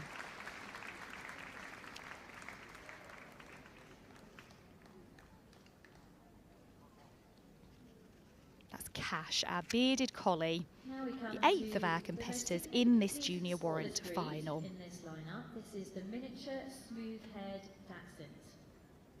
Moving now to our smallest competitor here. This is Lily, our miniature smooth-haired dachshund. Beach Dach's Queen of Hearts is her show name, and she is owned by the Beach family. Apparently she's the clown of the pack and the first to start zoomies running around the house. If you've got dogs, you will know what zoomies is, and it can get very, very dangerous when they start doing it if they're a bit bigger, but luckily with dachshunds, pretty safe. Riding around the house. They like to call her Little Lily Lou, and she'll start running and screaming towards you, so hopefully nobody will shout that now. Dachshunds developed in Germany to hunt badger and rabbit. There are 6 varieties in total. This is the smaller, smooth-haired variety. In the front of this lovely audience tonight. The judge is looking for really free movement of the legs. It's really important that even though dachshunds are close to the ground, they've still got plenty of room for those driving movement and that they have enough ground clearance. Despite their size, we're looking for a dog that's compact and well muscled. Nothing to hide there on this little dachshund. It's really wonderful to see our judge taking care and watching these dogs perform all the way around the ring. And our 10th finalist in the Junior Warrant competition is the biggest. This is our Irish Wolfhound, a female called Tawny. She's 2 years old. Apparently she's very affectionate and has been seen sitting on owner Caroline Shepherd's lap at the shows. I'm sure that's a sight because this is the tallest of all breeds. Apparently, unusually for her breed, she loves to retrieve, so she'll go after balls and frisbees, and she can also dance. So maybe if she wins, we will see an example of that a little bit later. Another that's already a champion, Gale Mark Treasured by Golden Swift is the name. I think we've all had a dog like that as well. She's extremely affectionate. And unusually for Irish Wolfhounds, she actually They were developed in Ireland to fend off wolves, but these really are gentle giants. They should have strength and symmetry, but still be graceful as they move out. Tawny the Irish Wolf, and they're just having a little look round. As we said, this is very different for many of these young dogs to be in an arena with lights and rigging and cameras. It's a great experience for them. Our judge there, Jackie Ward, is looking for an easy, active mover. Should cover the ground effortlessly. Again, it's a lovely sight to see. So this is Tawny, 2-year-old, another that qualified at Evesham show for this final. I think we dropped a comb there on the way round. Oh, and some treats. Our judge might be thinking about moving them again. So our judge here will take another look along the line. She may decide to move them straight up and down again. That's just a really good way to see them in a straight line, to see whether they're moving with coordination. A lot of these breeds need to walk with move with their legs parallel, so we will see them potentially move again. You might have 2 or 3 or even 4. Going there to our Great Dane, onto that beautiful Newfoundland. Which one fits the blueprint of the breed standard? The bearded collie, Which one was sound? the little dachshund, and then the wolfhound. And remember, our judge, as well as comparing them to one another, is also comparing them to their breed standards. So that is the description for the perfect dog of each breed. So she's working out how well do they compare to that, but then also How do they compare to each other? It looks like she's not going to move them again. I believe she has called for, we've got 2 places, a first and a reserve. The Junior Warrant Final at Crufts 2024. The winner of the Junior Warrant Final at Crufts is, it's the Bearded Collie. This is champion fairmare runs like a circus for Kiltondale, an import from Sweden. And who is going to be the runner-up? That's pet name Cash, not yet 2, that dog. Our runner-up, I'm so happy. This is Becky and Lauren's miniature schnauzer, Maggie. Pembroke talk of the town, a 2-year-old female. They're based down in Taunton. Maggie's the funniest dog they've ever owned, but it's all about our winner here. This is Cash. Any opportunity to be on anyone's knee, and Cash is there. So I'm sure after this there will be many cuddles. I'm also sure that owner Mrs. Pearson's daughter and granddaughter are going to be very, very happy with this prize. To our winner, so the Junior Warrants. Remember, this dog not yet 2. This could be a Best in Show winner of the future, and certainly one to watch in the future. Our Junior Warrant competition winners were all under 18 months when they won that Junior Warrant title. They went on to qualify. There were 62 qualifiers. We've just seen the final 10, and this is our winner. Mr. and Mrs. Pearson's Bearded Collie Cash, and then our reserve, Pembroke Talk of the Town, Maggie, our 2-year-old miniature schnauzer, and we will see her father, Manny, in the utility group a little later on. Here we go. Lap of honour now for these 2. Crowd really getting behind them. It's been a brilliant first day here at Crufts. So many people in the arena tonight.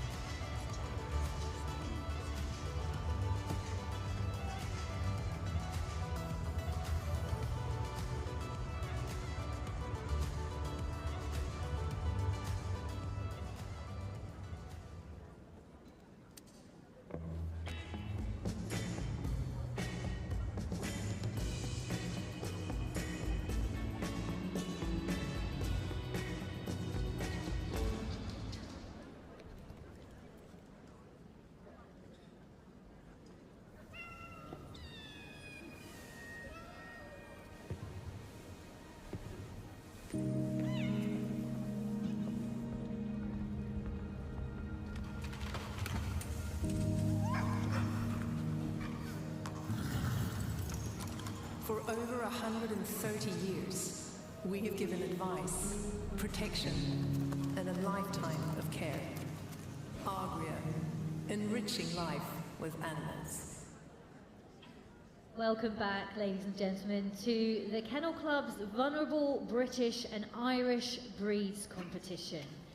This competition is the only one of its kind in the UK, and it's raising awareness of Britain and Ireland's rare native dog breeds and recognising those breeders and owners dedicated to ensuring their continued survival. It's time now for one of the most important competitions here at Crufts 2024, the Vulnerable Breed Competition Final.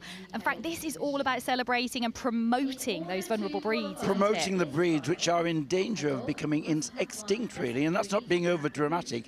Fewer than 300 registrations per year means a smaller gene pool, a smaller population. Currently 35 breeds on the list, but we're going to see some of those representatives here. They qualified by winning Best of Breed at various shows throughout the year last year.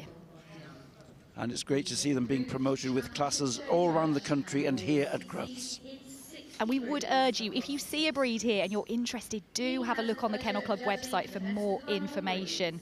But I think we're going to meet our judge now. And Frank, I mean, Gavin Robertson needs no introduction, does he? Well, he's been best in show at Crufts with his famous Petit Basset Griffon Vendéen. And again, a reserve best in show as well. He's very successful, been here a lot of times, and he's a very experienced judge now. So we're going to get our dogs are going to come into the ring and then we will have a look at them. But Gavin has prejudged them, hasn't he? He's had a look in the collecting ring, and so he'll have a rough idea what the shortlist will be. But still good to see how they perform in the big arena. So please take a good look and listen and see what A real test of temperament in a big crowded arena like this. It's new to many of them. And here's the English Toy Terrier. Black and tan, extended trot coming in. Followed in by our King Charles Spaniel. One of the Royal Spaniels. This one a tricolour.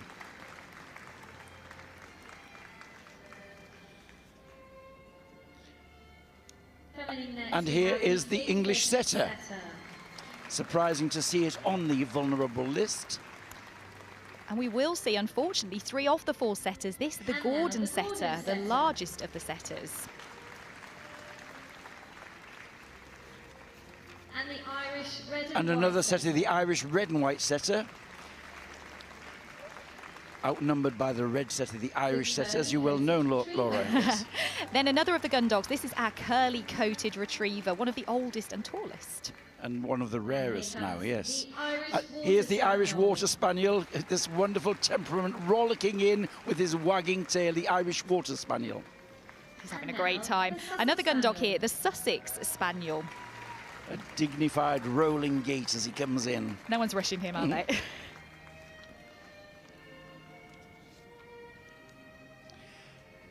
Now here comes the Welsh Springer Spaniel.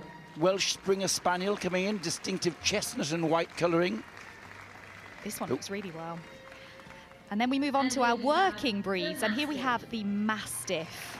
Yes, big, imposing breed. This one is a brindle. We saw one just win the Junior Warrant final. Here comes the Bearded Collie. Mabel here, they won the Bearded Collie, just won the Junior Warrant final. This one is a female. And here is the Smooth And here's the Smooth Collie, a Blue Merle Smooth Collie. This surprises me, you know, they've got all the collie characteristics, but without all the grooming. Yeah, without all the hard work. Another from the pastoral group. This is our Lancashire Heeler. They're really rich there, black and tan colouring on this one. One of my favourite breeds, the real no-nonsense breed. And here is the Cardigan Corgi, the Welsh Cardigan Corgi, the longer of the 2 varieties. This one a brindle and white. From the terrier group, here we have our miniature bull terrier. Miniature Bull Terrier. A scaled-down version of the bull terrier. And here's another terrier, the wonderful little Glenivere Marl from Ireland. There's a lot of substance in there. This one a Wheaton. And here comes the Manchester Terrier. Next into the ring, we have our Manchester Terrier. Probably the ancestor of the English Toy Terrier we saw coming in first. And here is the Norwich Terrier. And here is the Norwich, cobby, compact, and striding out there. And ears up as opposed to the Norfolk ears down. And the Sealyham Terrier. Another from the terrier group. Here we have the Sealyham Terrier. This one a Welsh breed. It is, and I used to breed them in the 1970s. I had a couple of these. They're a lovely breed. Another of our terrier breeds. This is the Skye The Terrier. longest of the terriers, the Skye Terrier here. So Greyfriars Bobby, legend about the Skye. And those ears and the veiling on the face, really distinctive. The last of the terriers we have here, the soft-coated Wheaten Terrier. And the name really describes the coat, doesn't it, Frank? Soft texture, wheaten in colour. It's amazing how many terriers are amongst the vulnerable breeds, and I put that down to sometimes perhaps the feisty temperament. Oh, look, here we have a bloodhound coming. The bloodhound. Followed in by our deerhound. Light lifting movement of the deerhound, so graceful. And here is the foxhound. This foxhound, very few get shown. Now the pack hounds rarely get used to bring them into the show ring. The elegance of the greyhound there. All curves. Now here is the harrier. Here is the harrier. This one a lemon and white West Country harrier. Different type from the studbook harrier. Now we have the Irish And then the tallest of the breeds, the Irish wolfhound. And this is very imposing. And this one lives in Italy. And then finally we have the Otterhound representing the hound group. Again, they're great characters.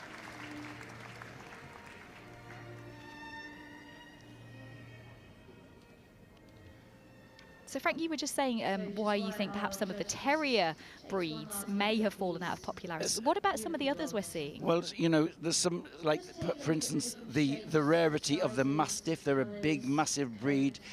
A challenge to get soundness and substance and high maintenance to a degree to keep them sound. I mean, some of the terriers, they're allowed fair wear and tear, aren't they? So that does describe the personality. So now he's got a good choice of dogs here.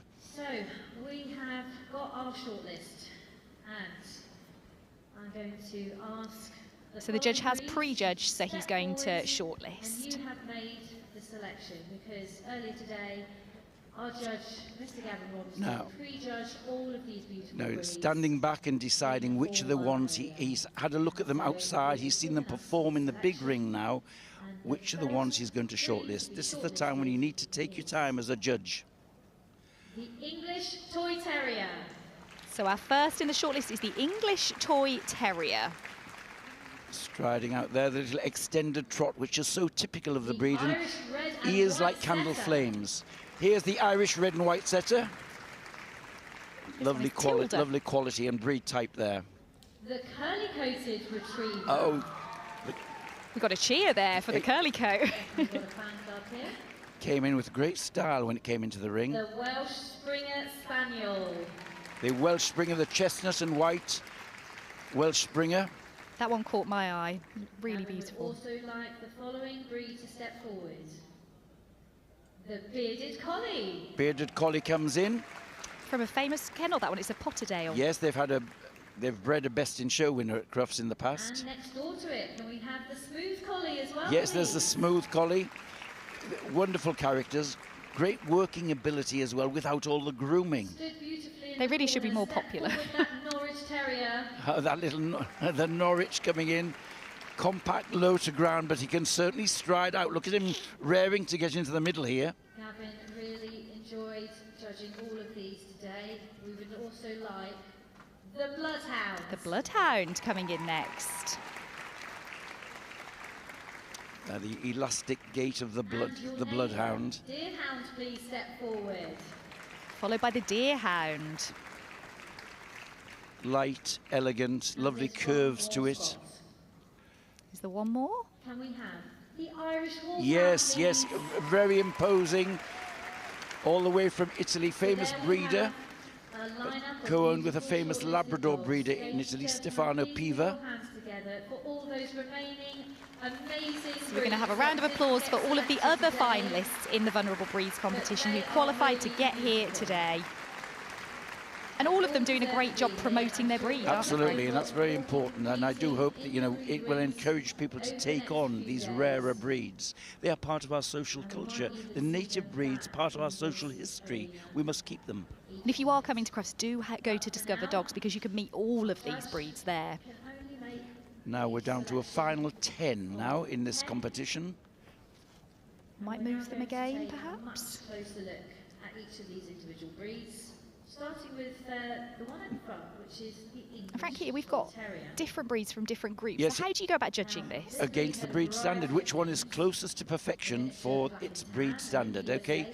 The judge measures all of them against their breed standard. Here, this lovely extended trotting action, ears the shape of candle flames, a curvy top line, beautiful breed. A scaled down version of the Manchester Terrier we also saw in this group. This is a dog called Harry. An owner says people often think he's a Doberman puppy or a Dachshund with long legs, much to his annoyance. Bred in a famous kennel that produced many champions for other people too. And really composed and a lovely trotting action, this straight-legged extended trot. This is the Irish red and white setter. The Irish red and white One of the hallmarks of the breed. Irish setter, like the other setters. Moving on now to our Irish red and white setter. This is Tilda, a female, and they are the ancestor of the Irish setter. Yes, they were there before the Irish setter, but they were overtaken in popularity. These are not quite as elegant as the others. They're more sturdy and athletic rather than the raciness of the Irish setter. But they're a lovely breed. Rich chestnut on a white background. This one has been top Irish red and white setter for the last 2 years and represented the breed last year here in the final. And here's the stylish curly-coated retriever, just looking round, taking in the atmosphere, but look at that tail wagging. It's quite at home in this big ring. And of course, it takes its name from the coat, these astrakhan curls over its body. Look at it standing, four square, looking up at the owner. That's a very good show dog. This one is a female. She's called Pussy, and she is a much-loved family pet. They've got children aged 3, 5 and 7. So just showing, you know, you don't have to go for a Labrador or a Goldie if you want a gun dog that's going to be a great pet. Here, this stylish Welsh Springer Spaniel. It used to be known as the Welsh Cocker, and it's thought that this breed has some input into the orange and white and lemon and white Cocker as a colour. This one is a male, Sebastian, and lives life to the max, apparently. Yes. They should be strong and merry and active, shouldn't they, on the move? Yes, and a little smaller than the English Springer, slightly different in the head and not as high on the leg. There's the Welsh Springer Spaniel, striding out well. Now, we just saw a bearded collie win the junior Warrant final, so could one take this final as well? This is Mabel. Now, you mentioned that we had a Best in Show winner from this kennel. Well, this one has equalled the record, 25 challenge certificates of that Best in Show winner. So very successful. The thing about the bearded collies is that they're an ancient breed coming down from the working collies of Scotland. They should be rectangular. They should have some daylight underneath them, not too much coat, and they should stride out well. It's a weatherproof coat to protect them when working in harsh climates. It's Mabel's 4th birthday tomorrow, so early happy birthday. Now, this one caught your eye, I think. This is our smooth collie. This is Digit, a champion, a Blamorder Ice Cream Dream. Yes, and that lovely blue merle coloration, one of the colours of the breed, along with sable and white and tricolours. And this one's a real multi-purpose dog, so competes in agility and also as a therapy dog for children. Highly intelligent and have retained their working ability. But again, that long, clean head of the collie. And as you said, a low-maintenance dog. Now, here's a low-legged dog. It's close to ground. This little Norwich, the cobbiest of terriers, big ribs, solid body, and look at those broad hind quarters propelling him along, okay? So, and a crisp coat on top.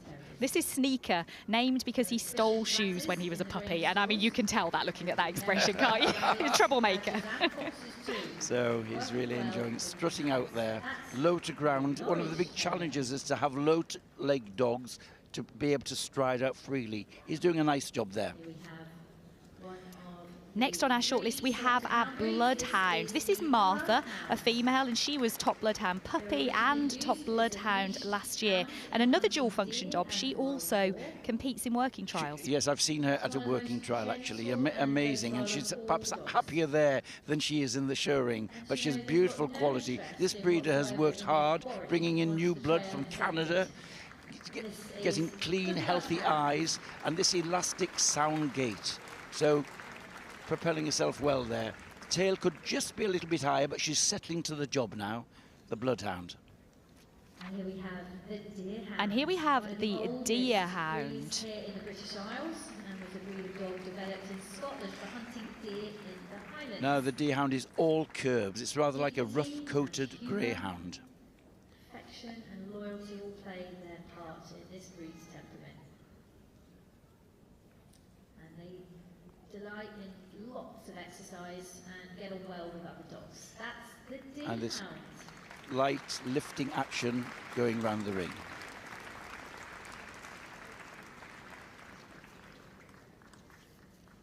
And the final dog on our shortlist is the Irish Wolfhound. This is a female called Franca, the tallest of all breeds, and a gentle giant is how we describe them. They were developed in Ireland to fend off wolves, but despite that size and power, they are graceful. And space, as you can imagine. So that shouldn't be taken lightly. Very light on her feet here for a big dog. Light on her feet and covering the ground well.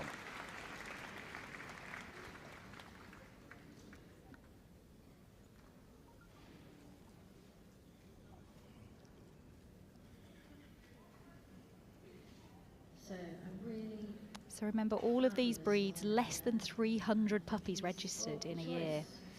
So this is a big award for them. This is a big competition. What's taking your eye, Laura? I really like the red and white setter and the Welsh, but also that Wolfhound. How about you?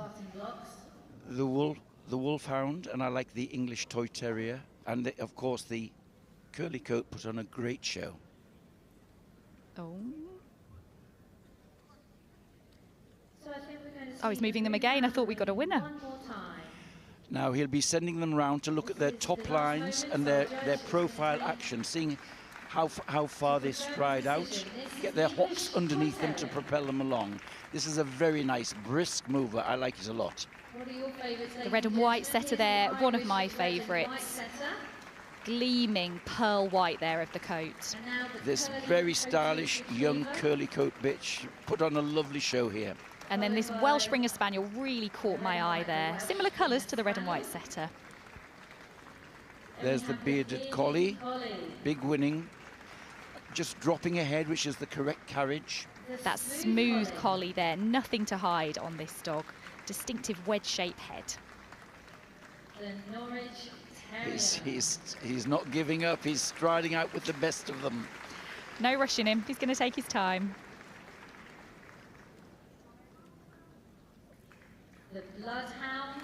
There's the blood, the elastic gait of the. It's very flexible, far-reaching, a little loose. And then we have the Deerhound there, graceful and light on its feet despite its size. And the Irish Wolfhound. Long-limbed, light on its feet, substance with elegance. So the boards are out, so our judge can make his decision. So we get a winner and a runner-up in this competition. The Vulnerable Breed and Irish Native Breed competition at Crufts 2024 is...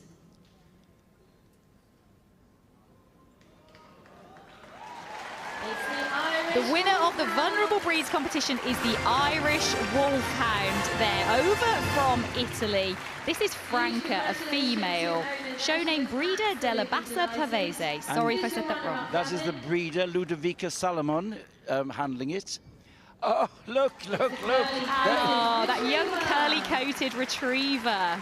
That went really well. I'm delighted with those choices, yes.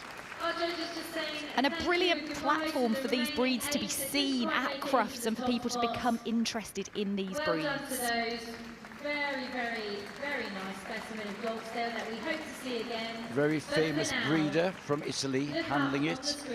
Co-owned by Stefano Piva, a famous Labrador breeder. He'll be very happy. The Vulnerable Breeds. Our owner says it's a nightmare taking Franca for a walk because everybody wants to pet her or take a picture with her, and that's going to get even worse now.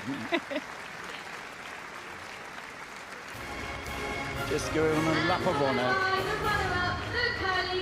So our winner, Franca, the Irish Wolfhound, and runner-up, our curly-coated retriever. This is Pussy. Well, great choice, Gavin. Look at that style on that curly coat.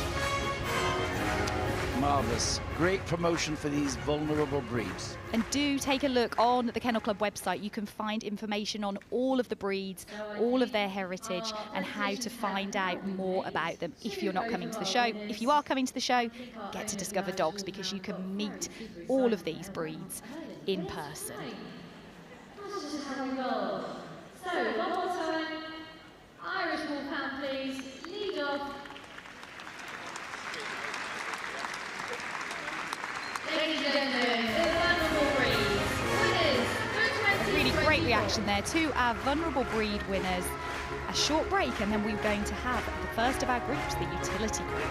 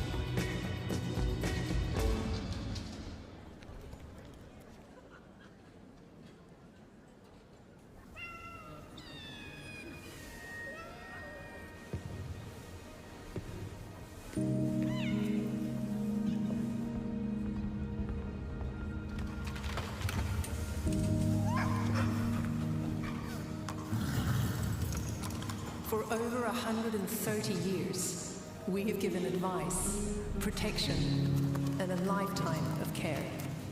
Agria, enriching life with animals. Have you ever considered just how different dogs are to us? Puppies grow up 6 times faster than a baby. Wow, did you catch that? This whippet can run faster than an elite athlete.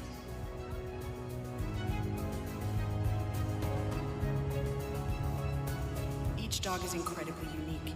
Feed your dog's unique needs with YKC Precise Nutrition. Well, ladies and gentlemen, it does give me great pleasure to move on to the first of our groups tonight, the Utility Group. And it's going to be introduced by Jenny Shoran. Thank you, Marina. Welcome to you all this evening, and as Marina's just said, this is the first of our 7 groups of Crufts 2024. Our Utility Group judge tonight is one of the UK's most renowned breeders. His Redwich Akitas dominated the show scene for many years, and he was also an accomplished handler of several top We come now to the first of our groups here at Crufts 2024. It's time to find out who will represent the Utility Group in Best in Show this Sunday. And we couldn't have a better judge for this. Famous judge about to enter the ring, Dave Killerley, famous for his Redwich Akita, 40 UK champions bred. He's also shown bulldogs and Rottweilers, a real dog man. This year we had 2,587 dogs competing in the Utility Group, and we will see 27 best of breed winners for David to go over. Tom Mather, the chairman of the Crufts committee, introducing him into the ring. And now, please welcome the first of our Crufts best of breeds, the Akita. And in comes the Akita. Now we have our best of breed Boston Terrier. Quickly followed by the best of breed of our Boston Terriers.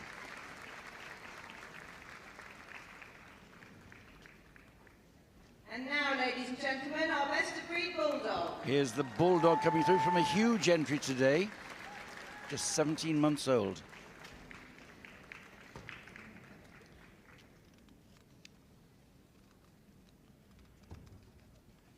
Here we have our best Now, in breed comparison to the Kenan Bulldog entry, there were only 5 of these at Kenan dog. Yes, the very primitive And now we dogs. welcome our best of breed Chow Chow. And here's the Chow Chow. Brisk action coming in. Next in, it's our best of breed The biggest entry in the utility group this year, the Dalmatian.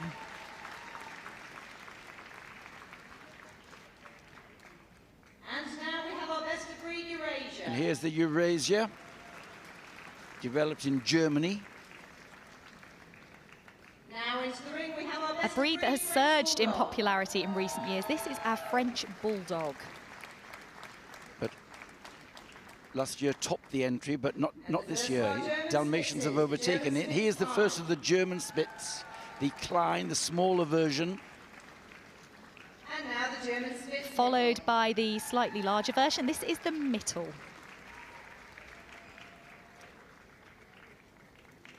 Same features, larger size. Now we have our best of breed Japanese Akita Inu. Oh, very striking. The brilliant red and white of this And our Japanese Shiba Akita Inu. Followed by a similar style dog in a smaller package, our Japanese Shiba Inu here. And our Japanese Spitz.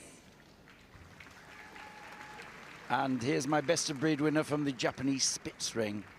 Very smart, very correct dog. Now please welcome our best of breed Kazon. The K's Hond here. There were 67 of them entered today. And making history this year. And winning the first challenge certificate on offer in this country, the Koikahonji, little Dutch breed. Now we have our Lhasa Apso. Our Lhasa Apso here. 123 of them entered today. And this is a very famous, what a big winner abroad.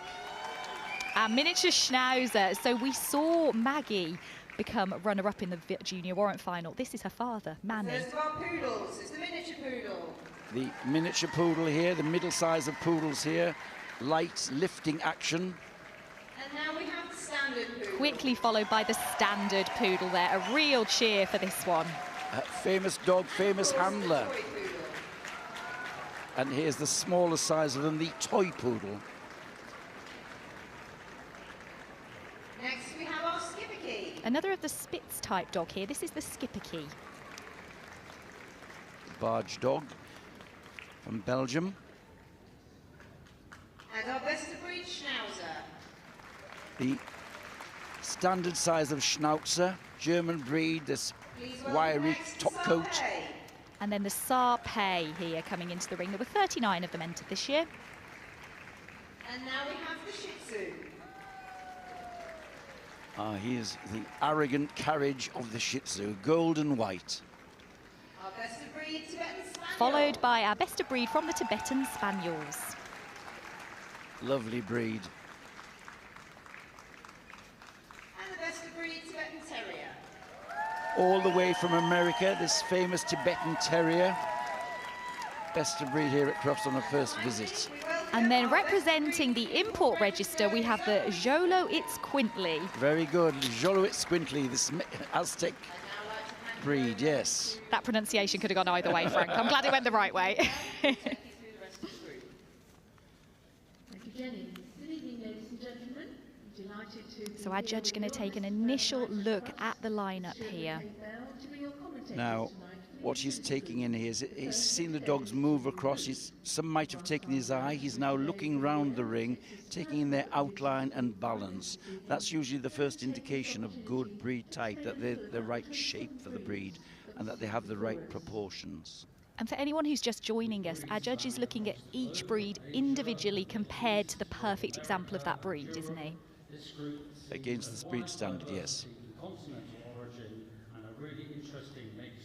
Just taking his time.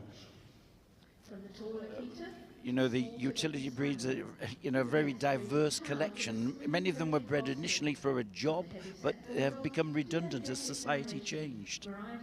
Utility literally means fitness for a function, but they've all got a different one. A really interesting variety of function in the utility breeds used for hunting, black bear and wild boar, tracking and retrieving game for work in the barges of Holland and herding stock in the fields of China and Tibet. To mention just So, first dog for our judge, Mr. Dave Killier, to examine is the Akita. Arlene Fleur was the breed judge today. And from an entry of Here we have the largest breed in the group, the Akita. Developed in its current form in America, we're looking for a large, powerful and alert dog, but it should still be agile. Classic Spitz features here. They're the largest of the Japanese breeds and was originally bred in the province. Now, Dave, going over the dog, he and his wife have bred this breed, 40 English champions. Their bloodlines are renowned all over the world. So he'll be looking at this with a specialist eye. They are the biggest of the utility breeds, but they should also, as you say, be athletic, strong, substantial, and be able to move. This is Rudy, a 3-year-old dog from Italy. The Japanese breeds prize brilliant, bright colours in their breeds. Number 39.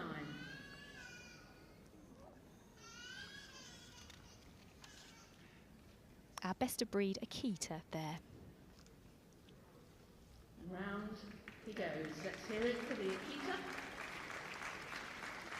Sent through to the group by Arlene Fleur, number 39. Now on the table, the Boston Terrier, a native breed of America. At one stage, it used to live in Boston before you could be a member of the Boston Terrier Club. Smart as paint. It's got bulldog in its ancestry, so it has the shorter face, strong skull, and these vivid markings.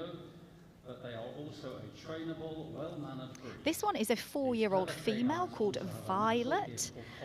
Come down from Glasgow to compete. Described as comical, wild, and the boss of the house. Although they have some substance, they also have to have elegance with a good length of leg. These Boston markings, the white collar, the white blaze on the face, and the white legs make it a real Yankee Doodle dandy. It should be easy, graceful, and sure-footed on the move, the Boston Terrier. The Boston Terrier has been the official mascot across the university for nearly 100 years. Ladies and gentlemen, the best breed win Boston Terrier number 125.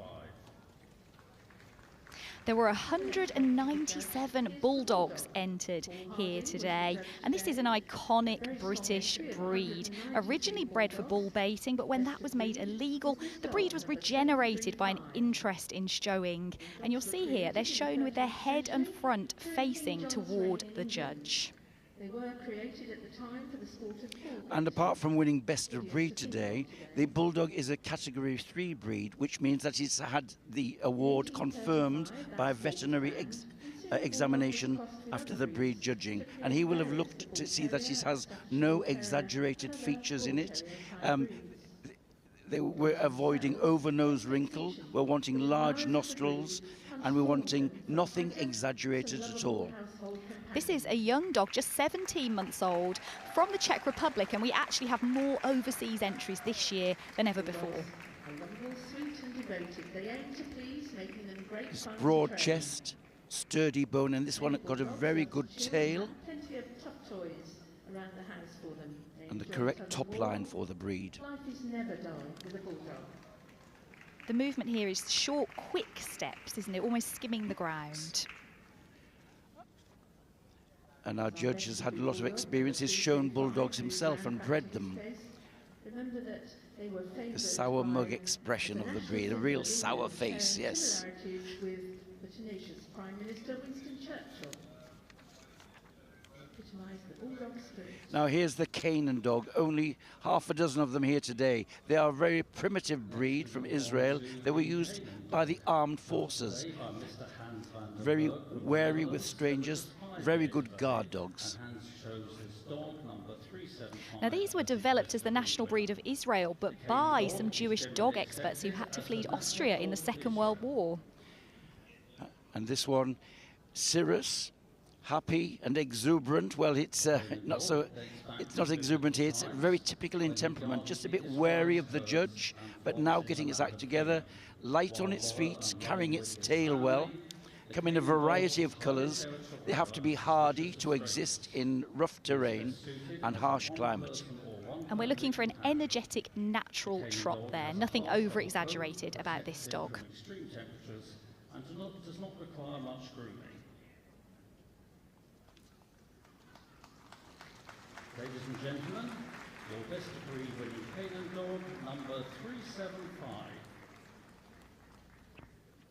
Now we see the Chow The lion-like appearance here of the Chow Chow. There were 96 of them entered today, and this is a breed that originated in China more than 2,000 years ago. They've been used for hunting and as guard dogs, and we might just see there the unique black tongue and gums as the dog's panting. Yes, They spent much of their early years. this looks very impressive. It's sturdily boned, compact, this tail carried high over its back. The Chow Chow has a typical, a very special action. It's not a long striding action. It's a moderate rear angulation, which gives it a unique action. Here, strong head and muzzle, clean eyes and these neat little ears. This one is a 2-year-old female called Seb, here from Wales, and a previous Group 2 winner, so can she go one better today? The Chow has a muscular, powerful build in a fairly compact body. And the movement of these is unique as well, isn't it, Frank? Yes, from that moderate angulation in the rear, they have a rather stilted action in the rear. You can see that there. The affectionate Chow is devoted Very to good the world action with coming family, towards us. but in different strengths Sturdy and sound. They like moderate exercise and walks and play. They're a great family member. That's our best of breed Chow Chow. Now, from the largest entry in the utility group, the Dalmatian, it's beaten 222 other Dalmatians to get here. What a day for that. From the Regency period, where it was used as a carriage dog, trotting alongside the handsome carriages, the horse-drawn carriages, and at night they used to guard the stables. We are still not absolutely sure of the exact Now, this is a female, just 20 months old, topping that entry. She's called Sapphire, a former Dalmatian puppy of the year, and described as exuberant. The name suggests the breed. This one is a black spotted. They also come in liver spotted. Now, quite young, but coming from a very successful breeder. One of the great things about the Dalmatians is that they have to have this great, elegant stride going alongside the carriages. Hadn't to be too big. They had to go under the chassis if necessary. And in terms of the spots, Frank, is there an ideal size for those? Well, they shouldn't run together. You know, they want them perhaps the size of a 50p piece, something like that. And there should be clear white background, no little freckles amongst the white background. The Regency carriage dog. Now a fairly recent addition to the utility group. Here we have our Eurasia breast of breed, a typical Spitz here in outline. We've got that wedge-shaped head, the distinctive furrow there on the brow, and this is a dog that should be really unexaggerated. The name, as you may have guessed, simply means combination between European and Asian influences. And again, it's inherited some of the characteristics of its parents, the Chow Chow and the German Spitz. We see the wedge-shaped head, the harsh, off-standing coat, and the brisk action. This one is a 4-year-old dog called Logie from Derbyshire. It's thought also that the Samoyed is in its background, and we see the similarity there in that Spitz type. But also alert, intelligent, playful, and very sweet-natured. They're naturally protective and devoted to their families, not usually aggressive towards strangers. Although this one lives in Derbyshire, it's been abroad and had lots of success in Europe, so well done you. That's our best of breed Eurasia number 697. And now on the table, the French Bulldog. Very big entry of them today, 242, and here's our winner, this little brindle dog. Smaller than the English Bulldog. It's thought that the breed was taken by lace makers to Belgium and developed in the Low Countries and in France to become the French Bulldog. those bat-like ears that we see there, unlike any other breed, and give it a clownish appearance. And it's seen a huge rise in popularity. The registrations have gone up more than 10 times since 2009, and it's almost a victim of its success, isn't it, Frank? A victim of its own success, because in the pandemic, in the lockdown, there were many puppies bred when people wanted to own them, and so it became overpopulated with some unscrupulous breeding. Without taking much heed of health testing, and with some new colours being introduced into the breed. So they became, as you say, a victim of its own popularity. Our judge here looking for a compact, sturdy dog. It should have good bone and a really kind of square head when we're looking at it with those ears. In recent years, the breed has seen a meteor. This one is a Best in Show winner, had great success. The judge today, Miss Singh, stepping in, a replacement judge, but had a very good entry, and here's her Best of Breed winner. The smaller of our German Spitz here, this is our Klein Best of Breed winner. Queen Victoria showed one of these at the first ever Crufts in London, and they're descended from larger Spitz dogs that were brought from Scandinavia by Vikings. We'll see the larger version in a moment. German Spitz breeds are thought to be descended of larger Spitz dogs brought in. Our judge just going over, it's important in these coated dogs that the judge gets the hands on and feels under the coat to feel the structure of the dog, the good bone, the correct shoulders of the breed, very important for the movement. They've that good rib cage and chest for heart and lung room. It's not just a superficial beauty show, it's about anatomy and movement. And here, very brisk, typical action of the German Spitz, that wedge-shaped head again, the tail carried high above its back. And this is the ancestor of the Pomeranian, which we'll see in the toy group a little bit later, isn't it? They're known to be lively and an entertaining family pet.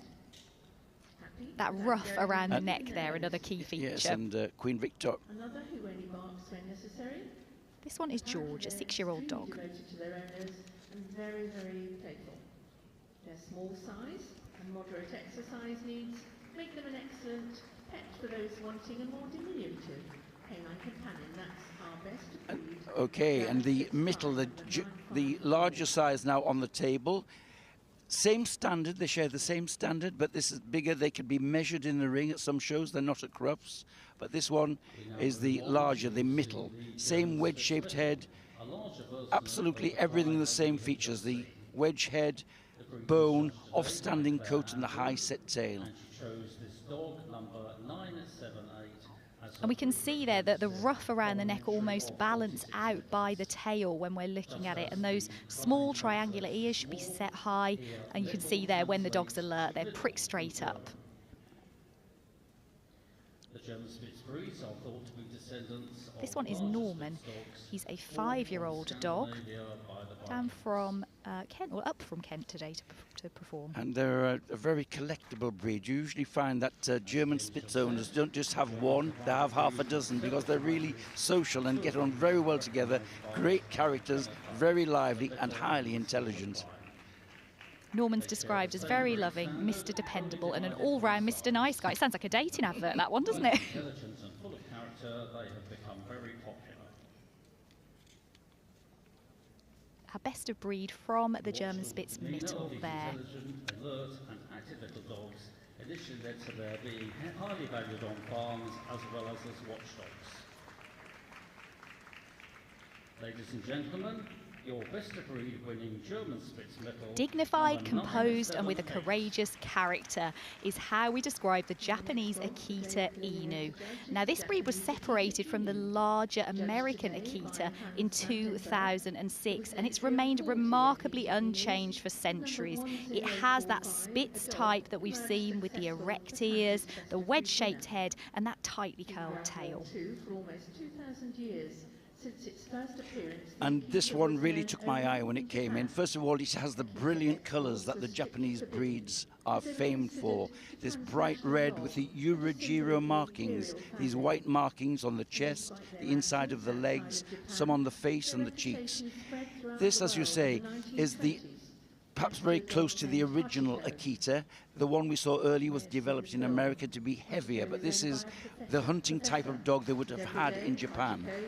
This one is a big international winner. Over from Spain today, Kichi, a 4-year-old dog, has won multiple best in shows across Europe.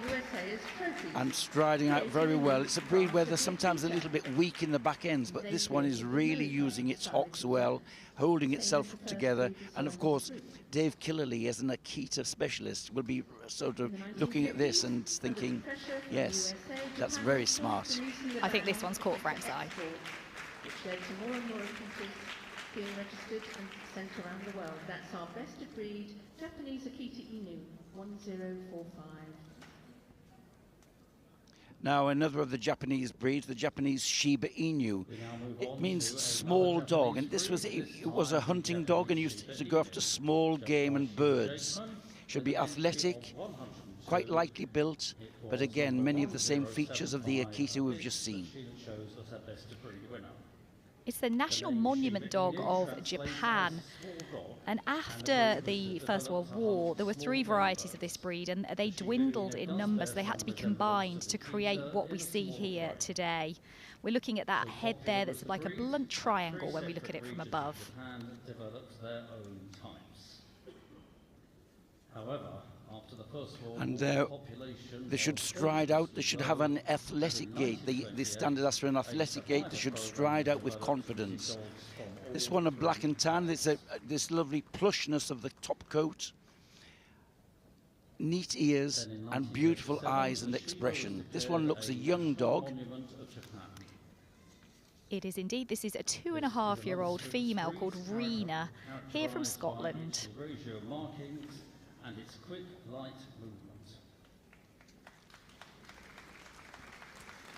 Ladies and gentlemen, that's your best of breed Shiba Inu, exhibit number 1075. We now turn our attention to another breed from Japan, the Japanese. The contrasting crisp white coat and black pigment here of our best of breed Japanese Spitz, judged by none other than Frank Kane today. This is a 6-year-old dog called Max, and we're looking for that profuse white standoff coat and a really well-plumed tail that you can see there. Our judge just putting it up over the back where it should be carried. The Japanese Spitz was developed in Japan in the 1930s. Some white Spitz-type dogs. And showing the lovely black pigmentation of the nose and the eye rims, this oval eye. This dog, it really impressed me. He's so correct to the breed standard. Wedge-shaped head, the harsh top coat. He's got good leg length. That's very important, and strong bone. They haven't to be toyish. So, and again, getting his act together now. He looked a bit unsure when he came into the ring. Now he's carrying himself well. Lovely tail carriage over the back. A picture of balance and breed type.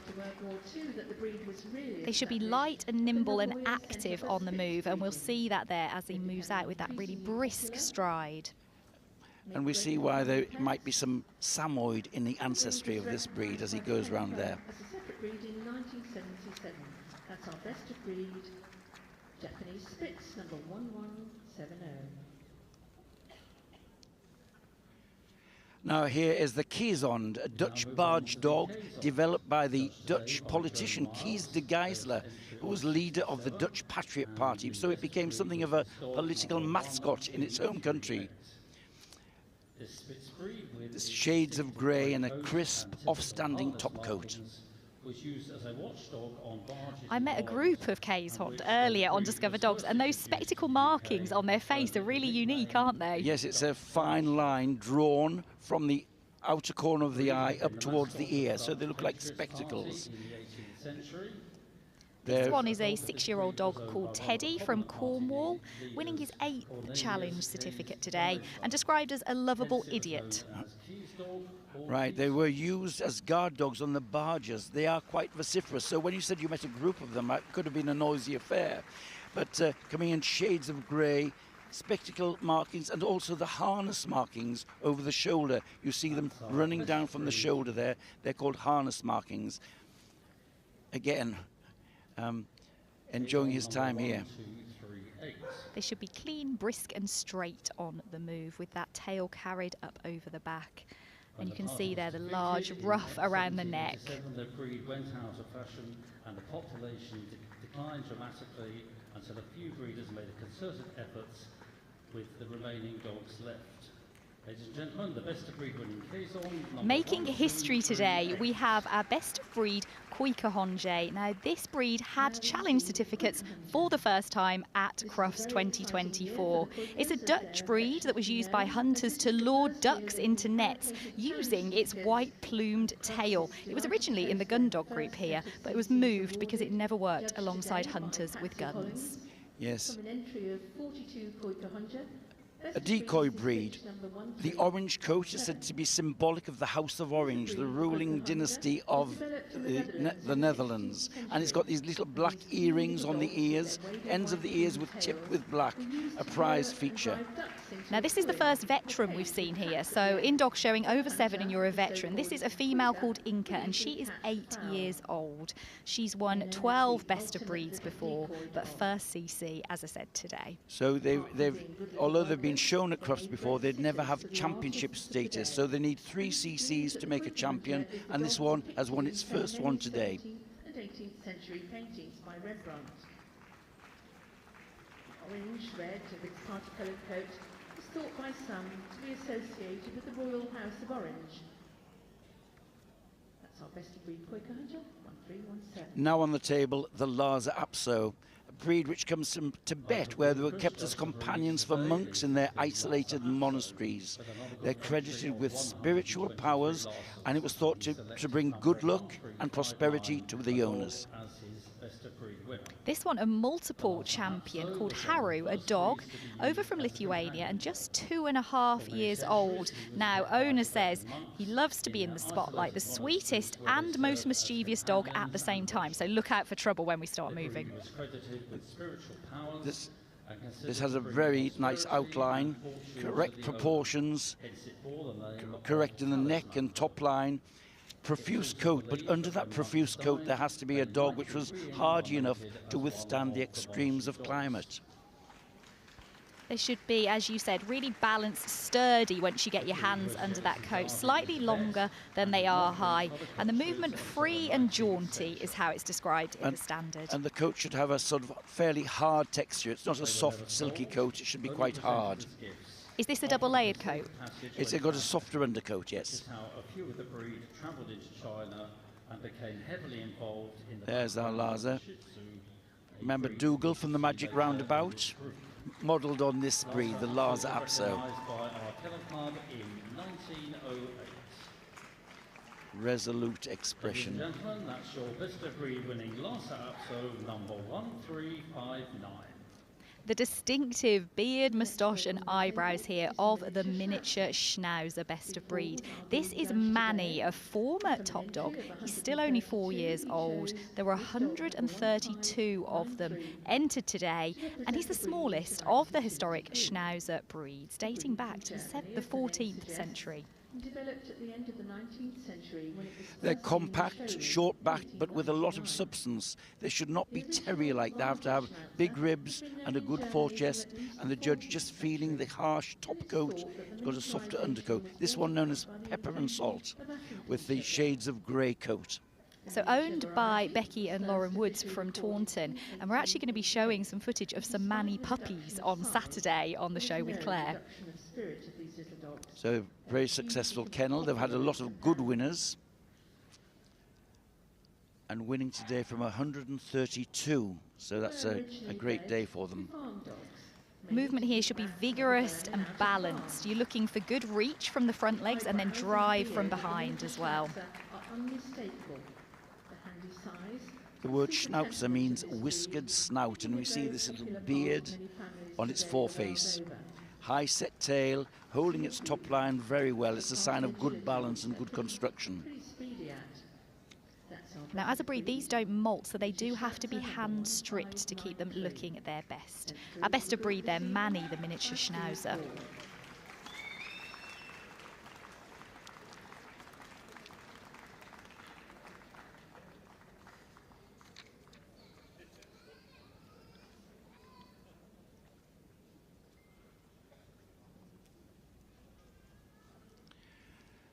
Now, the very elegant outline of the miniature poodle. That short back, long neck, great carriage.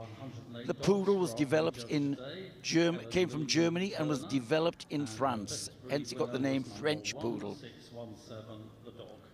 This one is a 6-year-old dog called Cirrus Black. Now, lives in Kent but has been in California and been shown in the US for the last year.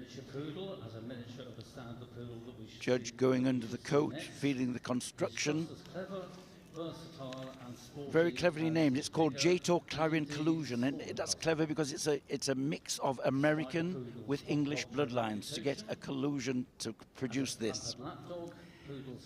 So in terms of size, this is our middle option, isn't it, when you come to your 3 poodles? Yes, and this lion trim it has here, when she comes out from behind the table, there we are. This big mane of hair over the forequarters. This is a functional clip because the poodles were originally duck retrievers, and they clipped the hindquarters and gave it a lot of coat in the front to give it buoyancy in the water. So it's not just a fancy hairdo. And the joints, the hocks and the pasterns are protected by these pom-poms, protecting them from knocks or from the cold water.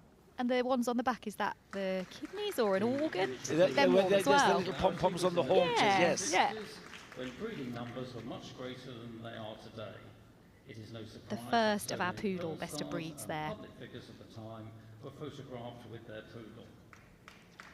Happens to be wherever you are. This is the best of breed winning miniature poodle number 1617. Now we move on to the largest of the 3 sizes. Showmanship personified. That is the standard poodle for you. The second of the poodles we'll be seeing tonight. This is a big winner over from America, where he became a champion. 4-year-old dog called Boomer. He's won at Westminster Show, at the World Dog Show. He's a really big one to watch tonight. Judge, just looking at the dentition, that's very important, and the underjaw, they need some chin. Now, this is the largest of the poodle sizes, and this was the original duck hunter. Strong, powerful, hugely intelligent. The judge just feeling the texture of the coat. That should be wiry. Running down to see its muscle tone on its back legs. And they really should be in absolute peak muscular condition here, which we'll see as they start to move. Those thighs should move neither in or out as the dog powers from behind. And the tail, in this instance, should be carried up and proud. Now, always the consummate show dog, the poodle, and he's got a very good handler, Jason Lynn. Regular viewers of Crufts might remember him winning Best in Show with a black standard poodle some years ago. They've had great success with this and with American cockers. There are 167 of the standards here today. There's a lot of work goes into that, but when it comes out looking like this, it's spectacular and well worth all the effort. That's the standard poodle 1763.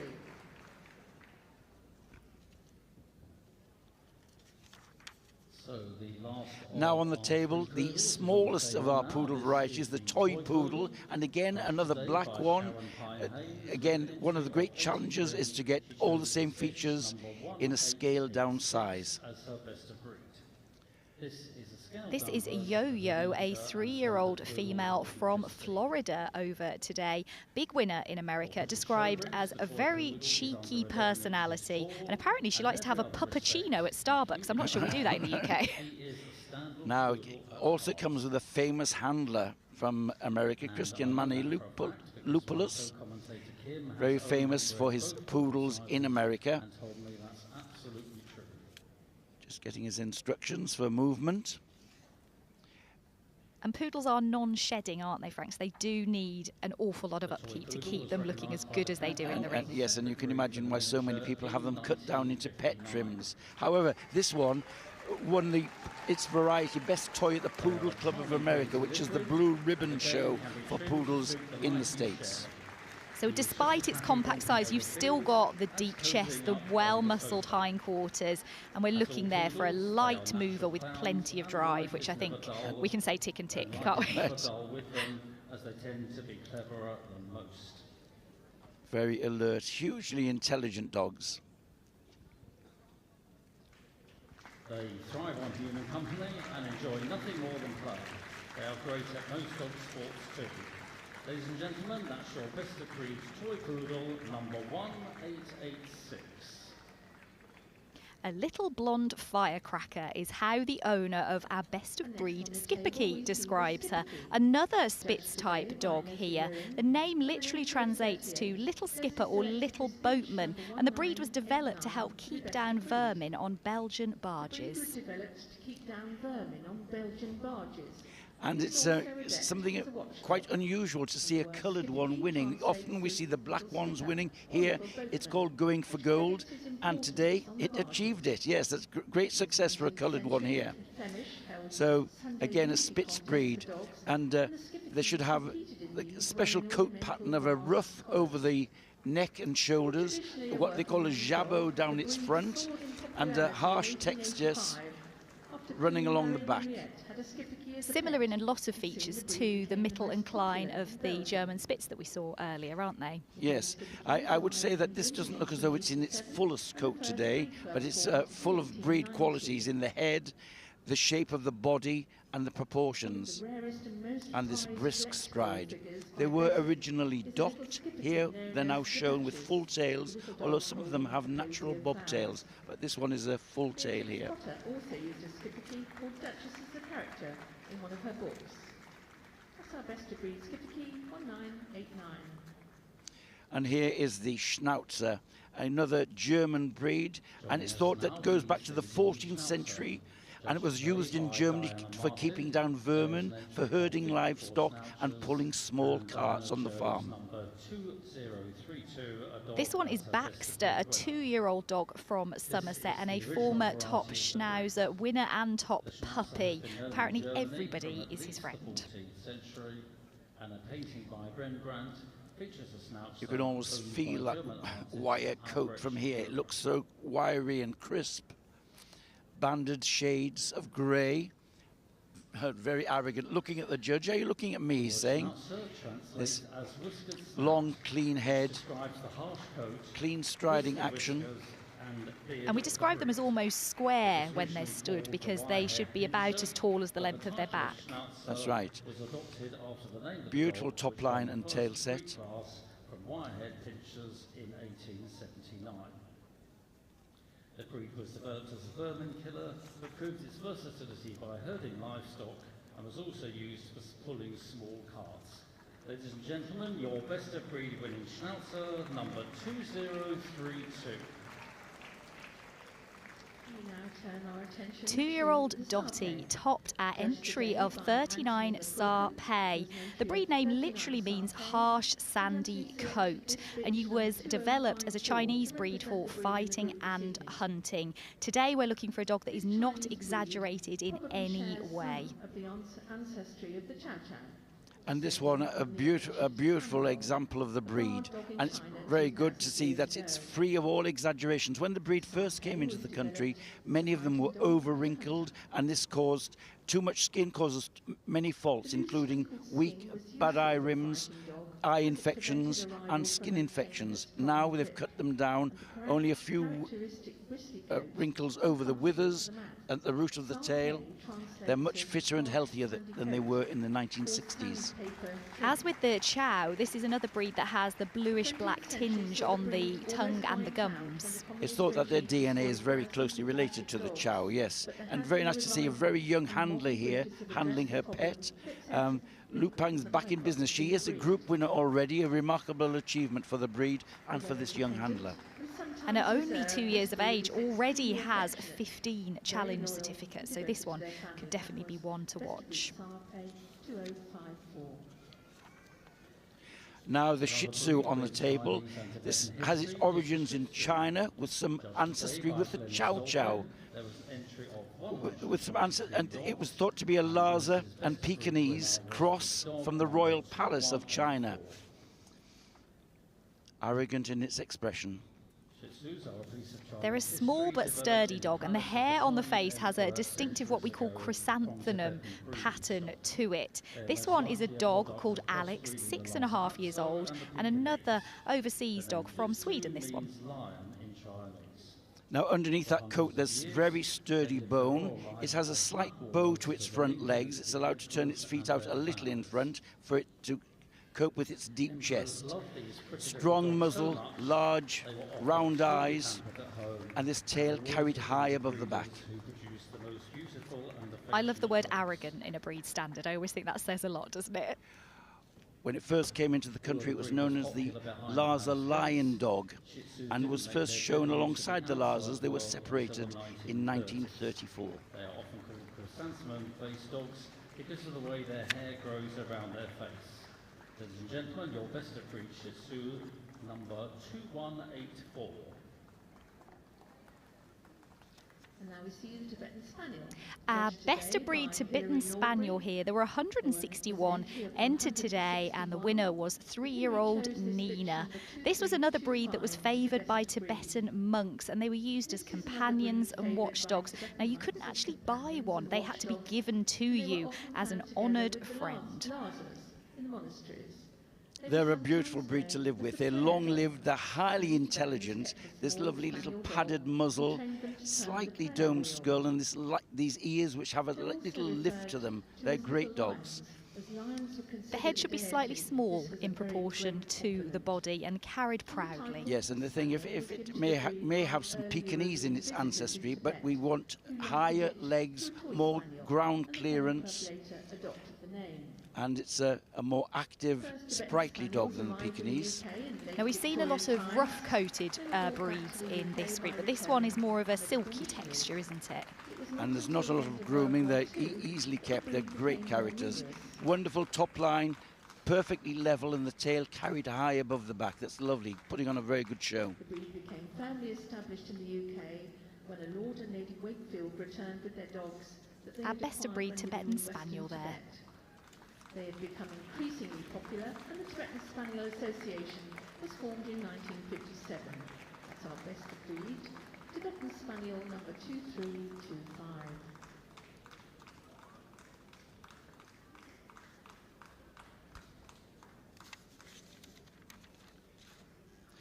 Now on the table, the Tibetan Terrier.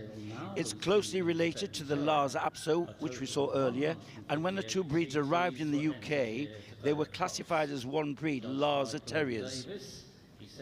The two breeds were separated in 1934, and here is the Tibetan Terrier. This one is a breed record holder at only 3.5 years old, a female called Fancy, here competing from Louisiana in the USA. The breed is not a terrier. A judge just going under the coat, looking at the hind quarters from the back, seeing that its hocks are strong and pointing straight ahead. To an English surgeon, Dr. Gregg, Square in outline. Now, 1920s. this one has won 8 Best in Show awards in America. Great record. Today, it was a specialist judge, Glenn Davies, judge. He's a very successful breeder in this country. And here is the winner from a big entry of 158 today. This is another breed with that distinctive double coat, so woolly underneath and then profuse on the top, but the judges really got under there and felt the construction of the dog. Squarely built and rustic in appearance, the Tibetan Terrier striding out well, his long strides. As a show dog in recent years. Our best of breed Tibetan Terrier. By the nomadic tribes and travelling folk, they were mascots and luck bringers, and are never given away, as it was thought that you could be giving away good fortune too. Ladies and gentlemen, your best of breed winning Tibetan Terrier, number 2422.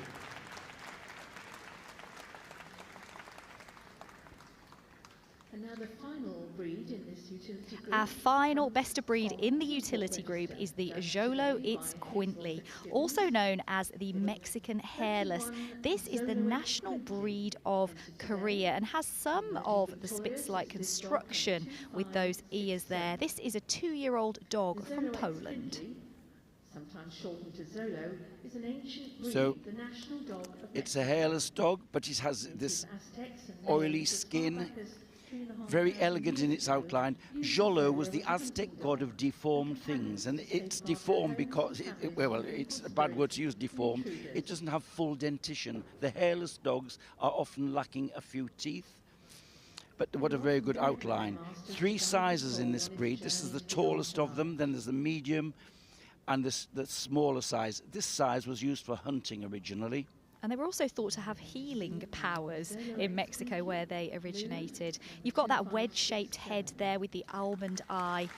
And what are we looking for on the move with these, Frank? Again, we want clean action, covering the ground well, and this one is, and it's a very nice temperament on it, striding out, very confident. So although it's called hairless, it does have the tiny little strap on the head, doesn't it? Yes, and sometimes a few wisps on the feet as well. They're very active and sporty. That's our best of breed, winning Zolo instantly. Our best of breed there from the import register breeds.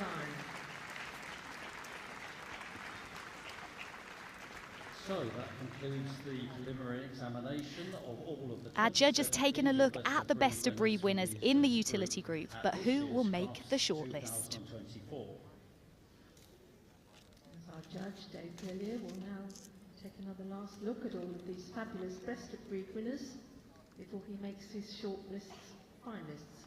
So let's hear a round of applause for all of our marvellous best of breed winners. They've shown their steps up in this group this evening. It's a long day for them and they've given us a marvellous spectacle. There were a total of 2,587 dogs judged here today. And now the judge going round to remind himself of what is found on his hands-on examination. We've all looked at them from the ringside. He has the privilege of having examined them, so he'll know what he found. He's now to decide which 8 he's going to have out for a second look. Any that are catching your eye in the immediate lineup? Well, I like the Tibetan Terrier very much. I like the Jolowit Squintly, very impressive, and the Standard Poodle. So we'll see. And of course the Akita Inu, the Japanese Akita Inu, put on a great show. The first of our shortlisted breeds. So he's... in comes the French Bulldog and the Klein German Spitz and the Akita Inu. Very good show from that one. The Lhasa Apso is called forward, and the miniature Schnauzer. You'll be happy with that, Laura. I am and very happy there's with the Manny. Standard Poodle brought out. Looking incredible. The Tibetan Spaniel and the Tibetan Terrier. And there we have our lineup for the utility group. And what a way to start. Big round of applause for all our other best of breed So well done to the others leaving the ring. They'll have enjoyed their experience here. A magic feeling to be in the big ring at Crufts. So our judge just sending them back to the side of the ring now, and will move them again before deciding on the 4 positions. Dogs move again. It's your opportunity to cheer for your favourites. Now the he, first dog to move out is the French Bulldog.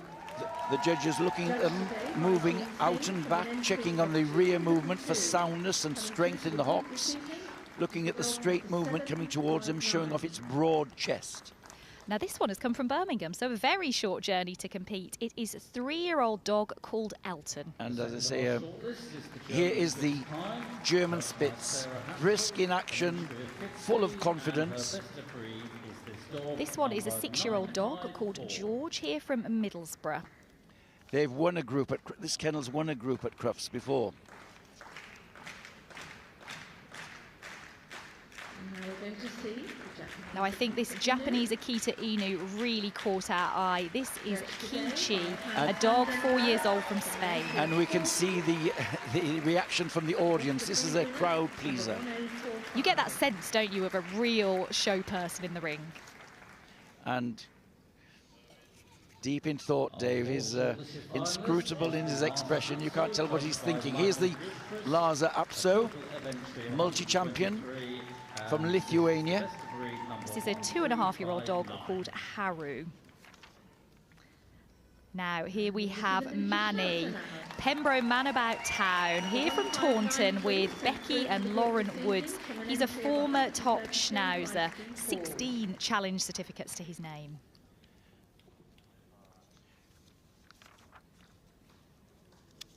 And the poodle representative, the standard, and what a show dog this is. The handler really striding out to let him have his scope to show off his stride. A really big winner this is Boomer, a 4-year-old dog from Blackpool but competed all over the world. The first of the Tibetan breeds to make the shortlist. This is the Terrier, a 3.5-year-old female called Fancy. Now, it's not glamorous, it's not flashy, but it's a beautiful quality. It's not all about flash and dash. It's about correctness of breed type. Lovely Tibetan Spaniel. And again, another big winner there, the breed record holder, in fact. And our 8th finalist here is the Tibetan Terrier. And here's this big winning Tibetan Terrier from America. And you can see why she wins best in shows. Lovely movement, great carriage on the move. This is a really, really strong shortlist. The boards are coming in, so our judge has decided. Nerves will be jangling, and the boards have been called for. Well, where's he going to go? The Akita, he knew was marvellous. The standard poodle, the Tibetan Terrier. The boards are out. Where's the handshake going?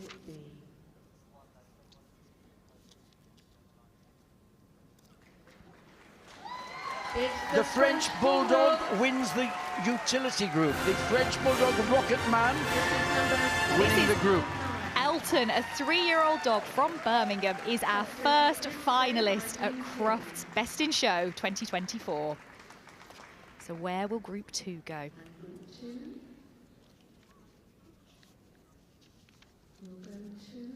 Striding along, it's going to be the Tibetan Spaniel. Lovely, lovely.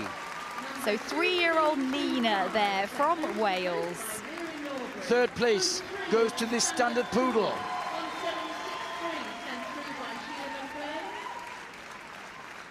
Sorry, that was 3.5-year-old Fancy in second place. And for 4th spot, it's the Tibetan Terrier. So there's the Tibetan Terrier from America taking 4th place here. So we have our first finalist for Sunday evening now in the little French Bulldog, Elton, Chelm Bull Rocket Man. It's my great pleasure to have a quick word with our first group winner of Crufts 2024. Abby, you look absolutely lost for words. I'm completely lost for words.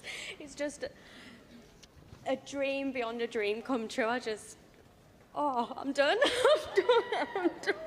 Tell us a little bit about this dog, this gorgeous little Frenchie. Yeah, he's a little bit special. So he took the breed record from his dad last year. Only Frenchie ever to win a Best in Show, and he's just took us on a journey that we just never thought would be possible for this breed, and he's just done it again. It's unbelievable. I'm honestly the words. My dad, wherever Dad is, like, yeah.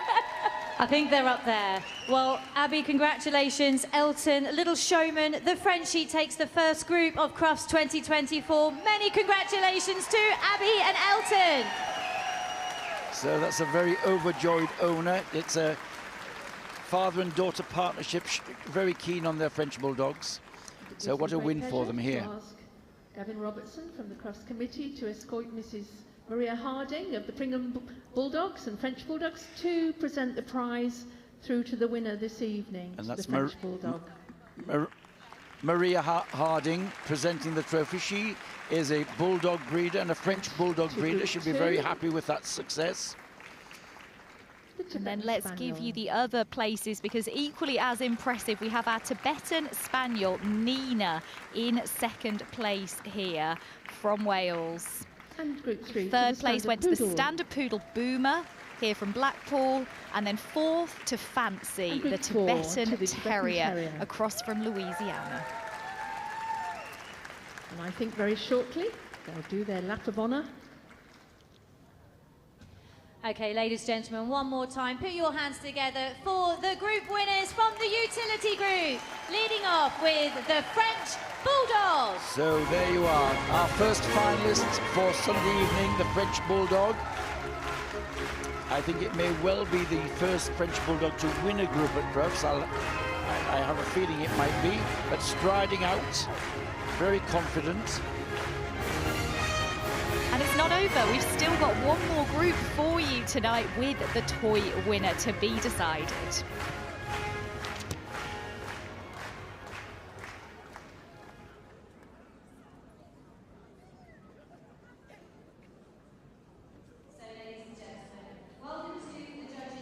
Second group on day one at Crufts 2024, the toy group.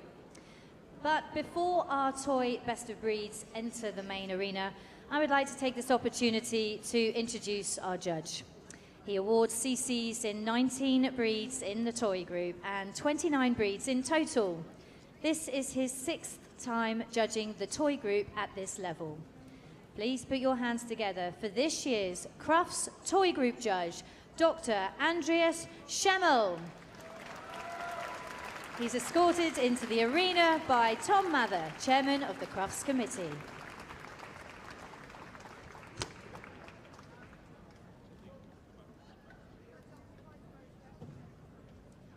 So with our judge in position, please show your appreciation to all of our toy breeds as they enter the Crufts main arena, led in by the Affenpinscher.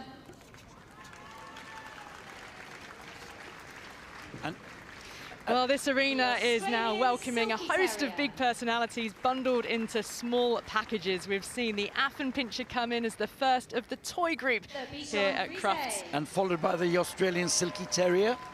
They come in thick and fast. The Bichon Frise in next with that wonderful coat.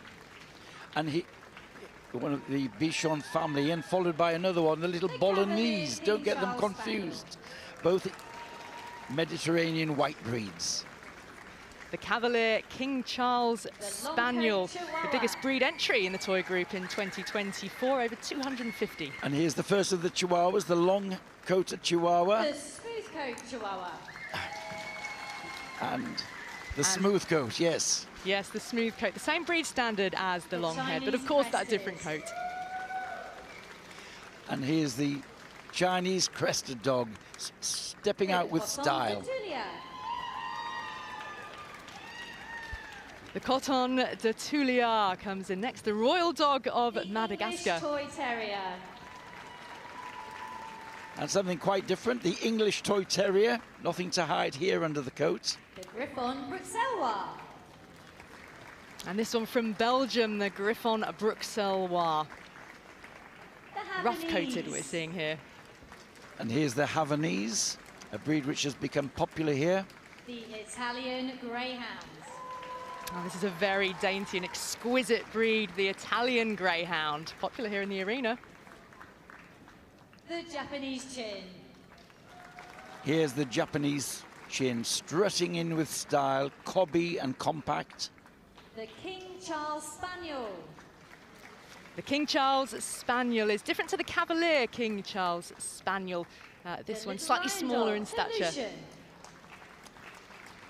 And here comes the Löwchen, this German breed, little lion dogs. The Maltese. This is the Maltese. You can guess this breed comes from Malta. Very sweet, natured dog in that beautiful pure white coat. And here's the miniature Pinscher, a big winner, and so stepping out with lifting his legs in this hackney action. Full of personality. The Papillon, the butterfly dog. Just look at those ears, well feathered, just like the wings of a butterfly. Fluttering like a butterfly, yes. The Pekingese. Something very different now, the rolling, solid action of the Pekingese.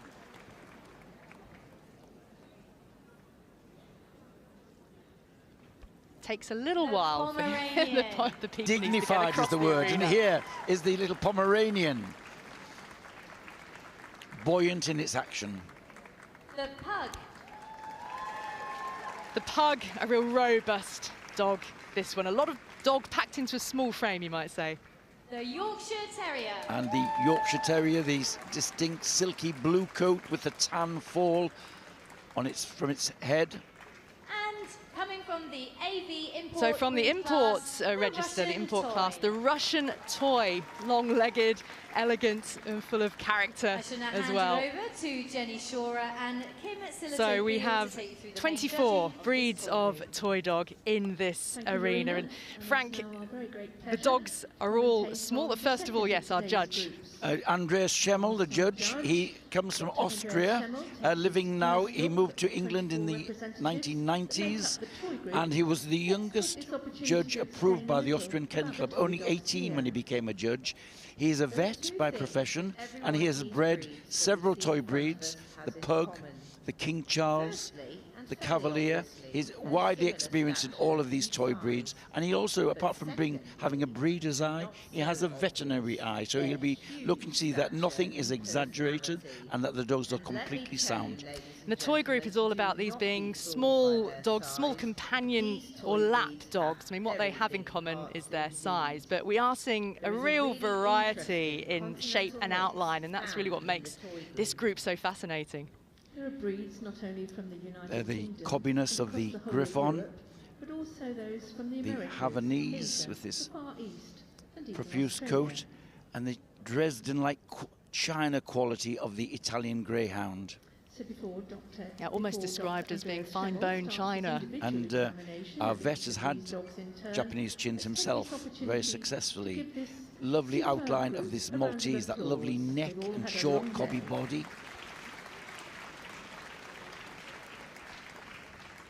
So much grooming has gone into the Maltese. The papillon is such a distinct outline, isn't it? We noted the ears, but of course the plume in the tail as well. Spread wings of the butterfly, the ears, yes. And there's the low to ground substance of the Pekingese. Jangling, I can tell you at this point of the evening.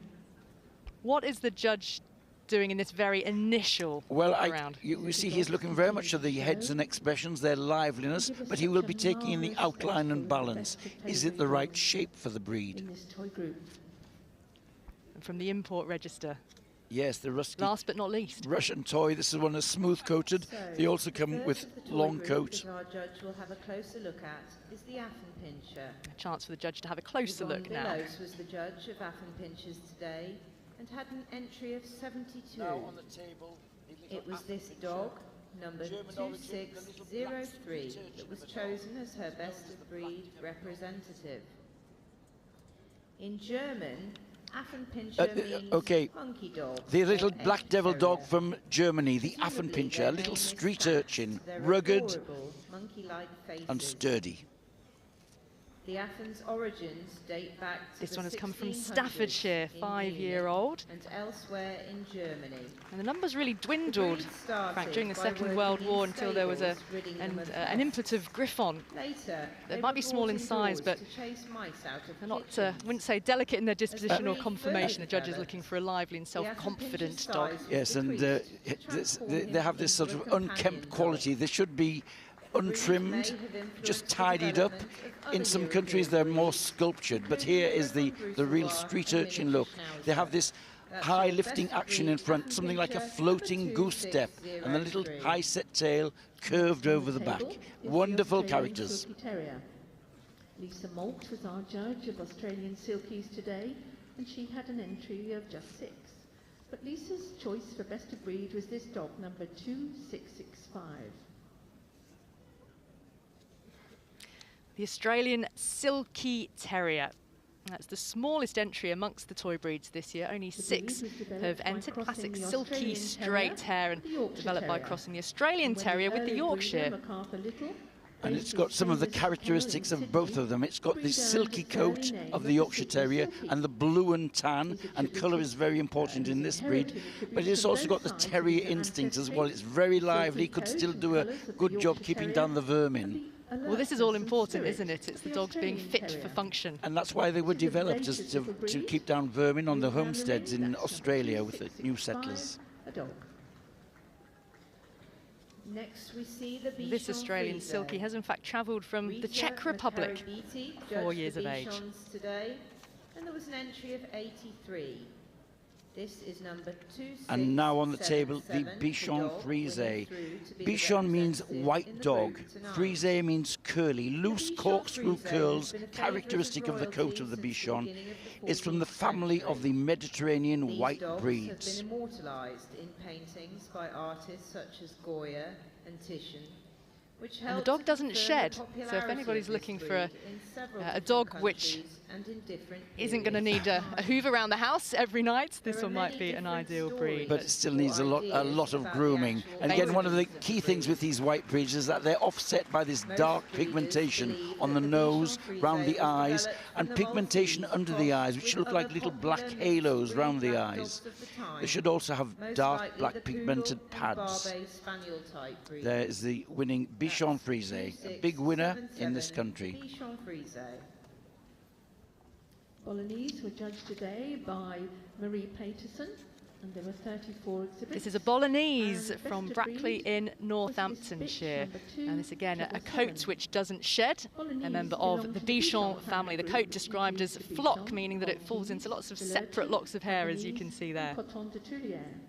Wonderful breeds, sturdy and square, and this wonderful dark pigmentation on around its eyes and on its nose.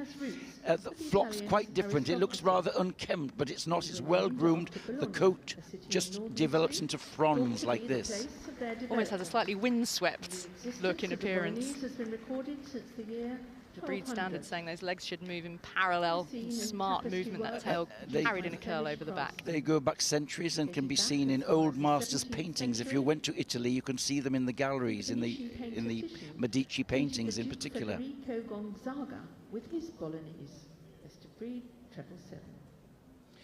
Now on the table, the Cavalier King Charles. It takes its name from Charles I, the Cavalier King of the 17th century, and it's one of the Royal Spaniels. This one a Blenheim, a rich chestnut and white. The best of breed selection was the bitch. And this Cavalier King Charles Spaniel has come all the way from Connecticut in the USA, a 3-year-old. There has been much speculation about the And apart from winning at Crufts today, she also won the bitch challenge certificate at the Breed Club show, the biggest breed show last weekend. So a good visit from America, having 2 big wins.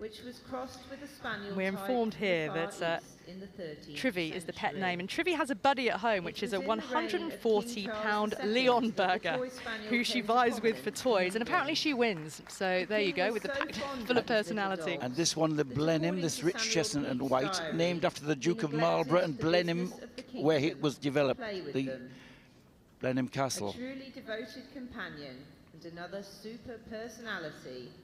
Ladies and gentlemen, the best of breed Cavalier 2856.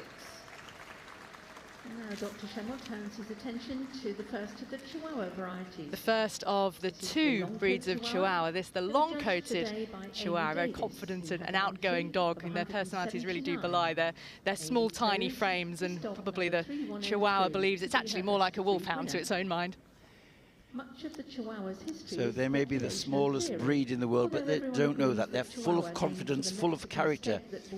This dome skull, these flared ears set at 45 degrees to the skull, level top line, and the tail carried like a scimitar over the back. Now, this one is a big winner. It's come from Sweden to win, but it also won at Crufts last year, and it's won the world title at the World Dog Shows. So, great success here, and you can see why. What carriage, lovely free sound movement, the tail carried high, the level top line. Very dainty in its movement, yet still compact. Take a lot of beating, given its championship status. Best of breed, long-coat Chihuahua number 3103. And now the smooth coat Chihuahua on the table. Same breed standard as the long coat, only differing in the coat. This is a dense coat, a smooth coat, but again the same dome skull, these large dark eyes, illustrated beautifully there. And the tail, a thick tail, carried like a scimitar. Very sturdy, but a big character in that small frame. The breed was standardized and became undoubtedly the smallest dog. We've already mentioned quite a few countries so far in this toy group. This one travelling all the way from Valencia in Spain. 2.5-year-old dog. And that smooth coat, Frank, should be dense, shouldn't it? I mean, the tail obviously doesn't have the plume of the long coat, but yet you see it carried over the back as per the breed standard. Although hailing from Mexico, it was taken to America from tourists, and that's where it became popular, especially with the Hollywood film stars, and that popularized the breed. There were 120 cresteds here today. Well, this is a really distinctive breed. The Chinese crested. It does come in two varieties, the hairless and the powder puff. This is, in fact, the hairless with hair only on the feet, head and tail. And the breed's thought to date back to the Han Dynasty in China. This one impressed me when it came into the ring. Very stylish, very confident. We see this mane of fine hair running from the top of its head down to its withers, that smooth skin, and again its pasterns and feet are covered by this veil of hair. So My Little Pony striding out there. Doesn't that look smart? This lovely long clean head. And it's another champion dog, Frank. And again, it's come from Germany. It's also, this breed also comes in the coated variety, known as the powder puff. That's our best of breed. Plenty of spirit from the Chinese crested from Germany. Now we move on to the Coton de Toulier. There were 67 exhibits. Now the distinctive outline of the Coton de Toulier. This is the royal dog of Madagascar, developed on the island of Tula for several centuries and owned by the noble families of Tula. It is believed the descendants of this breed were this single textured coat, this fine cotton textured coat, broad skull, dark pigmentation on the nose and the eye rims, which really set off the colour. But why is it just a single coat for this particular breed? Well, I couldn't answer that question, but it's a coat which takes a lot of care and maintenance. One of the distinctive features of this breed is the arch over its loin. You see that the top line is not absolutely flat. There's an arch over the loin running down to a lower set tail. That's a breed feature. And the breed standard does state that that coat shouldn't be trimmed either, except perhaps tidying up the feet. So, Coton de Toulier from Middlesex in the UK. The Coton 3500. And the next dog on the table is one of the oldest of Britain's native. Oh, this is the English Toy Terrier. It's actually on the vulnerable breeds list.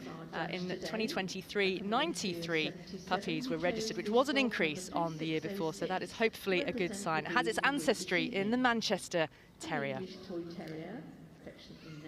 This is a lovely breed. We saw it in the vulnerable breed, but it is becoming more popular, and it's an easy maintenance dog, this fine coat. But what we're looking for here is a dog with smooth, flowing, curving lines. We see the wedge-shaped head and the candle flame ears. They're shaped like candle flames, and this long, extended trotting action. This one, black and tan, it's the only colour in which the breed comes, and we see on its front legs a little black thumbprint, a prized feature of the breed. Best of breed, ETT, number 3606. Now it's the turn. And now on the table, the Griffon Bruxellois, a Belgian breed, comes in two coats. This one, the rough-coated, which means it's harsh coat with a softer undercoat, and that broad skull and large dark eyes. Origin of the modern Griffon Bruxellois is shrouded in mystery. And this face, Frank, is a particular feature, isn't it? Said to be in the breed stand almost a monkey-like face. Yes, it's a broad skull and a broad, slightly upturned chin to give it this strong expression. They're great characters. A lot of substance, strongly boned. This one moving out very nicely. Again, this is another toy breed which features in the paintings of old masters going back to the 17th century. But they were not just a toy dog, they were used to keep down rodents in the stables. Yeah. And this one, 18 months old from Yorkshire. No records were kept and the origins remain unclear. Ladies and gentlemen, the Griffon Bruxellois 3698. Now the Havanese is a member of the Bichon family. Beautiful silky coat on what is the national dog of Cuba. It's another dog with a full coat which does not shed. It does come in a wide variety of colours, said to be affectionate, intelligent and very lively. They come in a rich variety of colours. They're becoming very popular. Popularised as a show dog in America, where they are hugely popular, and sometimes they're shown in corded coats there. They have to be light and athletic on the move, a jaunty action, and the top line should not be absolutely level. There should be a slight rise towards its hind quarters. But this one's showing the good, lively action of the breed. The sort of sturdiness you'd be looking for, Frank, in this one? Yeah, yeah. It's very nice, strikingly marked. A big win in Italy. That's our best of breed Havanese. Havanese is 6 years old and has travelled from Italy. And now on the table is the Italian Greyhound, judged today by Charlotte Now the Boyle. distinctive outline of the Italian Greyhound. Charlotte sent through to Many of the toy breeds are miniaturized versions of sporting breeds, and this Italian Greyhound is one. It's thought that the men of the household have their hunting dogs. The smaller puppies of them were handed over to the ladies of the house as their little lap dogs or companions, or indeed their bed warmers, their comforters. Queen Victoria, just to name a few. Despite their name, they were not This has all the lines of a sight hound, curving lines, lovely long, clean head. They're quite fine boned, and we want this light lifting action. There should be good lift of its front legs and reach in its front legs. Beautifully exhibited, that high stepping action. This one again from the USA, 2 years of age. Zena Vaughan Andrew judged the Japanese chins today. Best of breed that we see on the Now the Japanese chin in fact originated in China, but the breed made its way to Japan when the Empress of China gifted a dog to her Japanese counterpart, and the word chin means cat-like, and there certainly are cat-like features, particularly if you ever see a Japanese chin cleaning itself. Now they're a beautiful breed, and they're gaining popularity because of their great characters. Look at this lovely padded muzzle, dark eyes, and the sturdiness of body. It's quite a sturdy dog under that silky coat. One thing I like about the breed standard, Frank, is that it describes that this particular breed is said to have a look of astonishment almost about it because of these small amounts of white around the eyes. Shows a small amount of white in the inner corners of the eyes. But I always think of the breed as an oriental aristocrat. It carries itself with such dignity and self-importance. Although this one's black and white, they also come in red and white and lemon and white.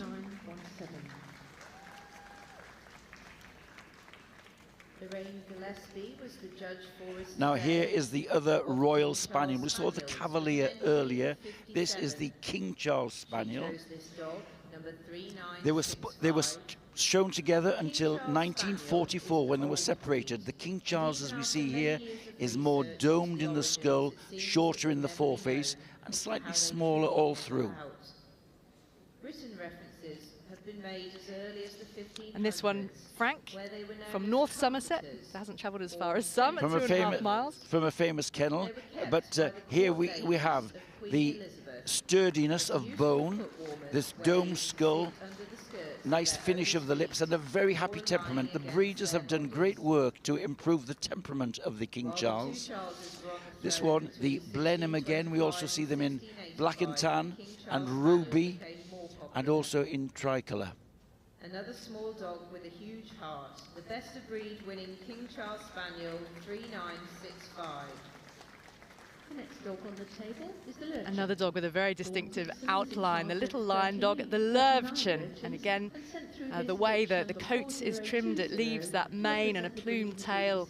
And when the dog has shaved hindquarters, that used to be where the ladies who owned the dogs would hold the dog tight, almost like a bit of a hot water bottle, because the heat of the dog would come through those shaved hindquarters. And it's where he gets his name from, the little lion dog.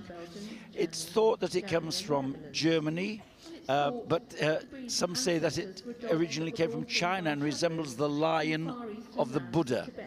So people felt the dog therefore had an element of sort of protection about them, that they had the power of a lion almost. They were certainly a comforter dog and popular with the ladies as their bed warmers, yes. Book of Records as being one of the rarest breeds in the world. Sturdy, strong skull, shorter muzzle, and the tail carried over the back. And this one a champion from Lancashire. The Maltese was sent through to the group today by George Farmer. And now the Maltese. I saw this dog winning a very good open dog class today. Very impressive in this lovely reach of neck, the level top line, and we can almost feel that silky texture from here, which is the desirable texture of the coat. Beautiful black pigmentation. This has got great charisma for me. And that's got to take a lot of grooming, Frank. How is it that that coat can be kept so beautifully Well, straight? it's often wrapped up between shows in what's called crackers. That's sort of oiled paper to keep it wrapped up. However, this is another of the Bichon family. It came to mainland Europe through the Phoenician sailors who were responsible to take a lot of breeds all around Europe. They're remarkable in the development of dog species, yes. And it's important, isn't it, that that coat doesn't, as long as it is, it doesn't hamper the dog's movement in any way. This beautiful cobby and short in the body, lovely top line, some lift to its tail, and again black pigmentation. The judge will have looked at the black pads, the nose and the pigmentation of the eye rims to set off. But this underneath the coat looks a very sturdy dog. Best of breed was this dog number 4139. Here is a sturdy, compact, lively and high-spirited breed. It's the miniature pincher. Like the bigger version, the pincher, the miniature variety was originally used to catch rats, but the breed generally is tending to be more of a family companion these days. Stops there. The miniature pincher. We have the standard, the pincher in another group, and the Doberman pincher in the working group, but here is the miniaturized version. They are sturdy and square, but one of the great differences is the action. We ask for a hackney action in the miniature pincher. We see this lifting of the front legs and correspondingly a higher hock action on the rear. It's hackney horses and ponies and the hackney action in the miniature pincher. Higher action at both ends. This big winner, runner-up for best toy last year, best in show winner at one of the big toy shows, so he's got great form. Trevor, a great character. 22 months old from Gloucestershire. There was an entry of 153 papillons today. The papillon, the little friendly butterfly dog. Mentioned as the dogs came into the arena, those ears heavily feathered either side of the head to give that appearance of the butterfly wings and the plumed tail as well. Very elegant and fine-boned dog, and was a best in show at Crufts in 2019, the papillon breed. A papillon is clearly shown in a family Exquisite fine-boned breed. They were developed in France and Belgium as the Épagneul nain, which means a dwarf spaniel. We see the wonderful ears on this one, a tricolour. Continental toy spaniel. It also comes in a drop-eared variety called the Phalène or moth. But here, this one, fine-boned, said that the movements should be so light it looks like a fluttering butterfly. And this one is very well travelled from Reykjavik in Iceland, although living in Sweden, we're told. This is your best of breed And papillon. that coat, silky and flowing. 4193.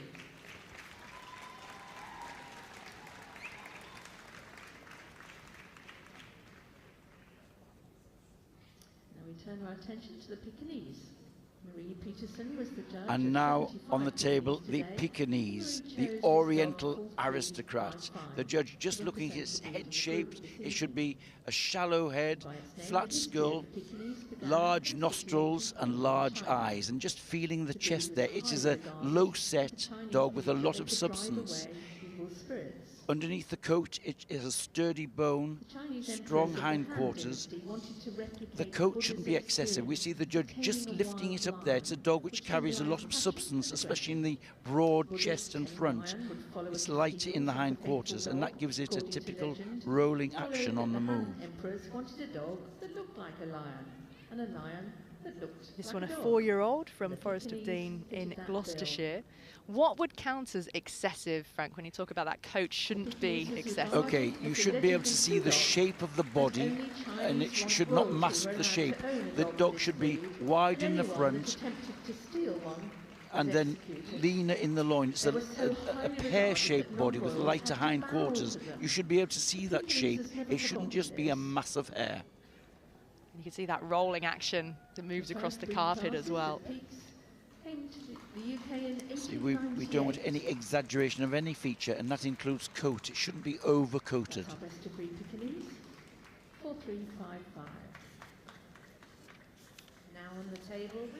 Now, the Pomeranian, and what a beautiful shape that makes on the table. The Pomeranian is another Spitz dog, that wedge-shaped head, neat ears, the shorter muzzle, and they should be sturdy and square. And this beautiful, off-standing, harsh coat, you can almost feel the texture from here. Pomerania being the name of parts of Germany and Poland. Initially not terribly well received. This one is 3 years of age from Cheltenham in Gloucestershire. And Frank, that head and the nose should have a sort of fox-like quality to it, according to the breed. Yes, and fox-like expression as well. And it's a dog which is short in the body, short and compact, relatively short in the neck. I always think that this one looks like a little Jaffa orange on legs. So, and this brisk action really striding out well here. In great form. This is a famous kennel, the Lyriva kennel. They won the top breeders last year and a very successful line of Pomeranians. Yep, Lyriva back in the Breeders' Cup final again this year at Crufts. Now we see on the table for Dr. Shemmel to examine is the pug. There were 2 judges today. A 14-month-old pug here, which is a really robust dog. That coat should be short, fine and soft to the touch. It, in fact, was the biggest breed entry in the toy breeds in 2022. Just 186 this year. Still a good number, but not quite as many as a couple of years ago. Now, this is a breed which is a Category 3 breed. It will have undergone a veterinary check today to confirm the judge's opinion that this is a worthy best of breed winner and can come forward to the group. Again, it's a dog, they say multum in parvo. It's a lot of dog in a small compass, but that does not mean we want fat dogs. They have to be fit and firm, and this one illustrates that. It's a young dog. He's had a very good career so far. He's got good length of leg, the fine coat and the tail curled over the back. We'll all be looking for a broad head, large eyes, and a broad underjaw and good wide nostrils. Irene McManus was the judge for the breed today with an entry of And here is the Yorkshire Terrier, distinctive for its lovely blue, dark steel blue coat and rich tan on its head and ears and legs. This hails back to the working terriers of the Yorkshire Mills, and it's thought that a dog known as Huddersfield Ben was the patriarch of the breed. Judge just looking and testing the texture and colour of the coat with the brush. As the Industrial Revolution Frank, this is a breed which can be shown on a red velvet box. We're not seeing that just here, but that is a very particular honour afforded to the Yorkshire Terrier. Yes, originally when the breed was shown on little silk cloths to set off, I suppose, the colours. We'll see it when it's had its movement here. It will go back to its little box. It's the only breed which is shown on a box. It's the culture of the breed. It's been like that for over 100 years. The breed standard suggests the Yorkshire Terrier should convey a sense of importance when it moves. I sense a little bit of that in this one. Very confident, lovely top line, excellent tail carriage, sharply pricked ears, full of quality. This is the final dog in the toy group, the Russian toy from the import register. Comes in black and tan and blue, tan and red. It was originally bred to be a watchdog and a ratter, but they're pretty good to train for obedience or agility as well. Now, it's a breed which has become popular all over the world in recent years as a show dog. It's a relatively modern breed, and it's thought that it has some miniature pincher perhaps in its background and some Chihuahua. And we see that in this smooth-coated variety. We also get the feathered variety, the long coat. They're very popular family members. This is a 3-year-old from Potter's Bar that has been an international champion overseas. Import register Russian toy number 4759. And so that concludes. So we have seen our 24 breeds of toy dog. The judge now has some decisions to make. Who will make the shortlist? Let's put your hands together and give these lovely toy best of breeds a round of applause. It's been a long day, and those are little legs. Once we get through to the end of the lineup, I think Dr. Schemmel will be making a shortlist. Now, Andreas has wasted no time going over these dogs. He's a man who knows his own mind. Quick walk round, reminding himself of what he's found. To see which of our best of breeds this evening have caught our judge's eye. Who's coming into the shortlist? So, a very determined walk to the where in comes the Bichon Frise and the long coat Chihuahua, and the Chinese crested dog comes next, the English Toy Terrier. Here comes the Japanese Chin. The Maltese is brought forward, and Trevor, the miniature pincher, the Papillon, the Pekingese and the Pomeranian. So that's quite a big shortlist from Andreas. Must be a closely contested group here.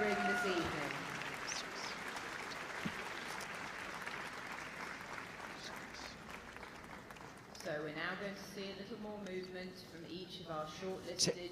A shortlist of 10 here, and perhaps we'll see them moving out again.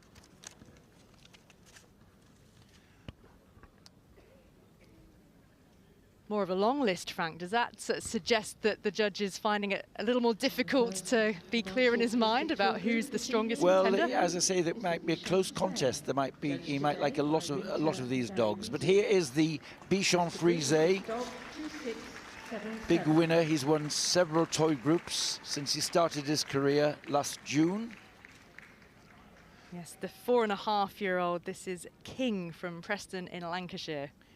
He came from the Philippines originally and has settled in Preston. Yes, so with famous handler Michael Code.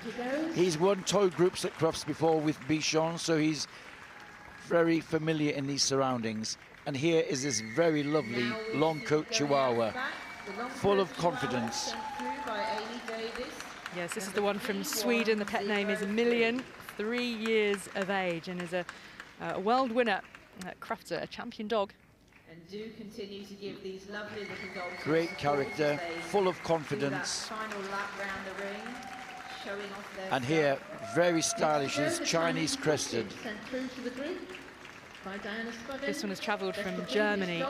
And really using its Hoxwell, driving along. And though they're toy breeds, they still have to be able to move well, made well to move well, to live healthily.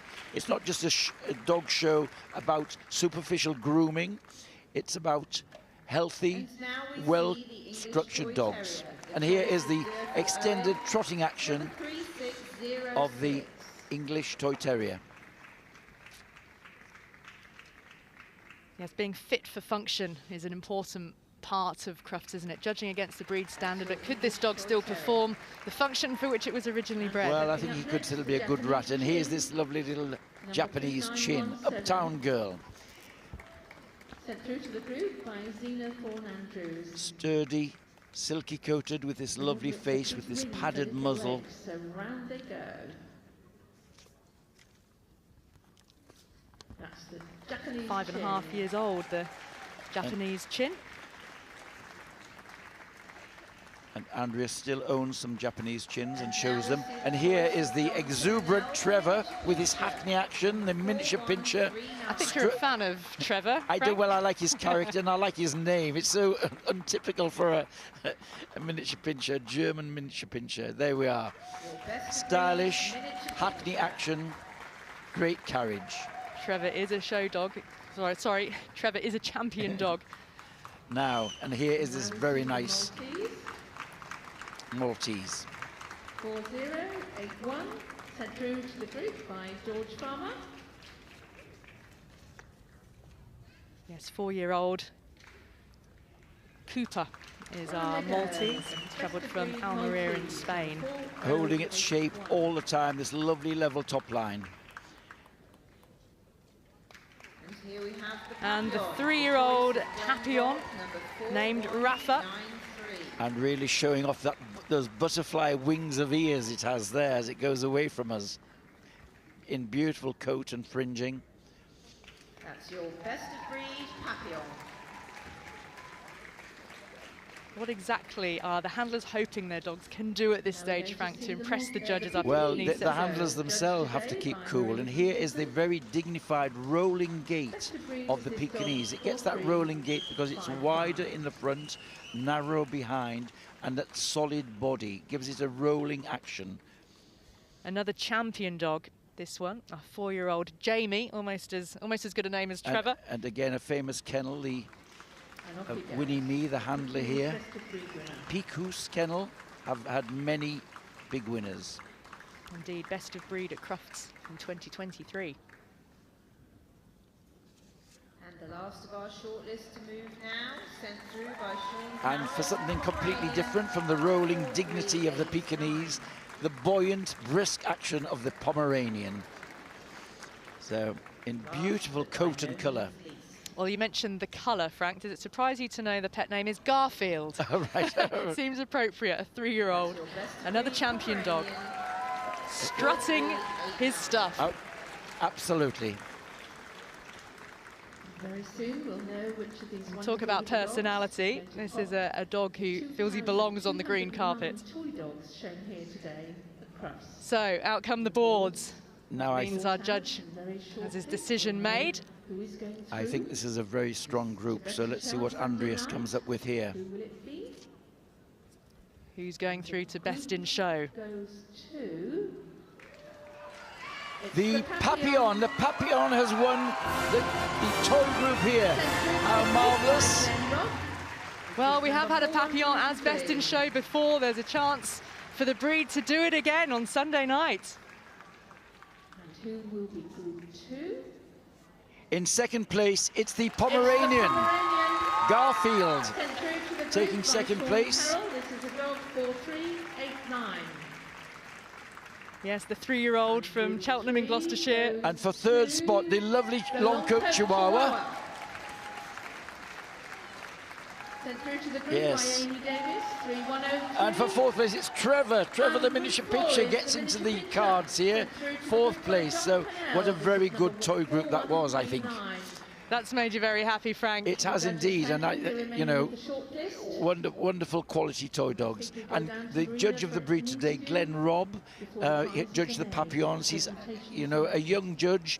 He's had many big winners himself. We have our toy group. Let's hear a bit of reaction. For Best in Show night on Sunday. You looks another one that looks so shocked. Hello, tell us who you are and who's this little person and how you're feeling.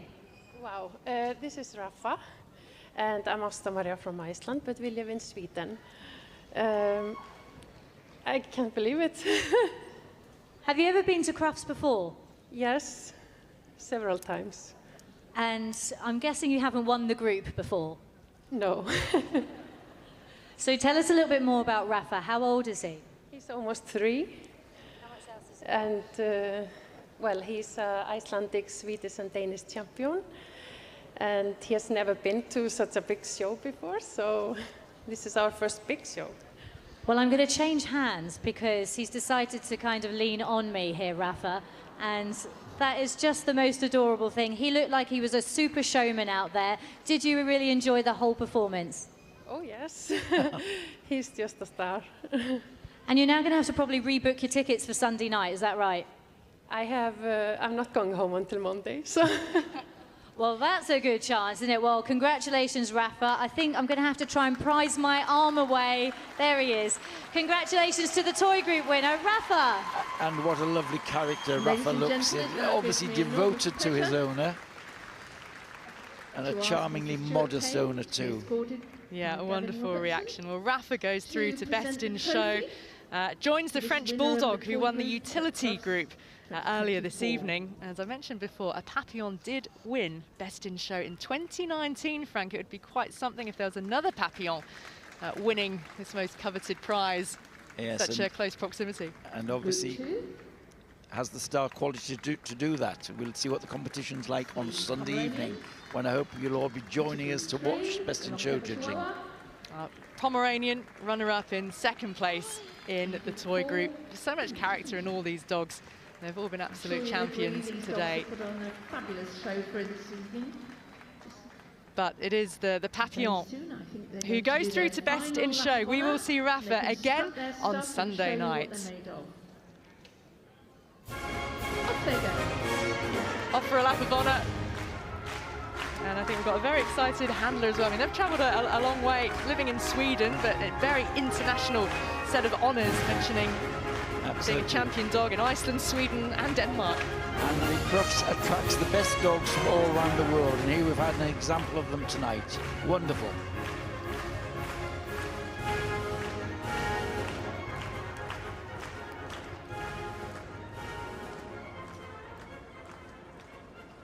Thank you very much, ladies and gentlemen. Don't forget, there's plenty of Crufts coverage on Channel 4 and More 4. And I think you can see some breed judging on the YouTube as well. And safe travels home.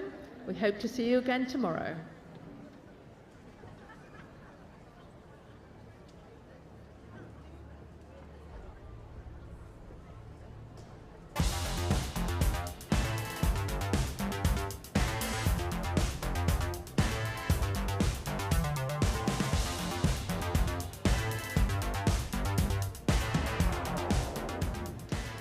So Crufts continues tomorrow. We have had the winner of the utility and the toy group so far, but of course we've got much more for you. Flyball, freestyle heel work to music, more agility. It is Gun Dog Day as well tomorrow, so culminating in the group judging of the Gun Dog group.